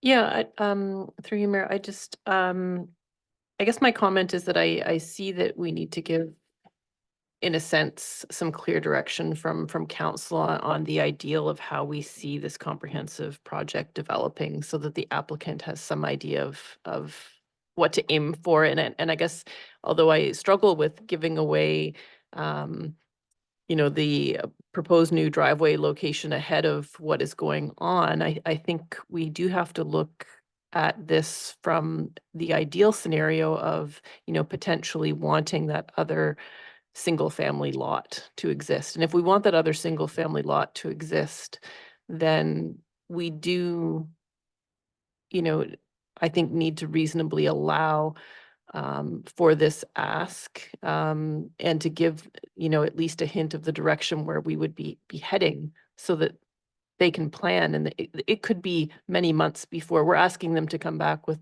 potentially a very different design on the whole property.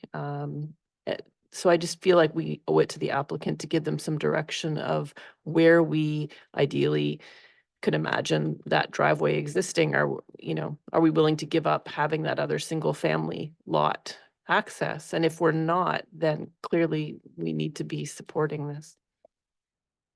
Thank you, Councillor Smart. Other comments?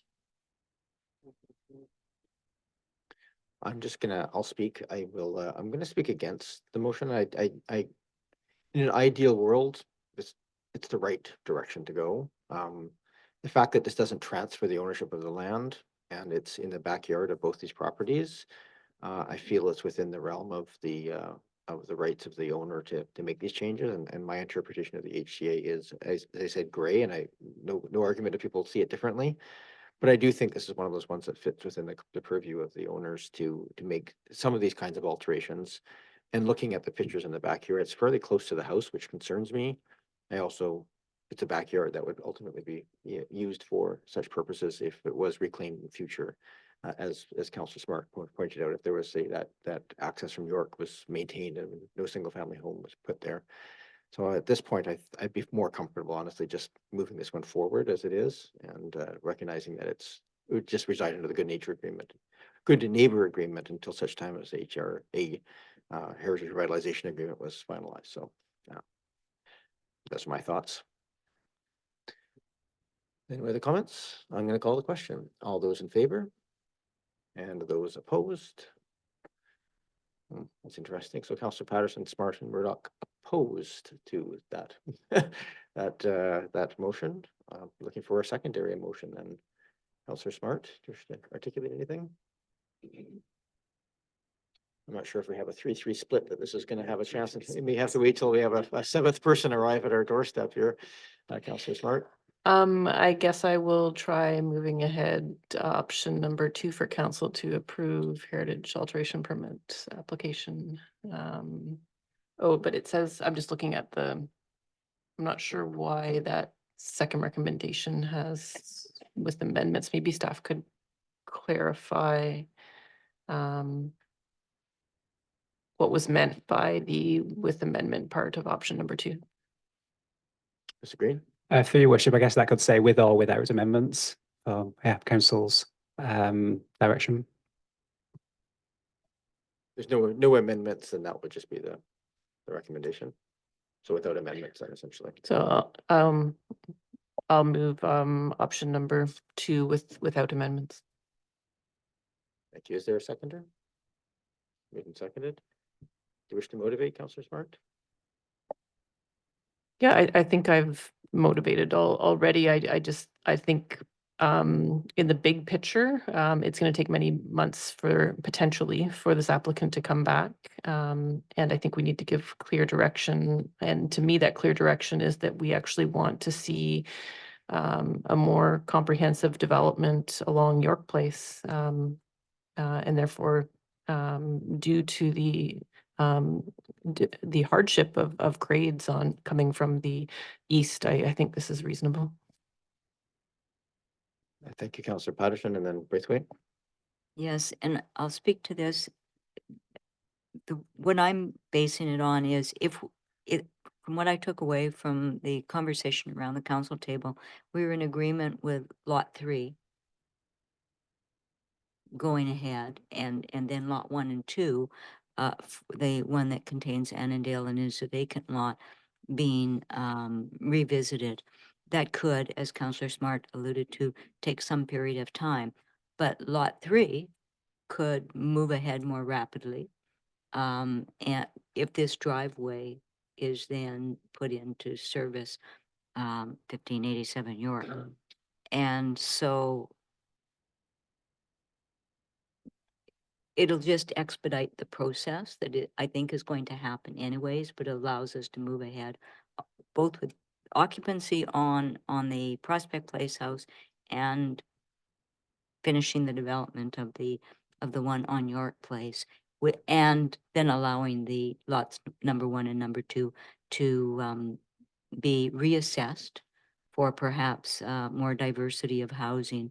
And that'll come back to council at a future date. But I just fear then we will hold up the whole process on all of the land. Thanks, Councillor Braithwaite, then Appleton. Thanks. I'm going to vote against, based on my putting forward option number 1 for the reasons that I put forward option number 1. There we go. Succinct. Councillor Appleton. Thank you, Your Worship. So I would vote against, actually, and I can appreciate Councillor Patterson's logic. I would actually vote against for exactly the same reason, which is to say we have not made any decisions as to any specific alignment of subdivision or allocation of lots through the HRA or through the proposed HRA. So I feel like it's more important to leave. I don't think anything is decided about a proposed lot 3, which is really just a proposal from the applicant at this stage of the game. Any particular alignment, there's lots of different options that remain for that. So in that sense, I would rather this not be connected or fettered to any other, potential lot, proposed lot alignment. Thanks. Councillor Green, you wish to speak, and then we'll call a question. I'll be very brief. I agree with Councillors Appleton and Braithwaite. We want to look at this holistically. We have made no decisions on the other pieces of this proposal, and I think it's I wouldn't make the assumption that lot 3 was approved earlier in conversation. I think I'm open to how the owner and his team will come back to us, and so those are my comments. Thank you. Thank you for that. I see that this is probably going to wait until we get to a position where we have more councillors on the table.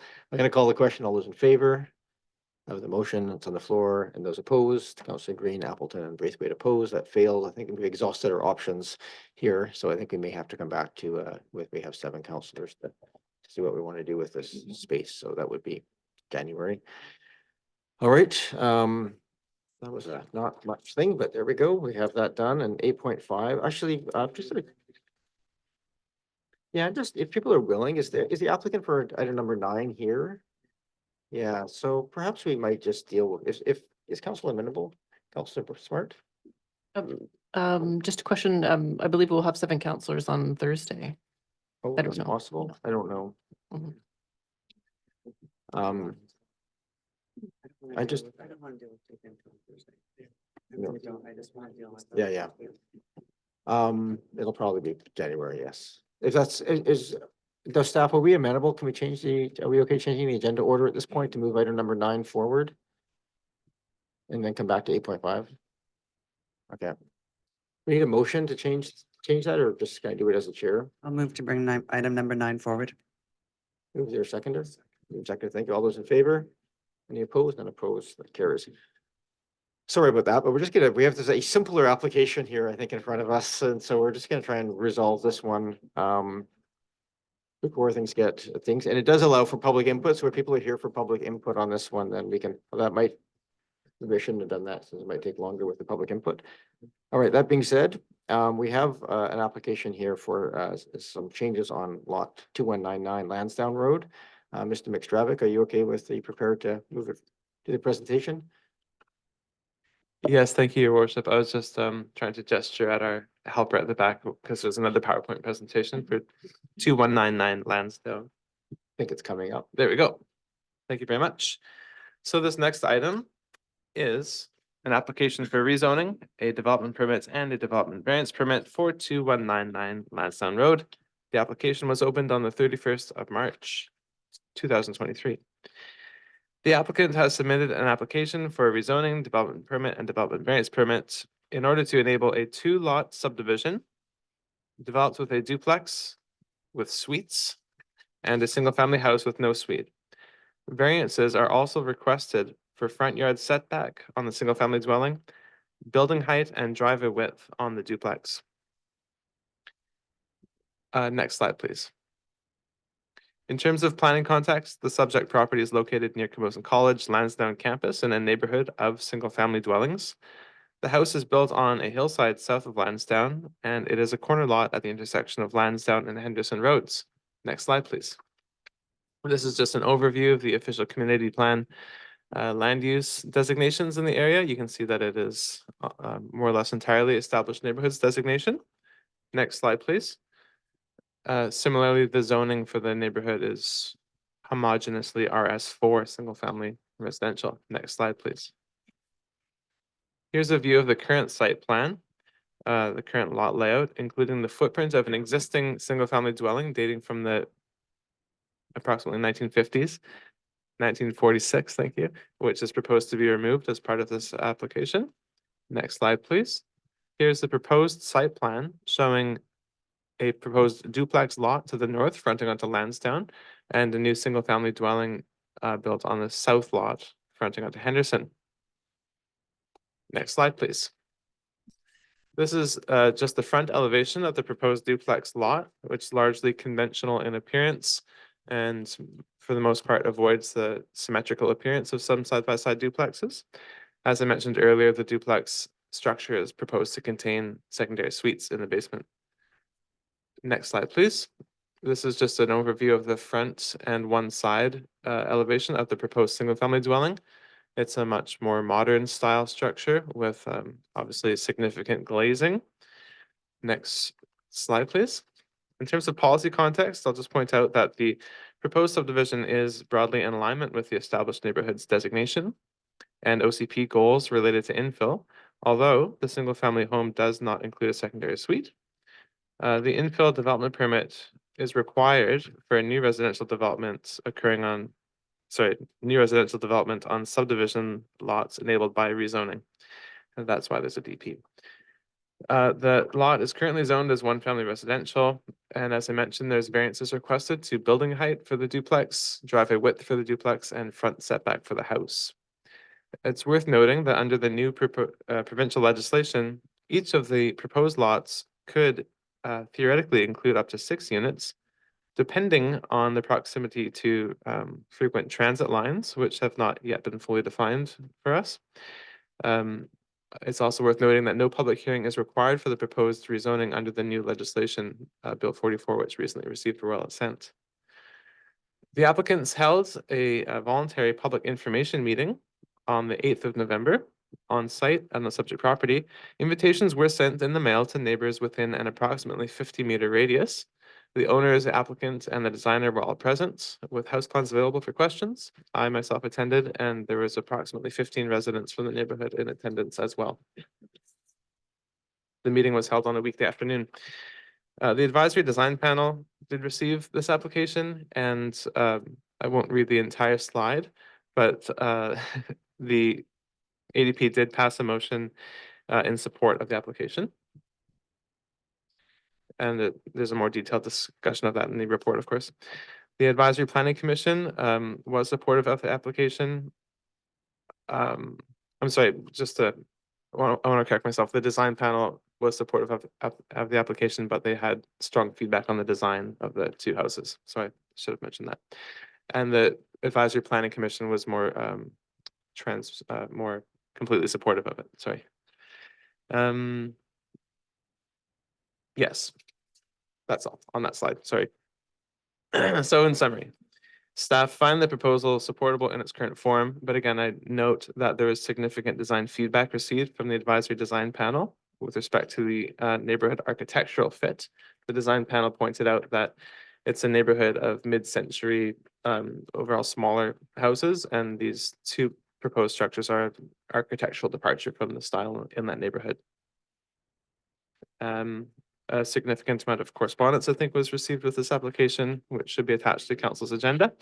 And finally, this is just an overview of the staff recommendations, but I should point out that in the time since this report was written, Bill 44 has again received royal assent, and it appears to obviate item number 3 here, as public hearings may no longer be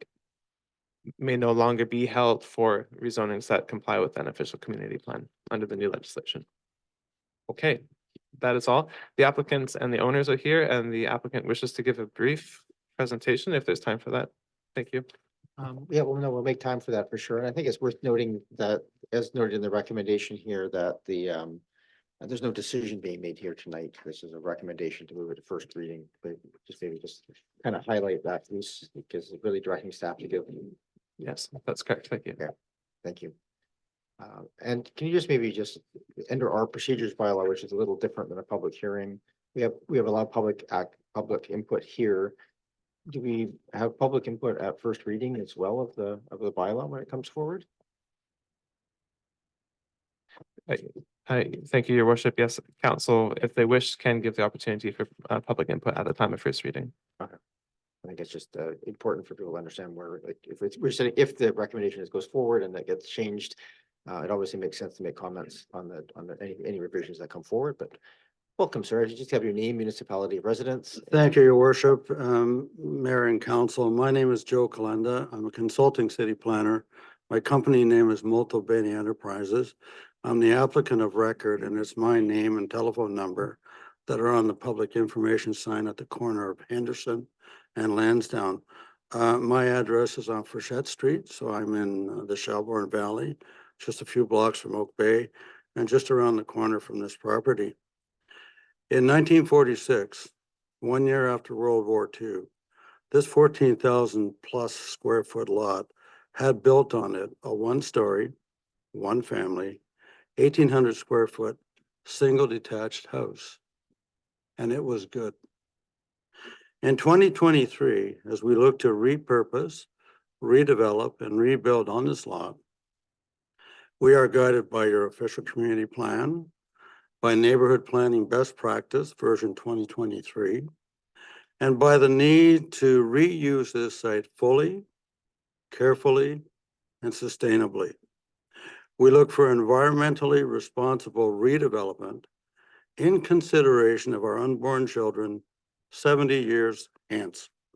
To be sure, whatever we build today will be there for 50 years before anyone even thinks about changing it. Notwithstanding this small-scale, multi-unit housing legislation to be enabled by Oak Bay by June of 2024. And so today, we propose 2 lots, 2 buildings, and 5 dwelling units. On the 1 lot, we propose a 2-story, multi-generational, single detached house. This one. We have all the pictures in the Yep. application here. I'm just trying to go Hollywood there here with my presentation. And on the 2nd lot, we propose a 2-story duplex, 2 units, and each unit has its own self-contained 2nd suite. So in total, 5 units. These houses will be similar in form, character, and design to the new house at 2301 Lansdowne Road. This one.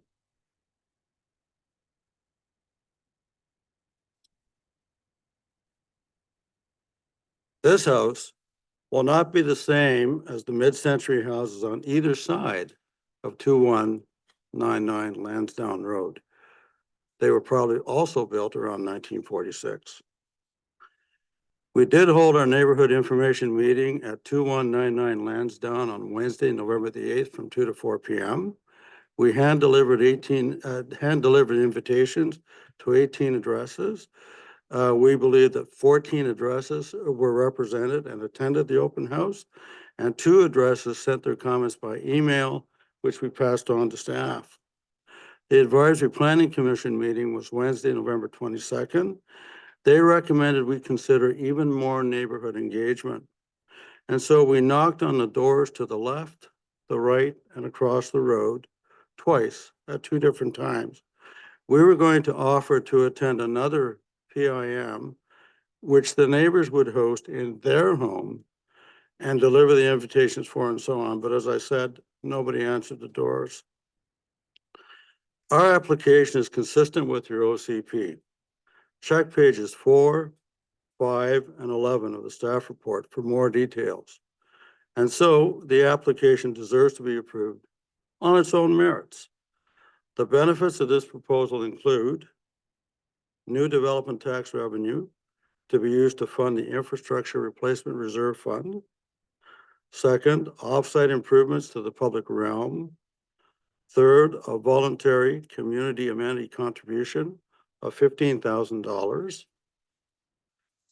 Fourth, implementation of your OCP, which by the way is a lot more important than some have suggested earlier this evening. 5, neighborhood planning best practice version 2023 on Lansdowne Road. 6, contribution of 5 units to your Housing Supply Act quota of, I read 699 houses over the next 5 years. I think, Mayor, you said 688. Your number is probably correct. But mostly and finally, this application will give you ERRD, environmentally responsible redevelopment and density in 2024. And that too is good. Thank you. Thank you for the presentation. I'm going to go to council and see if there's questions. After questions, I'll go to the public, and after the public, we'll come back to this table for some direction. Councilor Green, questions of the applicant or staff? Thank you through you to the applicant, and perhaps if Mr. Oh dear, McSterrick wants to jump in, please do. But I was just wondering what the feedback was from the 14 neighbors that you said attended the open house. What kind of feedback did you get? Well, generally speaking, they would rather we sort of stayed with a one level mid-modern, mid-century modern kind of building. They had, well, they can speak for themselves, of course, but they certainly had concerns about what the house might do relative to their views and the enjoyment of their property as they have enjoyed it for the past 20 or 30 years and so on, you know. Thank you, Mr. Calendra. It is a significant view corridor. That's correct. So I drove by, I spent some time on the corner of that property, you know, looking and walking. So yeah, I think how the neighbors feel and what their concerns are worth listening to. Thank you. Do you have anything to add through you, Mayor, to Mr. McStivic? But you were there too, so do you have anything to add? Thank you. Thank you, through your worship. The only thing I would add, in addition to concerns expressed over the views, I also heard neighbors who were concerned about traffic impacts. Given that Lansdowne is a rather busy collector street, that came up a few times. The availability of street parking and so forth was mentioned. Mr. Calendar, can I just ask you to turn off your microphone when you're not speaking? Otherwise it creates some feedback. Thank you. Thank you both. Any other question? Councillor Patterson? Yes, thank you, Mayor. And I can certainly comment, the discussion at the APC was generally supportive, but the APC did voice some concerns about the limited neighborhood consultation, and also talked about the land lift that they saw occurring on the property with the increased density, and recommended that review of the amount of community amenity contributions might be reconsidered with some of the changes going on in housing and the high value of land in Oak Bay and the need to do infrastructure work. So certainly that was something that they talked about, as well as view corridor. It was noted that it has always been considered a neighborhood where view corridor was important and protected, but generally we're supportive of this. I guess my question is, the applicant has indicated that we get 5 housing units out of this, but just so that I understand this, under the new provincial guidelines, the number of units is only determined on occupancy. And so what my question is, for these, for the duplex units that will have secondary suites, are the secondary suites totally isolated from the main unit? Or is there, quite often dwellings are developed in a manner that with some more minor modifications, the suites could be repurposed back into the main building, in which case we could end up with only 3 dwelling units on the land parcel instead of the 5. So if just we could have some clarification on that. Mr. McTravick, how was that calculated? Mr. Bull? Through the mayor, I think that understanding is correct. That the secondary suites would be included for the development permit. So there would be a bit of a process down the road to decommission them, I think, but only if that affects formal character, funny enough. So I think theoretically an owner could decommission secondary suites if they choose to have a different layout in the building.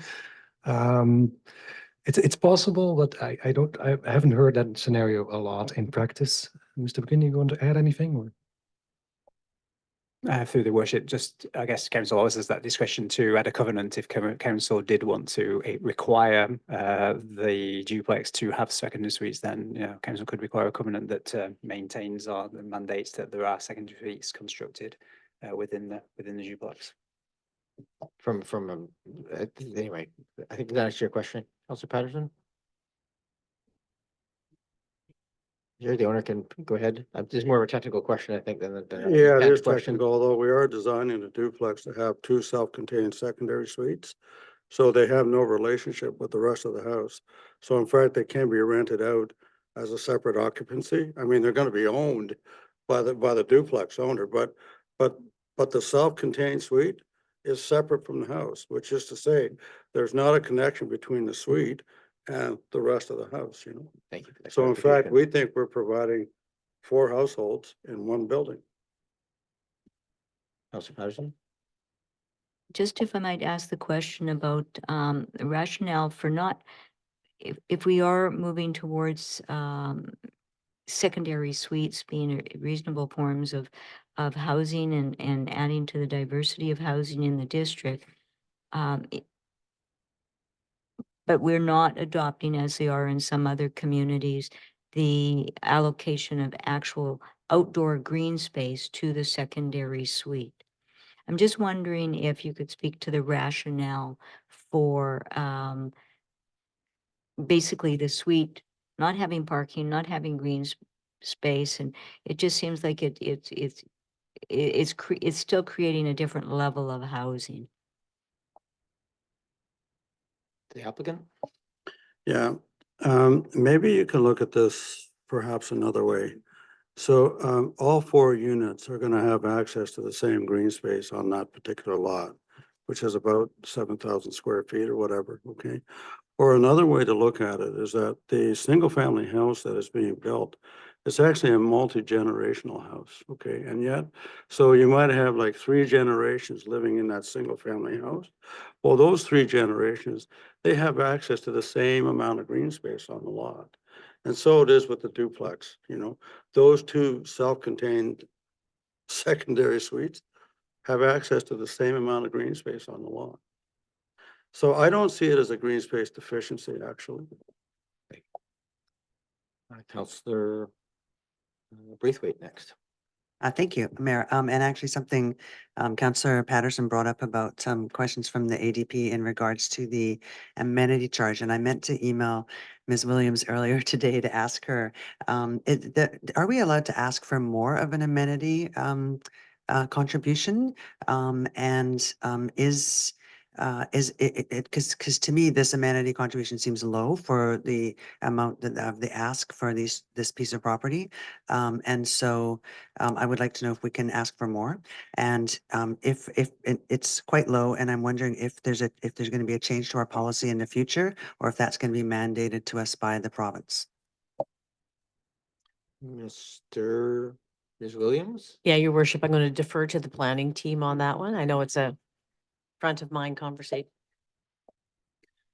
Green, welcome. Through the worship, obviously the district has a community amenity contribution policy currently. That's been in effect since 2019 and obviously hasn't been updated since 2019 and it probably is in need of updating to reflect 2023, 2024 prices. You know, community amenity contributions are a voluntary contribution from developers and therefore it would be if the applicant is willing to make a bigger contribution, then obviously the district could accept that bigger contribution. That's the rate that is in the policy is a guideline.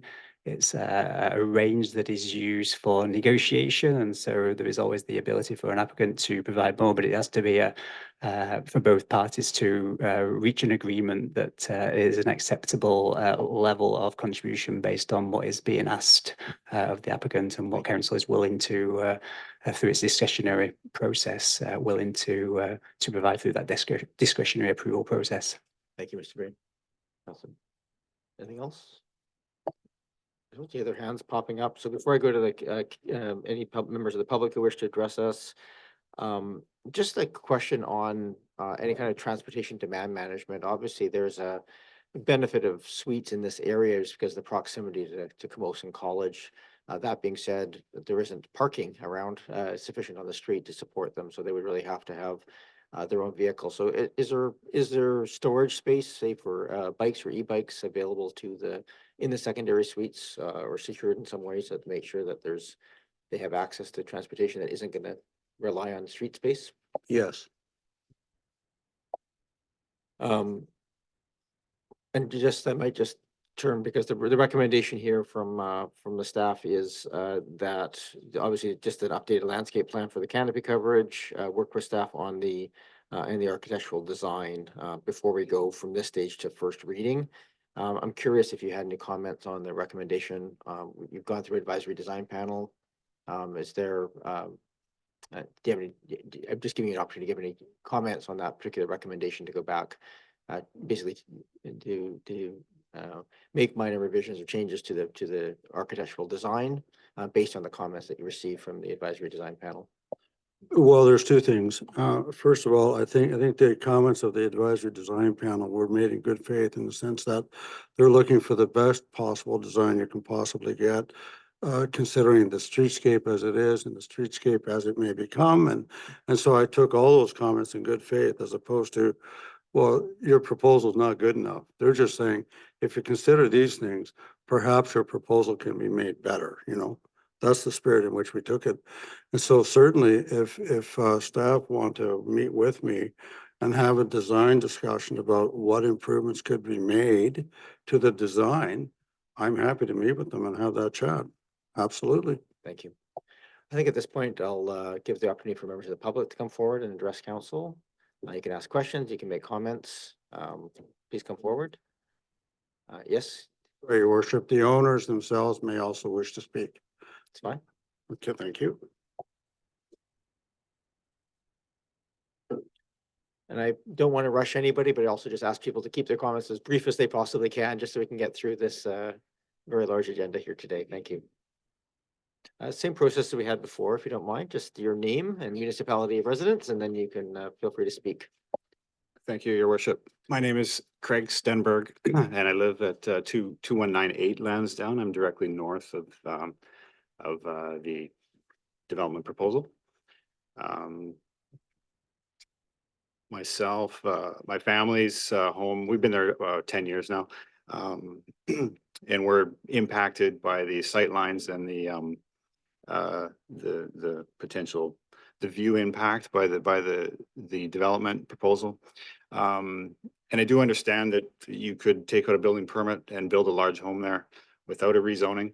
So, you know I can't really challenge that fact. So it's disappointing to me and my family, but that's development. With this application, replacing that 1950s or 40s single one level home will be a blank slate, 14,000 square feet, no trees to work around. And the development application comes back with several variances. There's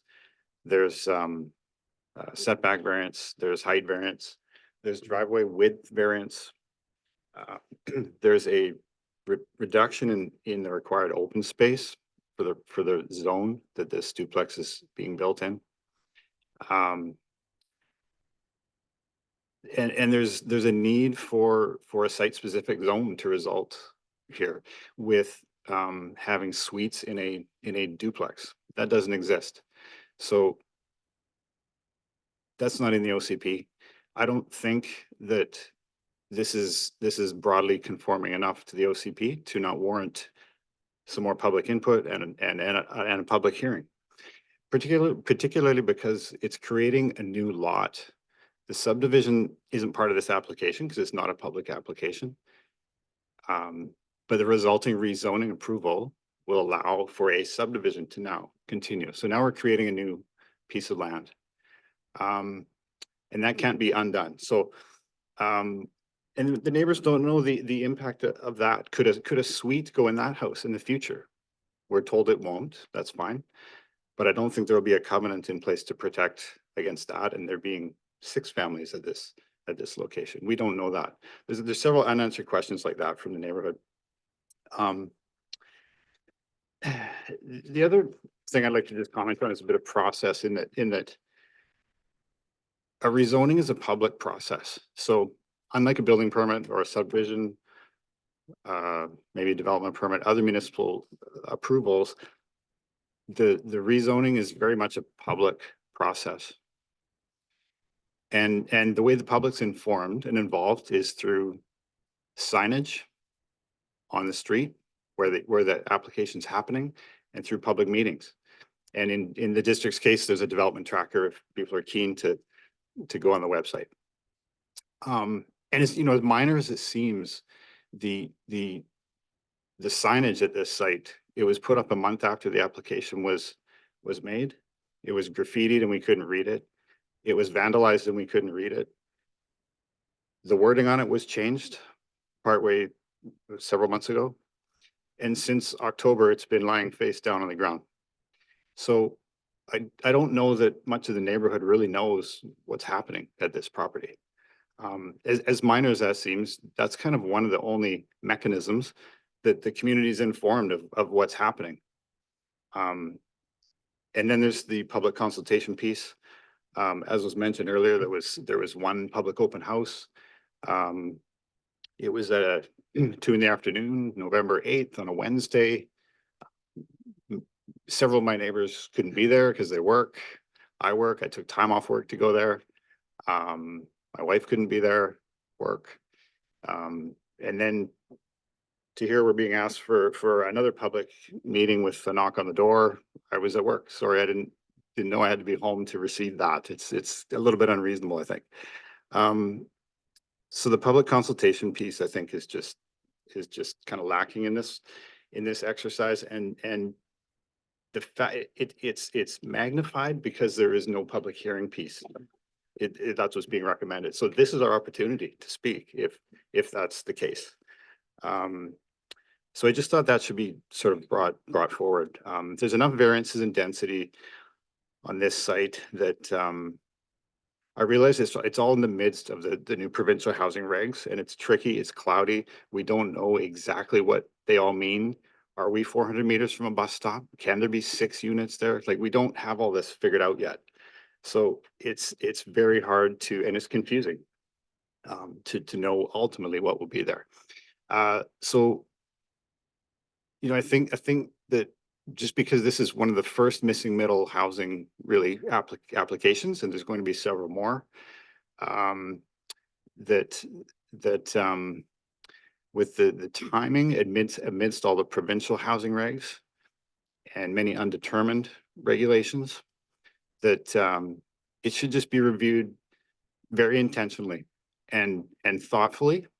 It's really going to set a precedent, I think, moving forward. And I'll just leave it at that. Thank you for your time, Rick. I appreciate it. Thank you very much, Mr. Stuber. Next person, please. I'm going to try and ask you to keep your comments about 3 minutes, just so we can hopefully get through a few of these. My name is still Marcleo Laca, and I've been a resident for Oak Bay for 8 years. Since I already said a few general remarks at the beginning, let me just be very brief and say that this is a prime example of what I was referring to, of making technical decisions using a guidelines of the OCP. With respect to the specific application, I noticed that there were discrepancies and inaccuracies in the application itself. I will not detail them now, but I will do that in writing. I have reservations about the process. Some of them were mentioned already. Trivial details like the sign with changed wording in lying on its face on the ground leave me some room to question who's running this. This is the first time I'm being heard about this, although I've been thinking about it for 8 months. So I am taken aback by some information session held at the property being reported as consultation. And I wonder whether it's usual that the applicant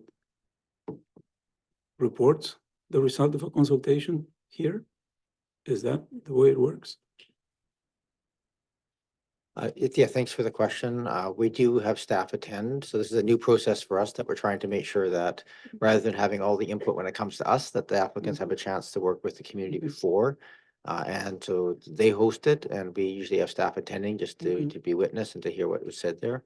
But we ask the applicants to undertake that process. Your Worship, a question, the result of such information meeting being reported as consultation. I can maybe turn to staff on this one, but the process of this is that the applicant holds the thing, staff attend. And we don't, Mr. McStravick, this is the first one I think we've actually had of this coming forward to us in this format. So I'm not sure what the responsibility is divided in terms of the actual reporting out, but Mr. McStravick. Thank you, Your Worship. For certain types of applications, a public information meeting is required. It's not required for this type of application, and I suggested to the applicants that they may wish to hold one because of the volume of public feedback that I was receiving, and there was lots of questions about what the application entailed from the public. So I thought I suggested to them that it might be useful. They voluntarily held that event, and I did attend again just to bear witness to it and to be able to report back my own experiences of it. And so that was what happened from our perspective. There you go. Thank you, Your Worship. Maybe I didn't express myself correctly. When I said I question, I meant I do not believe in such a process producing any valuable input. there's been a systematic avoidance of public consultations in this case. But that's not my main concern. My main concern is what I referred to at the beginning. If you approve this rezoning and subdivision without a covenant that I don't think is practicable in this situation, can you assure me that we're not going to end up with 12 units in the current lot?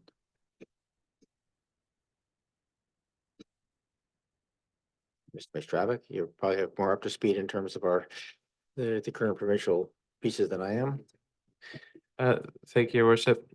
Because of the newness of the provincial legislation being passed within, I think, the last few days, I can't say for sure exactly how many units would be enabled by that. As I mentioned earlier, the number of units that are permitted on lots of this size depends in part on their proximity to frequent transit service, and we haven't nailed down yet exactly where those lines are within Oak Bay. As a baseline, previously single-family zoned lots would be permitted to have of this size 4 units, and where those lots are within, I think, 400 meters of a frequent transit stop, then up to 6 units could be permitted. But again, we haven't determined where those spaces are in Oak Bay, and the district also hasn't yet had an opportunity to work out the other specifics in terms of setbacks and heights. So although that density might be permitted, it wouldn't necessarily be achievable in every case if there isn't room to build such a large structure to facilitate those units rather. So it's truly unknown at this point because it is only within the last few days that this was passed. Thank you. And just for our clarification on the subdivision itself, that's an as of right piece of it, is it? Or is the subdivision in this case contingent upon, because there's no frontage relaxations or other things of that nature in this case? Thank you, Your Worship. The rezoning is required to enable the subdivision because under the present zoning, they don't have enough lot area to achieve 2 lots. So they're rezoning the north portion to RD1 to permit a duplex with changes to that zone to permit suites, etc. And the south portion, they're rezoning to a residential zone, which allows a smaller lot size than the present zoning. Okay. Thank you. Thank you for that clarification. Additional Thank questions? you, Your Worship. So I take it that since the subjunctive was used when referring to the possibility of building so many units in those lots, that the maximum is 12. So if you approve this subdivision, you're approving effectively the possibility of 12 units in what is now 1 unit. This 12-to-1 ratio, I cannot bring myself to think of gentle densification. Thank you very much. Thank you very much. Other people wish to come forward and speak, please do. You come forward, please come forward now and get ready. I'm just going to ask a question of Mr. McStravick. The way this is being considered as part of is a rezoning and pieces, does that essentially tie the design to this process, or does there, if this process goes through, is there then an option to go back and revisit the type of housing on the lot that's being approved with Mr. McStravick? Thank you, Your Worship. In the absence of the provincial legislative changes that were previously discussed, the answer would have been that the density permitted would be as per the zoning that's being requested. So again, a duplex with suites and a single family house. The design of those structures would be secured through the development permits, which the applicants have concurrently applied for. The development permits approve those form and character of those structures. Now, bearing in mind the provincial legislative changes, the potential density of these lots will be changing. The specific designs, though, will still be attached through the development permits that they've applied for. However, in the future, they could apply for new development permits, through which council could approve other designs. Thank you. Thank you. Welcome back. Please again, state your name and municipality for the record. Yes, my name is Hui Qi. I'm a resident of Oak Bay, and it's crushing to be here, and it's a traumatic process for all of us.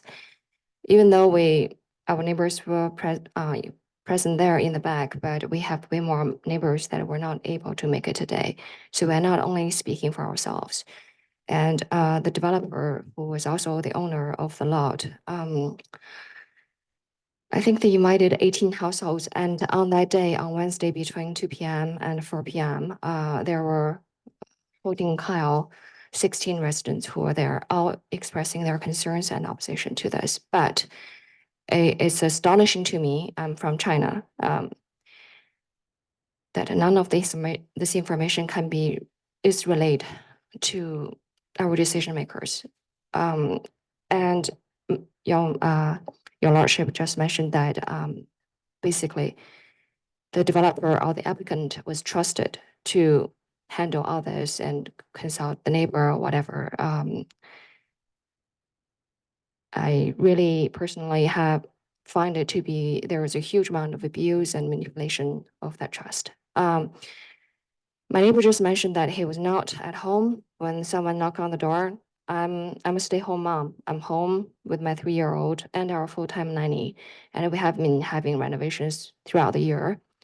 At least 2 or 6 workers around the house all the time. I never heard the knock. Whoever missed that probably didn't want us to hear the knock. Yeah. So, and I want to quote and I'm also very shocked that I can't believe actually our councillors were not well informed of what was being spoken at other committee. I like to quote from I think it's the advisory architecture committee. They literally said, the duplex is at odds with the design and community. It's an anomaly. We need something that is consistent with the form and character of this community. It's 1950s signature and stamp of the neighborhood. The setbacks is not more consistent with whatever it is now. And if in the future we are going to have a bike lane, there's no way to go. And I guess that's probably the direction we would love to go. All that there's no displacement of vegetation, there's no intention to make up for that. It's not a qualitative, there are qualitative issues, and aesthetically, the solution is a bad fit for the neighborhood, not compatible with each other. Form of the duplex is jarring to the neighborhood.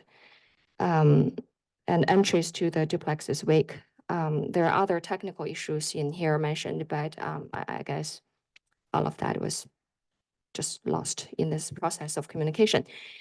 What's more important is that lot was located at the intersection between Lansdowne and Henderson, both major traffic routes.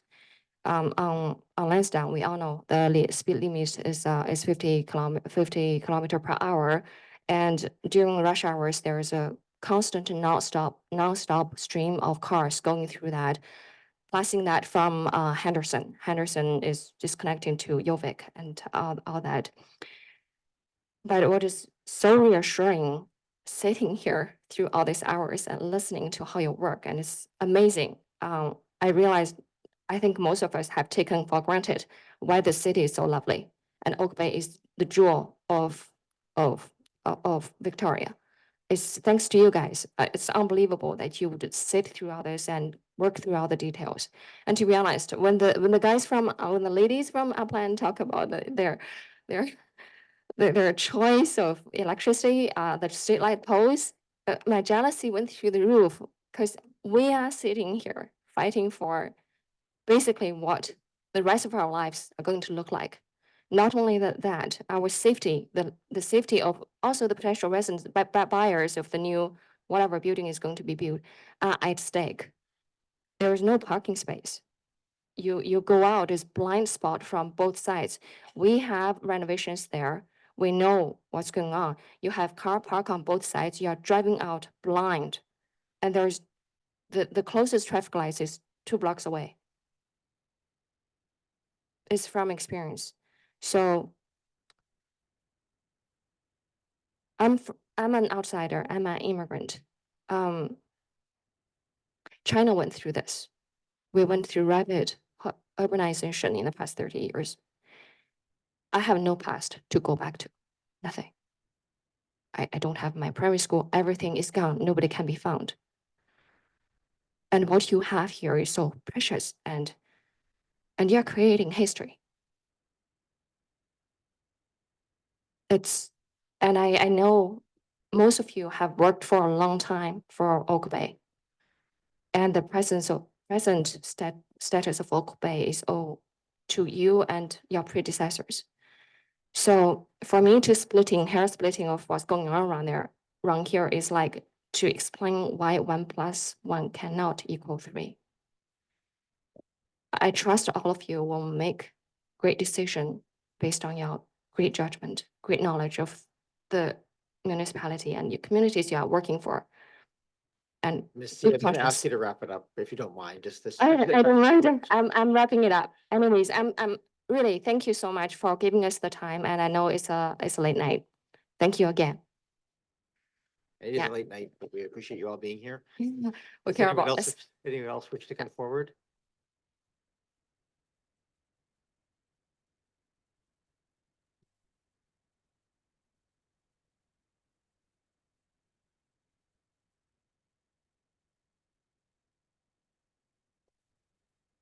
To the microphone on. Hi again, Matt Hebert, Oak Bay resident. And I said most of what I wanted to say earlier in my general comments, but just as a next door neighbor to the property in question here, all of it really hits home. I mean, we moved to Oak Bay specifically after visiting it. My parents retired here and just fell in love with the place. Absolutely. It's such a charming community. And although it really stretched our finances to move in, we managed to do it and we were elated.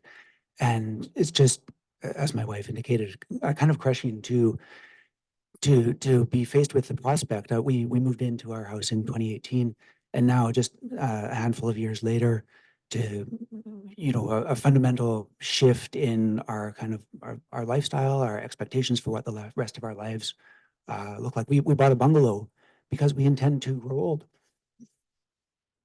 and die in our house, just like the people did before us, the previous owners, the husband and wife both died in the house. They loved it so much. Now we're here. We look out our window every day. We look out our window and we try to imagine what it would look like with 30% of the view cut off, and with a two-story house looming over the fence line, with view straight into the backyard where our kids are playing. So it's a little bit of an emotional side of it, but it's just I want you all to consider that these are like real stories affecting real people, individuals, as well as the community at large, the traffic impact and so on. It's a very tumultuous time for the policy and legal environment for this kind of thing. Lots of stuff still up in the air, and we don't know how it's all going to land. And I really would, as Craig stated earlier, I'd urge everybody to really take a calculated and careful approach to whatever decisions come out of this, because it is likely to be a precedent. Thank you. Thank you very much. And I will certainly, yes, please come forward. Acknowledge that these are not houses, they're homes. And one of my first meetings I ever attended before I was even on council, I was really witness to the how much it impacted. I think a lot of the questions that we have are probably the same as yours, is we don't know exactly how much control we actually are going to have on some of these decisions that guided the community in the past and into this new legislation. Welcome, sir. Again, name and municipality of residence. Hi, my name is Amit Sethi and I'm the owner of 2199 Lansdowne Road. First, to address the issue of people not supporting more density in Oak Bay. Everybody is an immigrant in this country, and same as me. Like I moved to this country 12 years ago, and I was living in Colwood, and my kids, they studied in St. Michael's. So my goal was to move closer to the school. That was one of the reason I bought this property. And we realized, because it's an old house, we wanted to build a house for ourselves. Then we realized, why to build a massive house and just 4 of us will be living there. So we thought of creating 2 lots wherein we'll put a duplex on one and we'll put a single family for ourselves without a suite on one lot. And regarding the view aspect of the new property, even if I go for a single family house, their view will be impacted the same way as it's impacting right now with two houses, one duplex in the front and a single family in the back. So view wise, I don't think so. Even if you go for a single family, the impact will be same. And on a 14,000 square feet lot, I can build like a 6,000 or 7,000 square feet house, which is not worth for us. Like, for a family of four living in a massive house doesn't make sense to me. I built a massive house for myself on Colwood, which was 5,000 square feet, and we were only using 2,000 of square feet out of 5,000. So it's not worth building a massive house. As far as the signage is concerned, someone was vandalizing my sign. Like they were putting signs, no housing, no more housing. I was cleaning my sign on a daily basis. We never change any language, whatever Kyle provided us. It's still there. Someone destroyed my sign. I put it back again, and then again someone did it. But now I got the cameras put in, so we are keeping an eye. And what else? Yeah, my neighbor who mentioned that she's a homestay mom or whatever, their doorbell is not working. I went to their house twice. They have put a sign, knock on the door. Their construction worker was working there, like the flooring lady, and nobody I'm opened just the gonna door. ask us all just to focus on the merits of the application because the fingerprinting Yeah, isn't helpful. I appreciate that. I'll just summarize my plan. Our proposal outlines the development of 5 households at 2199 Lansdowne Road, comprising one single family residence and one duplex with suites. So the thoughtful design presents an opportunity to provide accommodation and housing for Canadians, addressing a crucial need of our time. And we firmly believe that the creation of well-designed residences that cater to diverse housing needs to the community. In conclusion, we urge you to consider our proposal with the understanding that our goal is to contribute meaningfully to the growth of our neighborhood. And we are committed to working collaboratively with all the stakeholders to ensure that our vision aligns with the best interests of the community. That is it. Thank you. Thank you very much. I do need a motion to extend the meeting. I apologize, we're running very late now, but I do want to get to as things as possible. If people have to leave, we can manage that, but I will vote to extend, half an hour. I was gonna say an hour, Sure, but go, just extend it to an hour, I'll up to. I'll go, what, sorry? Yeah, do an I'll hour. go an hour. Appreciate some people may have to leave at some point here. Is there a seconder? All those in favor? Any opposed? Not opposed. All right, we do have to get through our meeting here at some reasonable pace. I see a hand at the back. Just you wish to come forward and speak? No. Anybody else wish to come forward and speak to us on this matter at this point? I think we're hearing the concerns of the neighbors on this particular application. I'm going to bring it back to this table then to members of council. Are there any additional questions that have arisen out of the conversation that we've had here so far? Councilor Braithwaite? Just a clarification. So I think what I've heard staff say and others say is that we cannot go to public hearing on this particular item. Yeah, thank you. This is a change of legislation again in the last week, but Mr. McStravick, can you be clear about whether it was optional up until this point, but can you be clear now about what our options are? Thank you, Your Worship. Yes, up until now, the legislation said that if, in the view of council, the application, rezoning was consistent with the OCP, then it was not necessary to have a public hearing. But under the new legislation, which received royal assent last week, my current understanding is that council may not hold a public hearing for such an application. However, there still are opportunities for public input, such as tonight, and also again, if council wishes at the time of first reading of the potential bylaw for rezoning. Thank you. Notification period or a process if we have public input at first reading? Yes, I'll let Mr. Bull speak to that. Thank you, Mayor. Yes, so a notice, giving notice about new zoning bylaws is still required, and it's the same notification process as if a public hearing was held, except that the notice will say this bylaw is being considered. There's no public hearing, but it's distributed in a radius around the property. 50 meters around the property, in our case. Mailings that the district would send out, and it would be ahead of any future consideration of a bylaw reading on this property. Thank you. Thank you for that. Councillor Braithwaite, any other questions? Yes, I guess as far as design of the buildings goes, if this moves forward to first reading, then the design of the buildings that has been put forward so far would be the designs that are attached to that first reading. Mr. Strabon? Thank you. Through the mayor, not quite. The designs would be attached through the development permit, which staff recommends should be issued if council wishes at the same night as the rezoning bylaw would be adopted. So at the time of fourth reading, the designs themselves would not be attached to the rezoning. And so first, second, third reading could go ahead and changes to the designs could still occur before the DP is ultimately issued. And lastly, at first reading, we would still take in public input, both verbal and written. Through your worship, yes, that's correct. Councillor Smart and then Green. Thank you.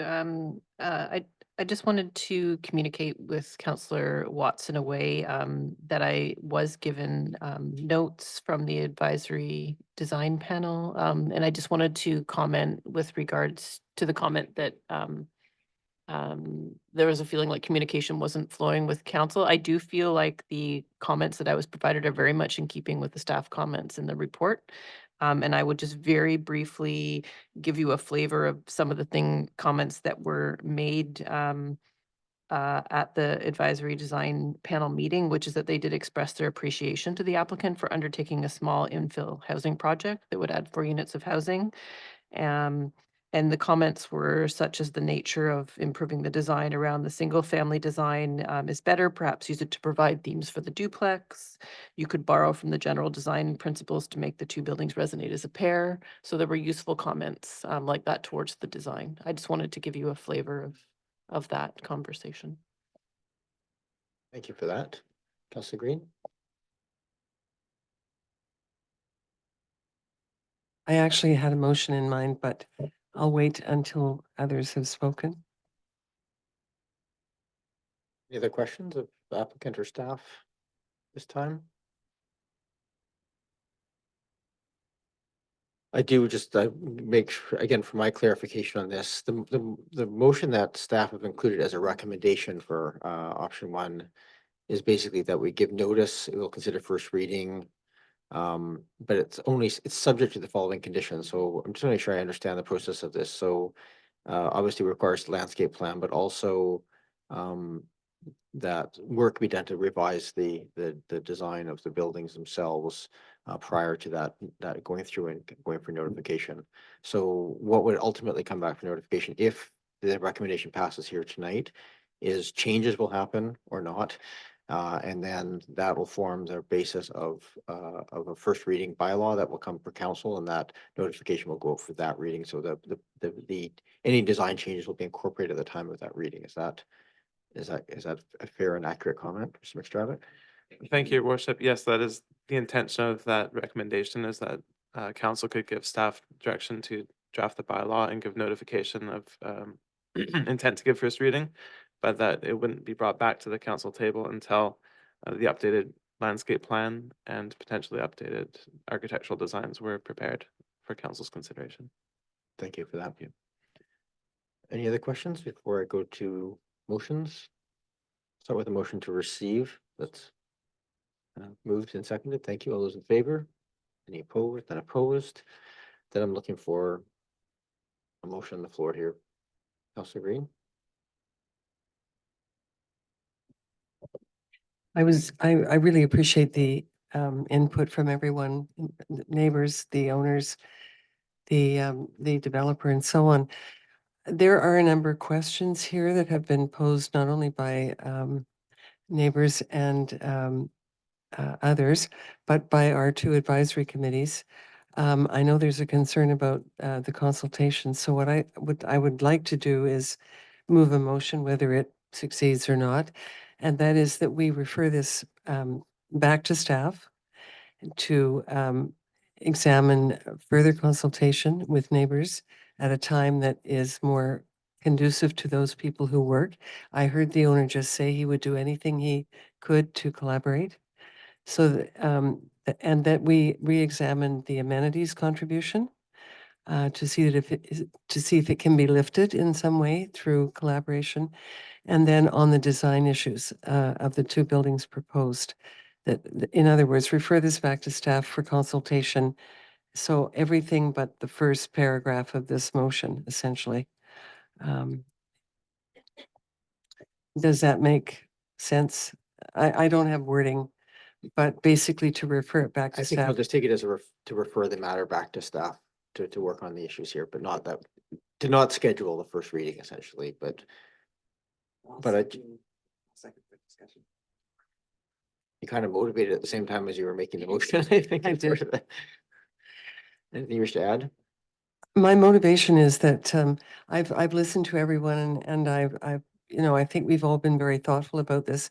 I agree with this proposal in principle that densification on this lot makes sense, but I think there wasn't enough consultation with neighbors. That's my sense. I heard that not just from neighbors. I heard that from members of the APC. And I think Councillor Patterson confirmed that there were concerns about lack of consultation and not enough consultation. I think Councillor Braithwaite has raised a good point about the amenities contribution. I understand we're supposed to review that policy at some point. It does not reflect the current market or the current value of property and land in Oak Bay. So I think that is another item that could be considered. I personally don't feel $15,000 is quite enough. And I think that we should be looking for a greater amenity. And then thirdly, there were concerns about the design of the buildings and their location on the lot. So those are the issues that I believe should be re-examined. And I have confidence in our staff to do that. And I take the owner at his word that he wants to collaborate wherever possible. I would encourage him to do that with his neighbors at times that are, that facilitate, Councillor Green, if you just take your comments through me. sorry, at times that it will facilitate those people who are working because it's hard for people to get to meetings like that during the day. Thank you. Councillor Braithwaite. Thank you so much. Yes, so I'm supporting the motion.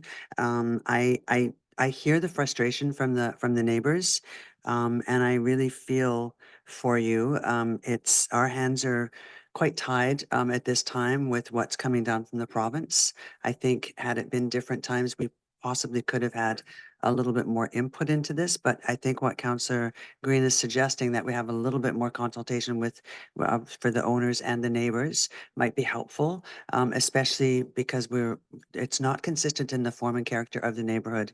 And so I would like to see it changed a little bit as far as that goes. I don't think that the neighbors are against densification, so I think the proponent is incorrect when he stated that. I think the neighbors are okay with densification. They would just like to see it done in a thoughtful way. And I see a lot of nodding of heads behind you. So I think that if you can work with the neighbors on that, I think that they would be very, very conducive to having, supporting you. And I agree with Councillor. Direct comments through me, Sorry. just they're not directed to you. Sorry, I also think that it's getting late. It's also, I also think that this is a perfect, this is what we're looking for on this type of a lot, on a corner lot like this. This is good infill for us. We just have to have it the right form and character to fit in with the rest of the neighborhood. Thank you, Councillor Braithwaite. Councillor Smart.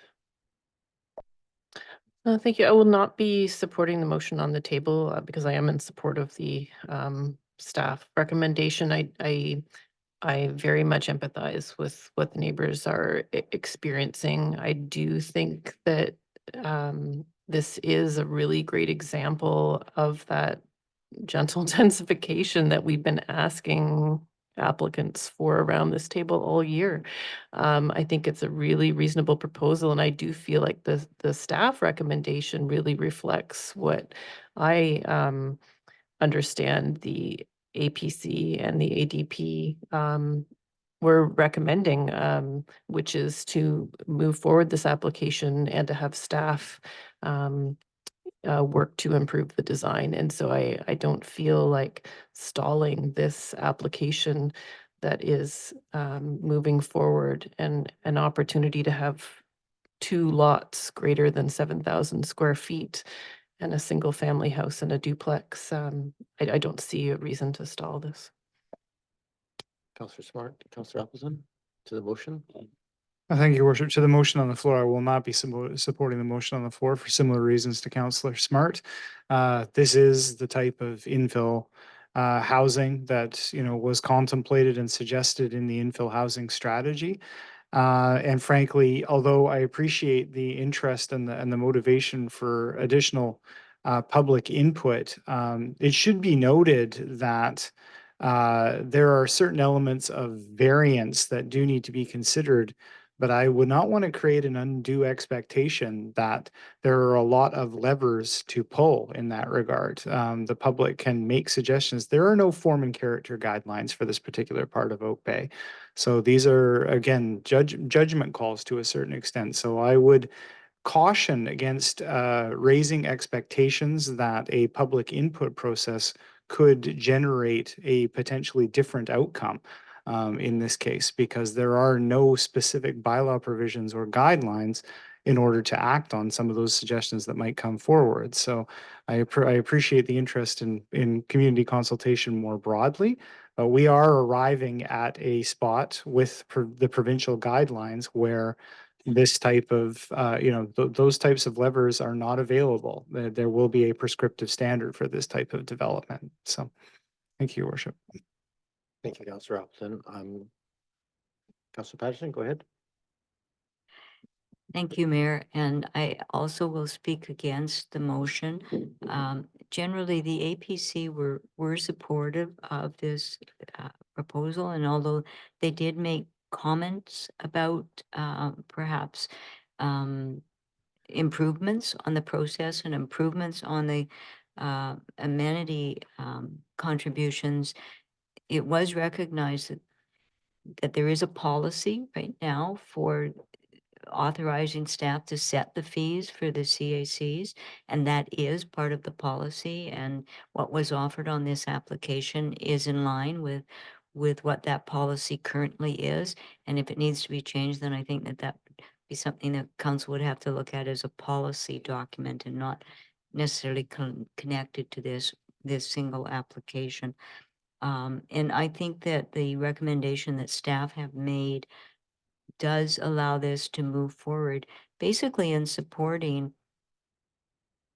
what we've talked about as a council and a broader community for infill housing. I see that this basically aligns with everything we've discussed, and although not all of those changes are written into our bylaws and our zoning yet, I think it follows the spirit very much of what we're doing. So I supported staff's recommendation instead, to allow it to move forward and allow them to work on it. So I can't support the proposal to just refer it back to staff. Thank you. I'm going to speak against the motion that's on the floor. Probably for the same reason that it was made in the first place. I think that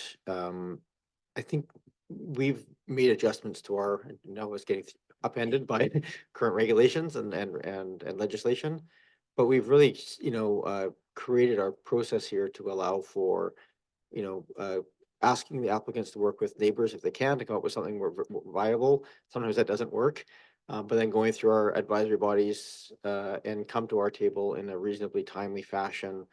We did have it going to a public hearing, but the idea was to then make sure we had a single point of contact for public input. I'm afraid if we send this back, then we don't actually have a venue for proper public input.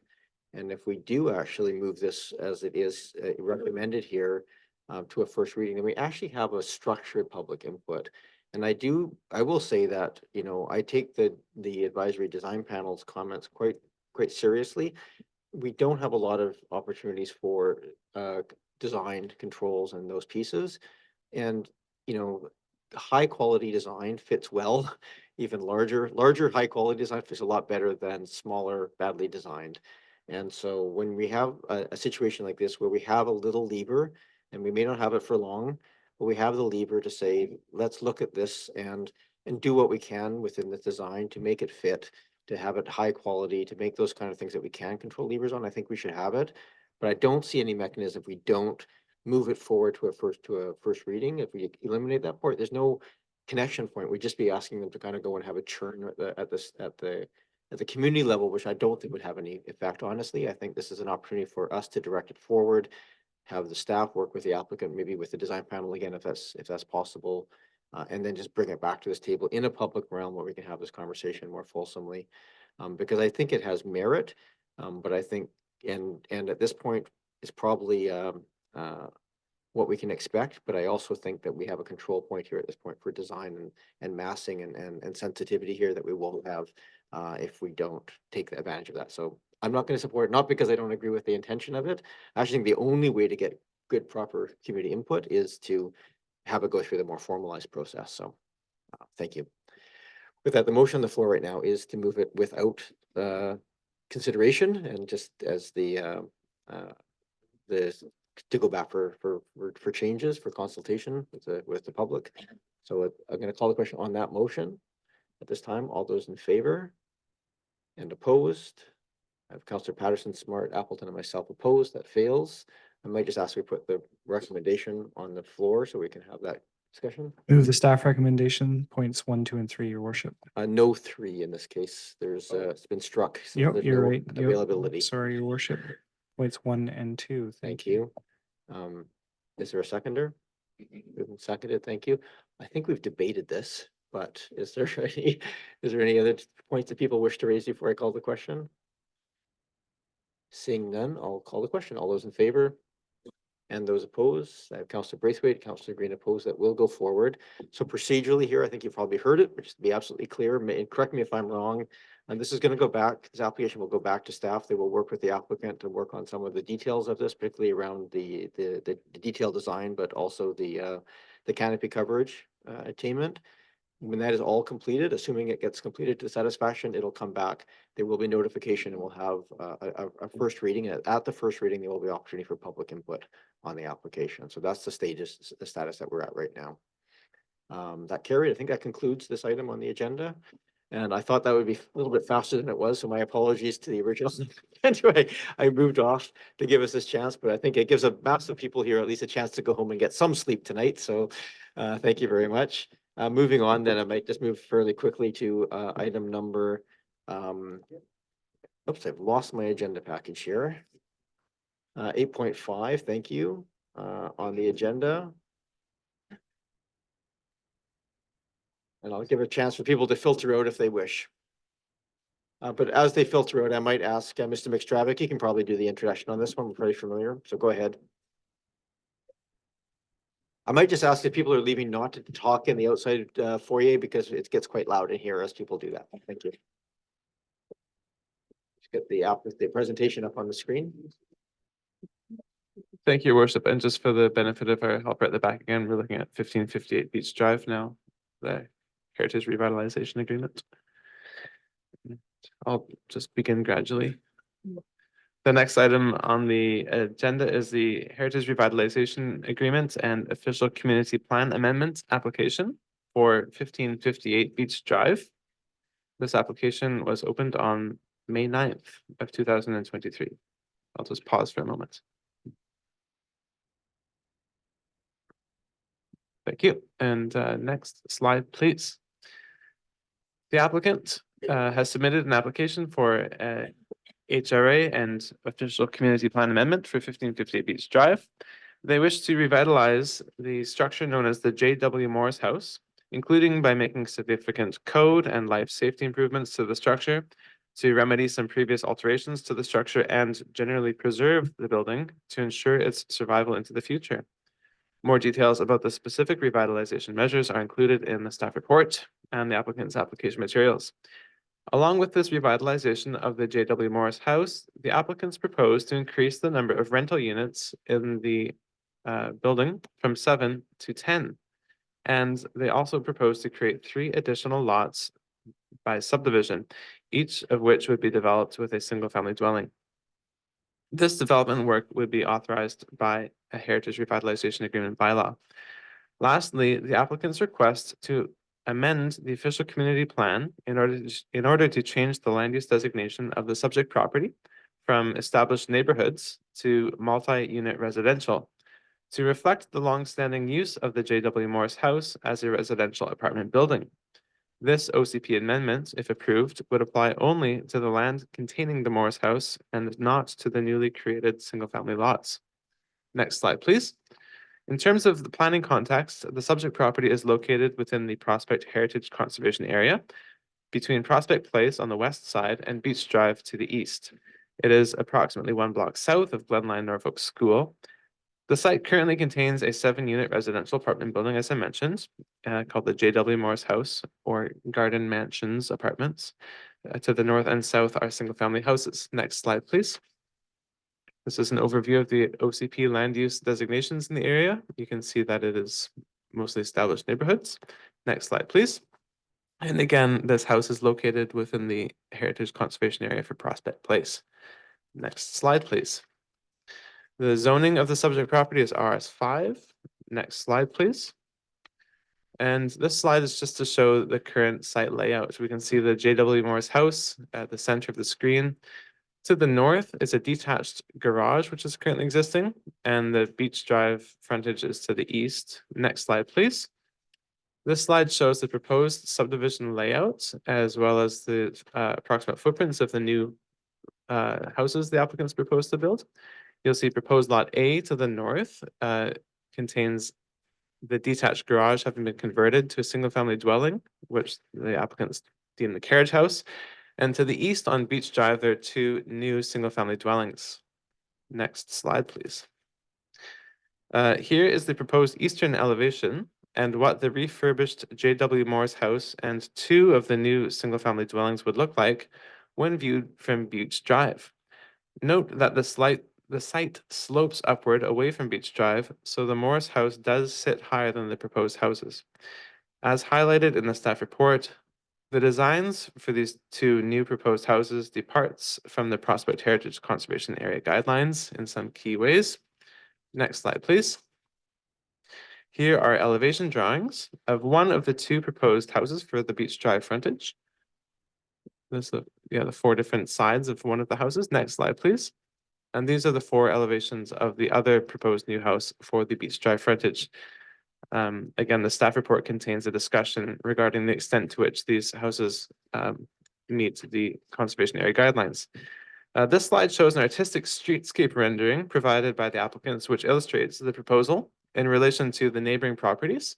So again, we can see the 2 new proposed houses and the J.W. Morris House tucked in behind them in the context of the street. Then this next slide just shows the front elevation of the applicant's proposal to convert an existing detached garage into a house. The existing structure ends approximately where the garage door is shown here, and everything to the right of that would be new construction. Next slide, please. A bit about the policy context. Again, the proposal includes an OCP amendment component to change the land use designation.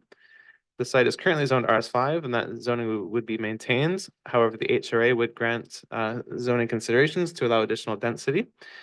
And the Heritage Conservation Area guidelines do have some support for the current proposal, but overall, the building designs are considered by staff to be out of step with those guidelines, as detailed in the report. The next slide, please. The application was reviewed by Oak Bay's Heritage Commission on the 3rd of October, and that body was overall rather critical of the current proposal. The Heritage Commission recommends that council reject the application in its current form and that a revised proposal should be brought back to the Heritage Commission for further review. Next slide, please. So while the overall thrust of the proposal to add additional residential density in an existing rental building, to revitalize a significant heritage resource, and to densify an existing neighborhood through subdivision is supportable, staff find the specific execution at present fails to meet the Heritage Conservation Area guidelines, particularly with respect to the design of the new houses. And then the final slide just shows the staff recommendations, on which I wish to note, the applicants have been working on a couple of the items mentioned here since this was published, and submissions have been received for items 3 and 4 very recently. That is the tenant assistance proposal and a revised statement of significance addressing the interior of the house. However, they came in too recently to be included in the discussion of the report. And similarly, the applicants have retained a project architect, which is a requirement that was discussed in the staff report. And with that, I will note that the applicant is here and wishes to make a presentation at this time. And thank you. Welcome back, Mr. Holland. Thanks for your patience. long Was time. well intentioned, but it took us on a little side trip. All good. Out of respect for the time and everyone's energy, I'm going to keep my comments short. Will not give the full presentation. Once again, staff have done a great job of summarizing this, and you have all the information in your package. I'd just like to offer a couple of thoughts. The benefits of this project, it kind of listening to the conversation around the Annandale House, it almost feels like we had that conversation. We went away, made all the changes, and that's what this project is about. What we get here is a restored heritage mansion, a diversity of housing, including rental housing. The new homes that are proposed are in line with the 1891 Oak Harbor Plan in terms of its rhythm, and the adjacent homes, they're almost exactly the same size, just a slightly smaller, about 10% smaller in the size of the lots. The Gary oak trees are retained. New arts and crafts gardens are included, and existing stone walls that are in bad condition are restored. Off-street parking is provided for every unit. A restored boulevard is provided on both Beach and Prospect to enhance the rural character as noted in the HCA guidelines. And what began as a rather contentious chapter in the story of this building, we're hoping concludes with a really great and attractive restored mansion, new housing, and meeting many of council's objectives. So I'll conclude there, ready to answer questions. 10 out of 10 on the presentation. Good job. I'm sure we have some questions though. And I just want to frame this, and I think we had a very fulsome discussion on the Annandale property. And I think we're probably looking to get to something similar here in terms of we can consolidate around things that we agree on, things that we're happy with, and things that we might look to seek some additional changes or clarification on. I think that would be helpful. And I might suggest that the addition to the primary changes of the J.W. Morris house and the new house on Prospect are probably not the controversial pieces, but we're probably focusing primarily on the houses on the Beach Drive side of this as the primary questions that we might have as a body. But if I'm wrong, by all means, I don't want to stifle anybody else's opinions, but I'm just guessing here to kind of move us along. Go ahead, Councillor Braithwaite. Thanks so much. And through you to staff, I think I heard you say that right now this is zoned established neighborhoods and they're looking to have it zoned multi-unit residential. And my question would be, would that be for all of the lots or just the J.W. Morris lot?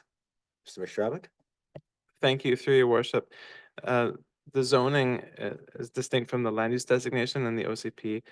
The zoning is RS5, I believe. The OCP land use designation is established neighborhoods, and the applicants request to change that to multi-unit residential. That change would apply only to the remainder parcel with the J.W. Morris house on it. The newly created single-family lots would retain their existing designation as established neighborhoods.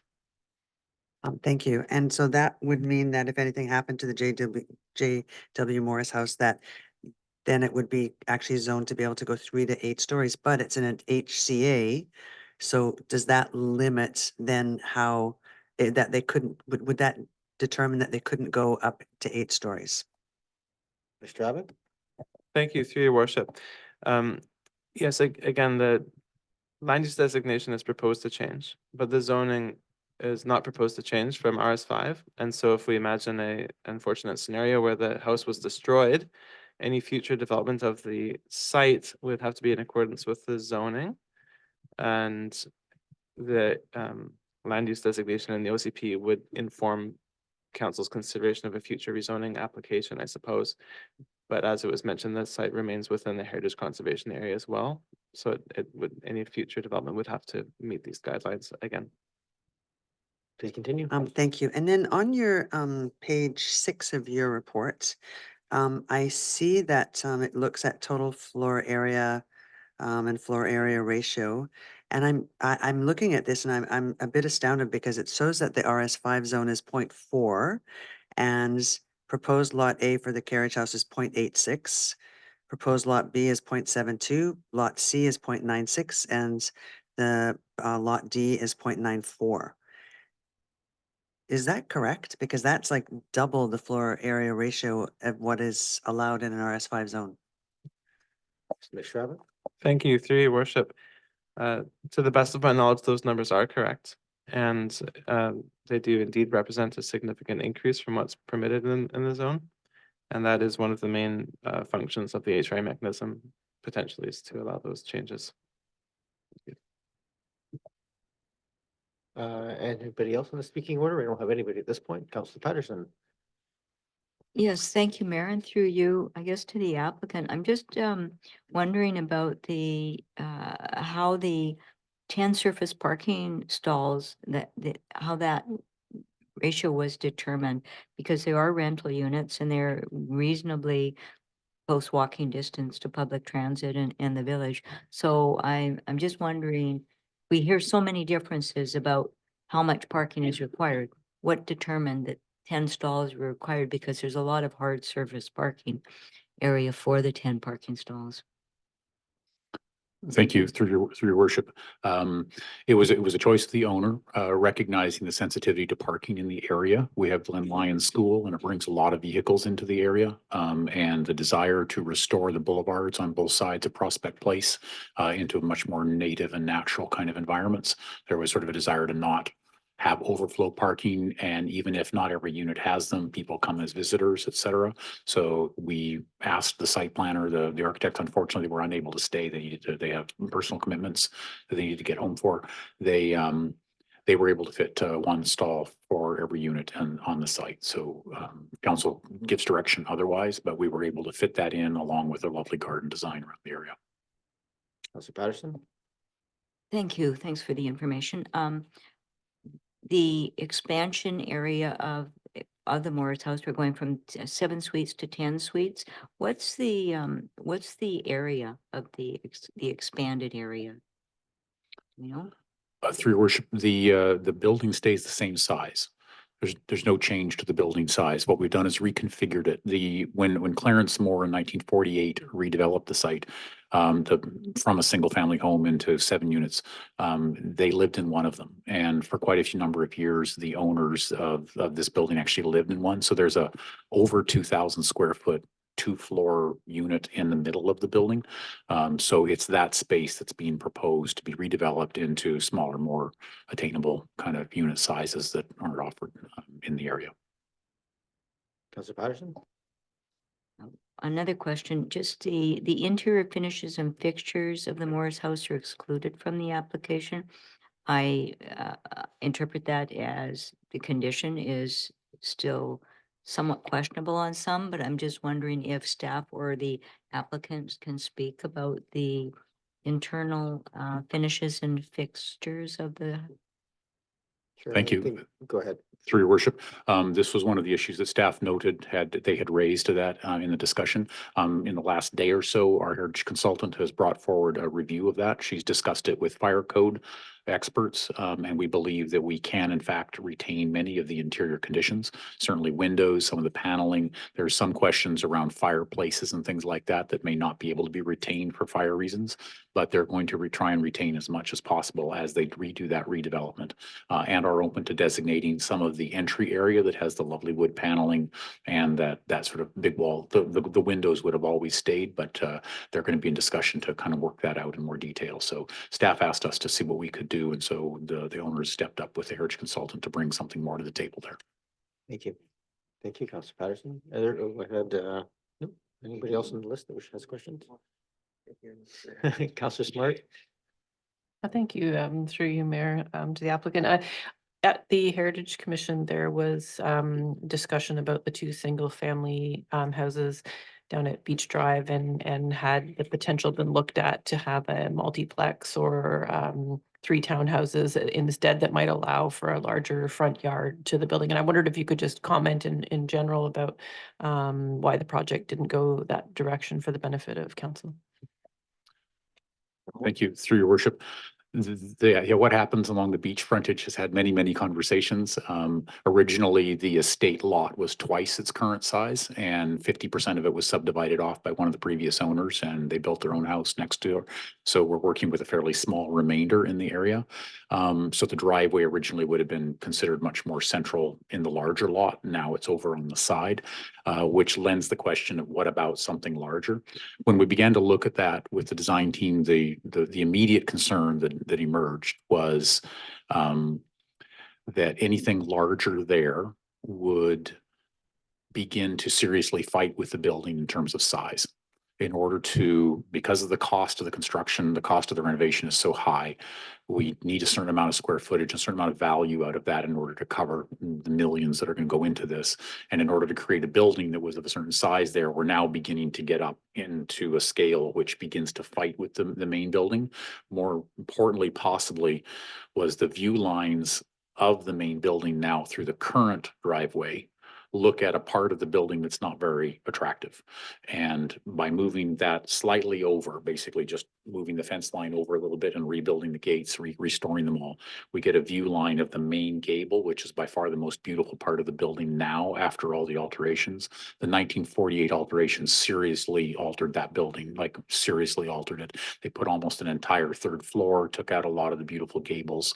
The proposed plan endeavors to bring us back to something that's more consistent with the original Tudor revival, but it's never going to be quite the same way. So that was the logic behind it, was that we felt the presence of the main building on Beach Drive was far superior by moving the driveway in the middle. It allows us to build 2 homes that keep the rhythm of the single family homes to the south. And as we're part of a lot of the original Oak Harbor plan that just had front, back, they all had single loaded lots in the original plan. So that was the logic that led us in that direction rather than looking for something much more significant there on the left side. Councillor Smart? Yeah, thank you. And just, I wondered if you could comment through you, Mayor, to the applicant, if you could comment a little bit on any potential strategies for how those 2 single-family houses could really apply more to the HCA, HRA guidelines and just to in some way, I'm wondering, I guess, if you need more commentary from council at how those 2 houses might fit in with the development and complement, or if you feel like you have some direction based on comments from the Heritage Commission so far. Thank you, through your worship. The discussion on those 2 homes has been quite significant in our team and also in the community and with the Heritage Commission. As I mentioned in sort of our previous discussions, I think there was sort of a sense, given as you saw in the elevation plan, that the JW Morris house is 2+ stories higher than those homes. There was a sort of a sense that a contemporary 2 buildings that were maybe somewhat similar would frame this large gable and this, and the new gable that we were going to add to try and bring back the memory of the one that was the couple that were taken out, that this would be kind of a nice formal frame for that heritage character. There was some concern about kind of creating a faux heritage, if you will, in the area. Certainly in the designers, they were a little concerned about that. The modern homes do meet the national standards and guidelines because they often tend to move in that direction. So that was some of the rationale around that. That being said, it's very clearly a point of discussion here in the community, and should council choose to give us guidance on that, we certainly have a great design team, and I'm sure that we can find a solution to that. That would be, we got into these discussions with ourselves, if I may, just thought, what would we change? What does it really mean? Does it mean a pitched roof?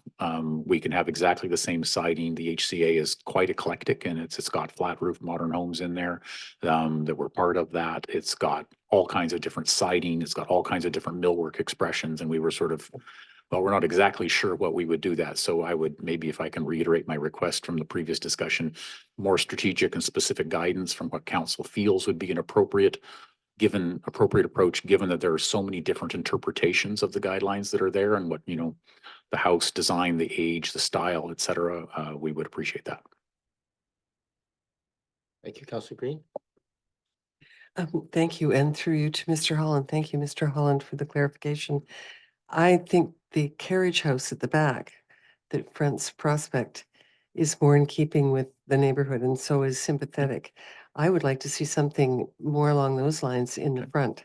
So a carriage house approach, perhaps. I'm just saying that from a personal point of view. I'm not an architect or a designer, but in terms of being sympathetic with the general neighborhood, maybe something more along those lines would be more acceptable.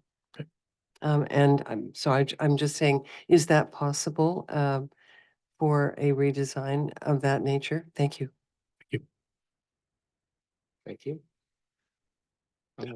Sorry, was that a question that you were, oh, I'm so sorry. I thought that was, I misunderstood. Definitely we can definitely take that back to our team and then to the owner and sit down and sort of figure out what we can do. Some of the designs of the homes, again, because we're sort of trying to figure out how to create some value to cover off this significant cost.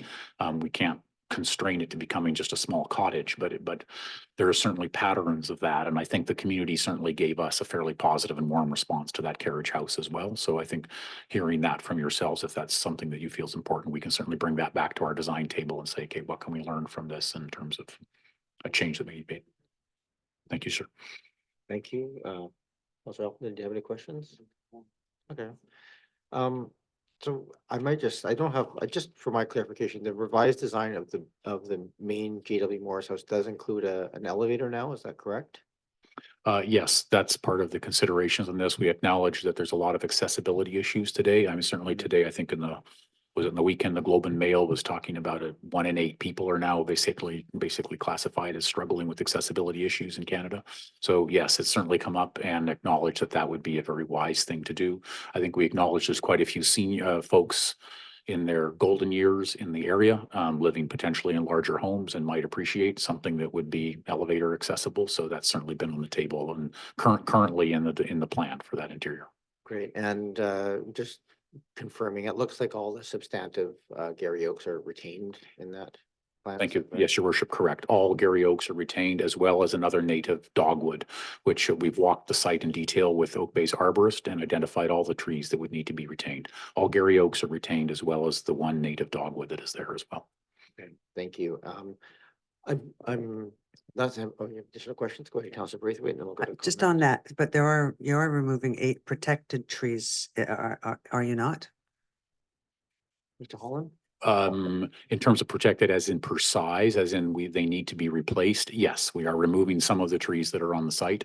There is a cedar tree that's over in the corner. Cedars have quite a surface rooting pattern, and I don't think they would survive the changes. We talked with them about that. There's an English chestnut, I think, which also is near the end of its life, according to the arborist. We have a horse chestnut that's on the site, which currently is proposed to be kept. And there were a few others that were taken out, but it's a fairly old landscape, so we would expect to replace as per Oak Bay's bylaw for coverage. I think in the through you, Mayor, in the staff report, it talks about 8 protected trees and 10 non-protected trees that are being removed. My question was around in the staff report, it talked about the staff recommendation of tenant assistance and offering the units back to the same individuals. So can you comment on that? And would they, if you are going to be doing that, would they be offered them back at the same price? Or because I would imagine that you might be mandated by the government to stay within a 2% increase in rent or something, I believe. Yes, thank you, through your worship. Yes, we have a full tenant assistance plan for these folks. All of the tenants who live in that home moved into that home since 2020, so they're all short term. They were all notified at the beginning that this was a temporary, that this was a project site, and they would be there. However, it's a fairly generous one. The owner's quite experienced in this with projects all over, so it meets or exceeds all of the BC tenancy requirements and is modeled largely on the Victoria ones. The markets, the rents need to be market rents, so it would not be an affordable project. So the current rents would not be offered to them, but they will have first right of refusal of those units when they come forward. The public benefit of this is the restoration of the house and at great expense. So there's no room financially in the rents to be able to absorb that, unfortunately. Thanks, Mr. Holland. Councilor Braithwaite? And I'm having a little bit of a forgetfulness here, but this house is not designated, is it? So I'm wondering if the proponent would be willing to or agreeable to a designation on the house. Through your worship, yes. And I would have to agree with Councillor Green's comments in regards to the size of the houses in the front. I find it really jarring to look at that. I would like to see something that's not 3 stories. I actually, the comments from the ADP in regards to townhouses around or something smaller around, I think would be more palatable to the neighborhood. And it's something that I would prefer to see. Thank you. I might just go back to just following up on that, because I think this is really in many ways the crux of what we can consider is what can be in that front space. And I appreciate Councillor Smart raising that. I mean, the current arc of the driveway up the right-hand side frees up the majority of the land on the left-hand side into the current orientation. You touched on the point that something too substantial there might end up with an overpowering of the building, but I think we have if it takes up sort of half of the lot on the left side, it frees up a lot more view corridors if landscaped properly to the right. And so I don't know what that land could hold. You've obviously done more analysis of that, but maybe can you just walk us through that? Like, can that be a small, a building that looks so things like we're talking about with J.W. Morris and the Annandale House, a building that looks from the street like more like a single family house, but can hold multiple apartments or something of that nature.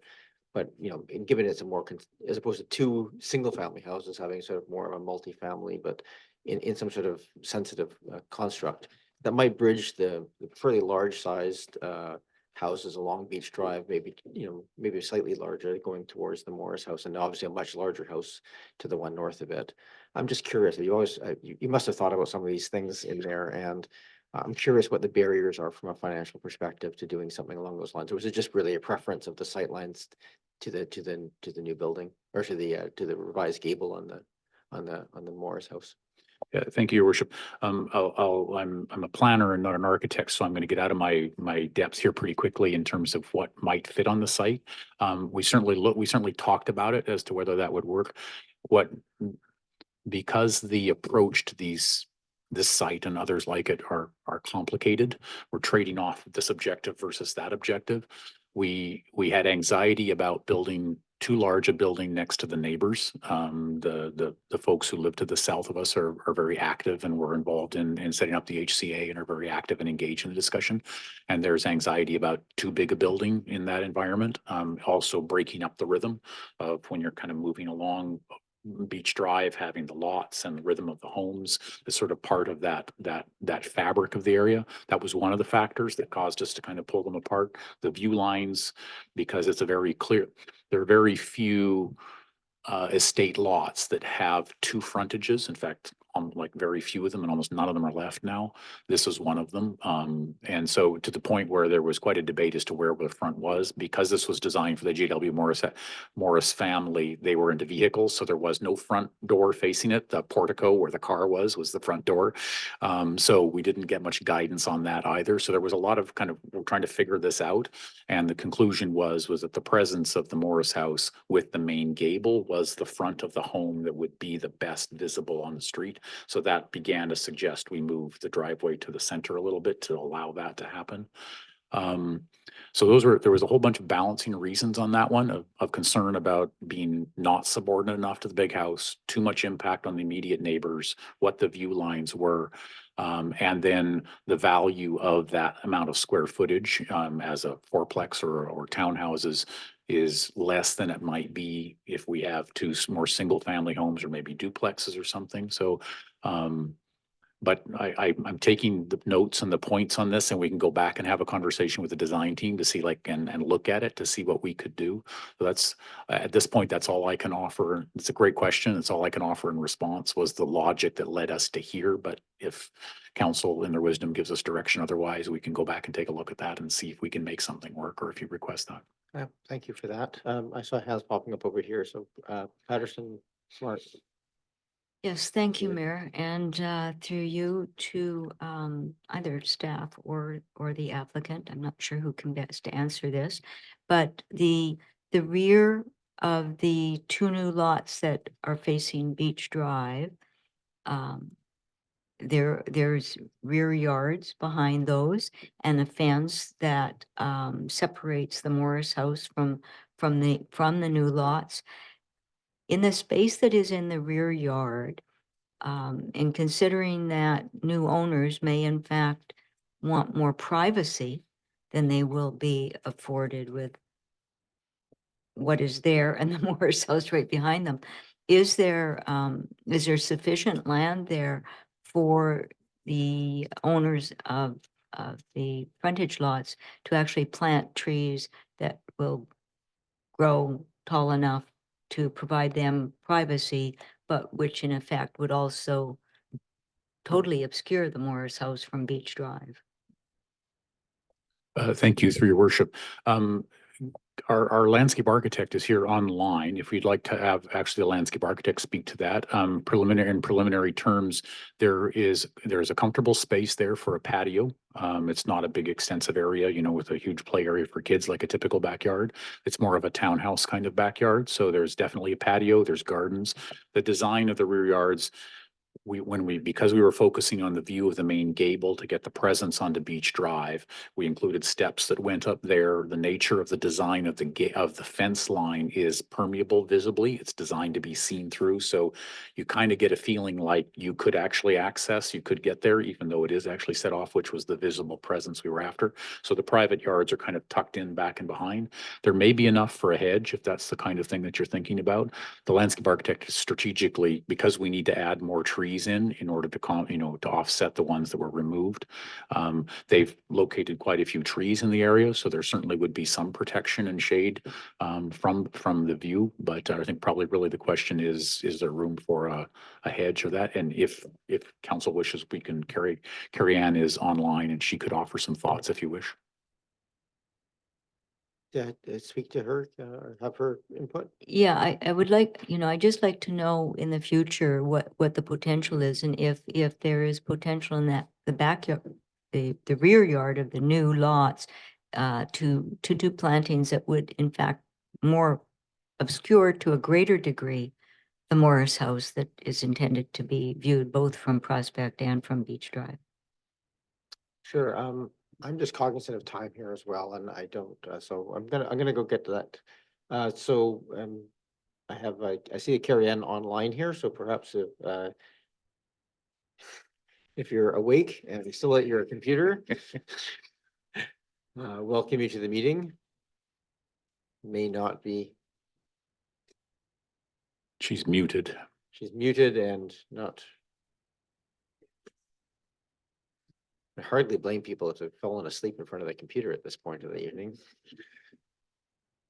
That's unfortunate. I apologize. She's stuck with us the whole evening here so far. Okay. Well, we can find some information if you wish. It does not look like there's like massive planting space there for adding things, but take your point, Councillor Patterson. Yeah, the only other comment I have is that I think it's already been stated at the table here, but I do, particularly on the one slide that we saw, that was this kind of the street perspective looking through the new builds to the Morris house. They really were quite dominant, and just I felt pushed the Morris house back, and so I think that the size and the massing of the houses are a little overwhelming, and don't really do justice to the view of the Morris house from Beach Drive. But that's my opinion, and I don't know what the remedy is for it, but certainly some perhaps varied opinions would be welcomed. Thank you, Councillor Smart. Yeah, through you, Mayor, to the applicant, I guess right along the comment that you were asking about to be the most helpful at this point and give feedback, I would say like experimenting with sloping roof lines on that third floor, right along the view corridor to open up the view of that house to more than a glimpse of the middle, I think there's a lot of potential there, I think, to just open up the view to the house more. I have no issue with it being contemporary and modern. I think it just needs some recognition of keeping with the other buildings on the site in it, whether that be sloping roof lines or materiality or either.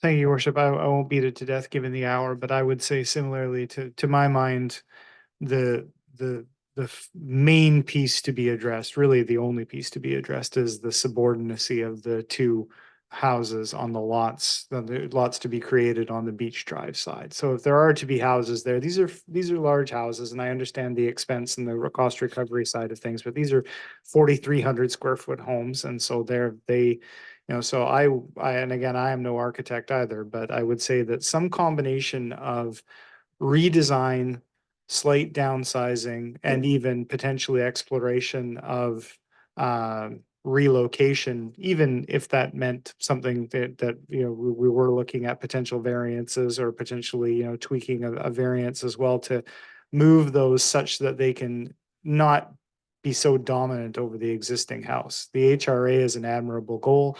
The upgrades to the existing house, absolutely. The carriage house, absolutely. It's really dealing with how subordinate the existing Morris house looks next to what's proposed at this stage of the game. I think there's probably something to be done about that.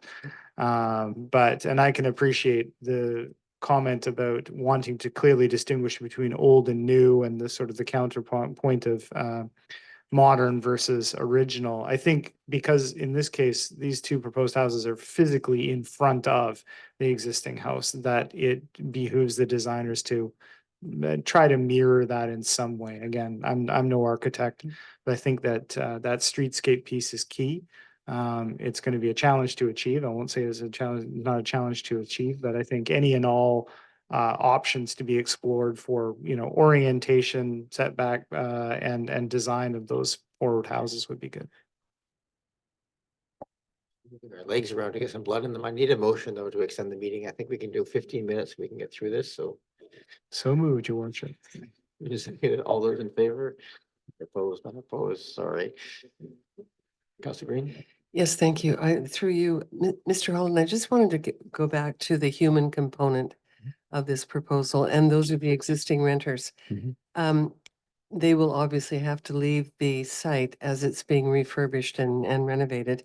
Are there plans to assist them in finding other accommodation? And the only reason I ask you that, you know how cruel this market is at the moment, particularly for renters. So thank you. That was my question. And also, Just for the record, those can hear but not see, Mr. Holland nodded in answer to the question. yes, he did. Thank you, Mr. Holland.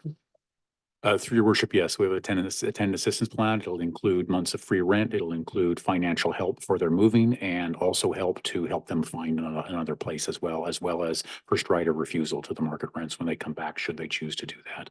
We've been consulting with them directly. There's been quite a bit of date on this stuff and talking with them about what they need. So, yeah.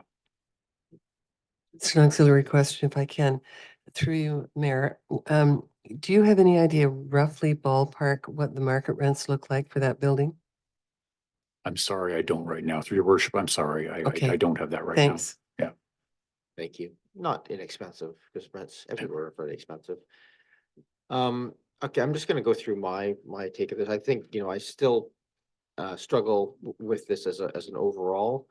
I really appreciate the revamp of the 1948 revamp is actually very well done. I think it was Mr. I think it was Zebra that did that work. It really, hard to do, to kind of take away dormers and rejig them. And I just want to compliment that the look of the J.W. Morris house, while not original, I get that it's been altered so much, but it certainly has, I think, a very tasteful revamping, and I also want to express my appreciation for the protection of the interior and the elevator access and all those sorts of things that have been thought into this.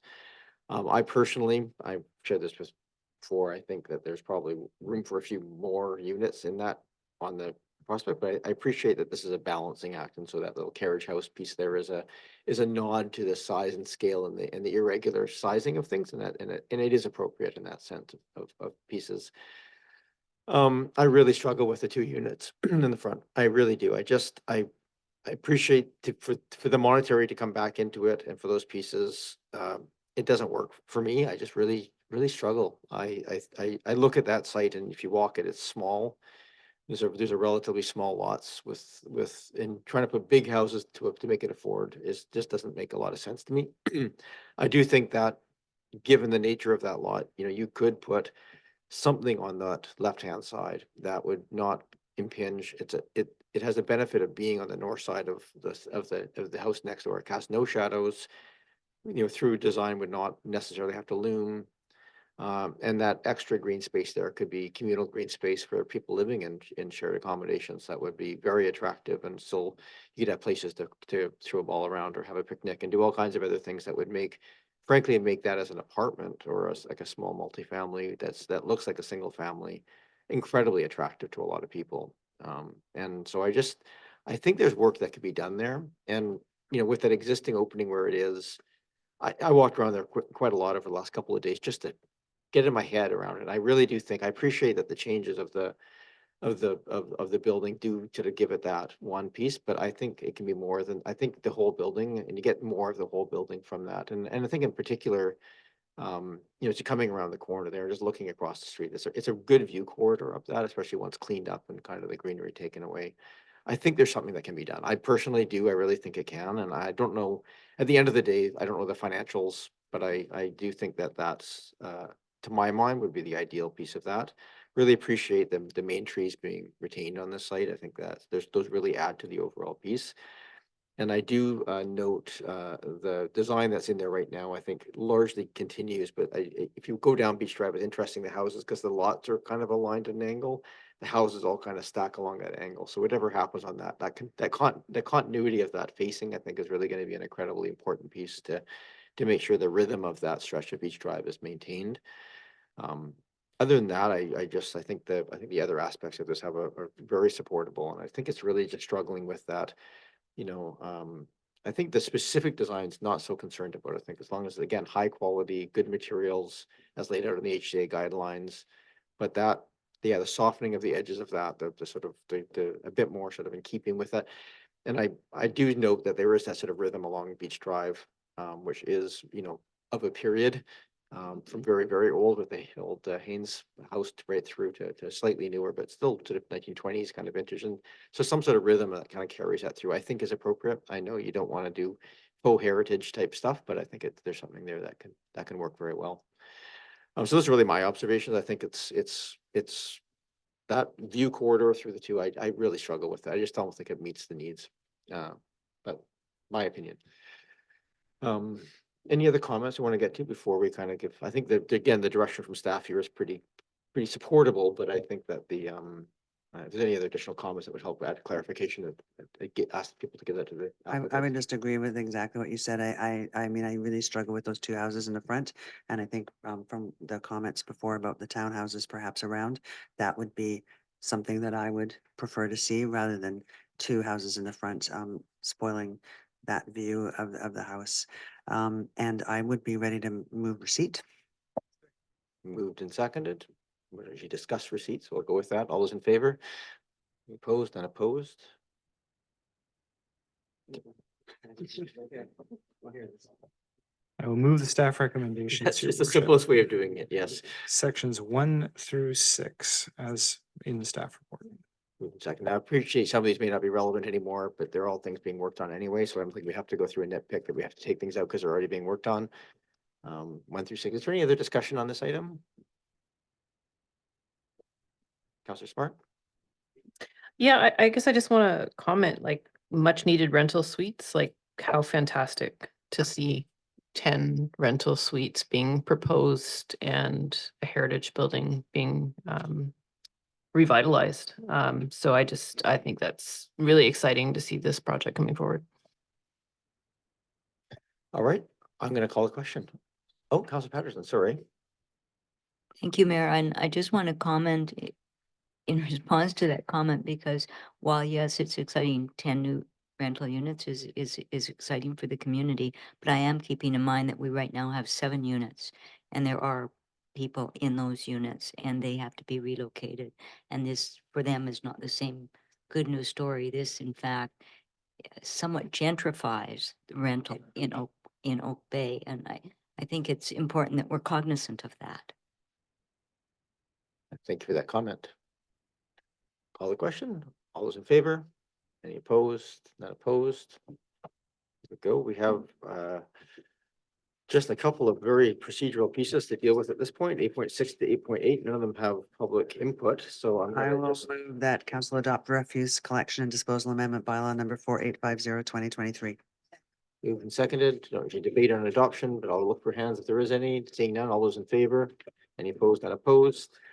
I'll move that council adopt sewer user charge bylaw number 4392 amendment bylaw number 4851 2023. Moved and seconded. All those in favor? Any opposed? None opposed?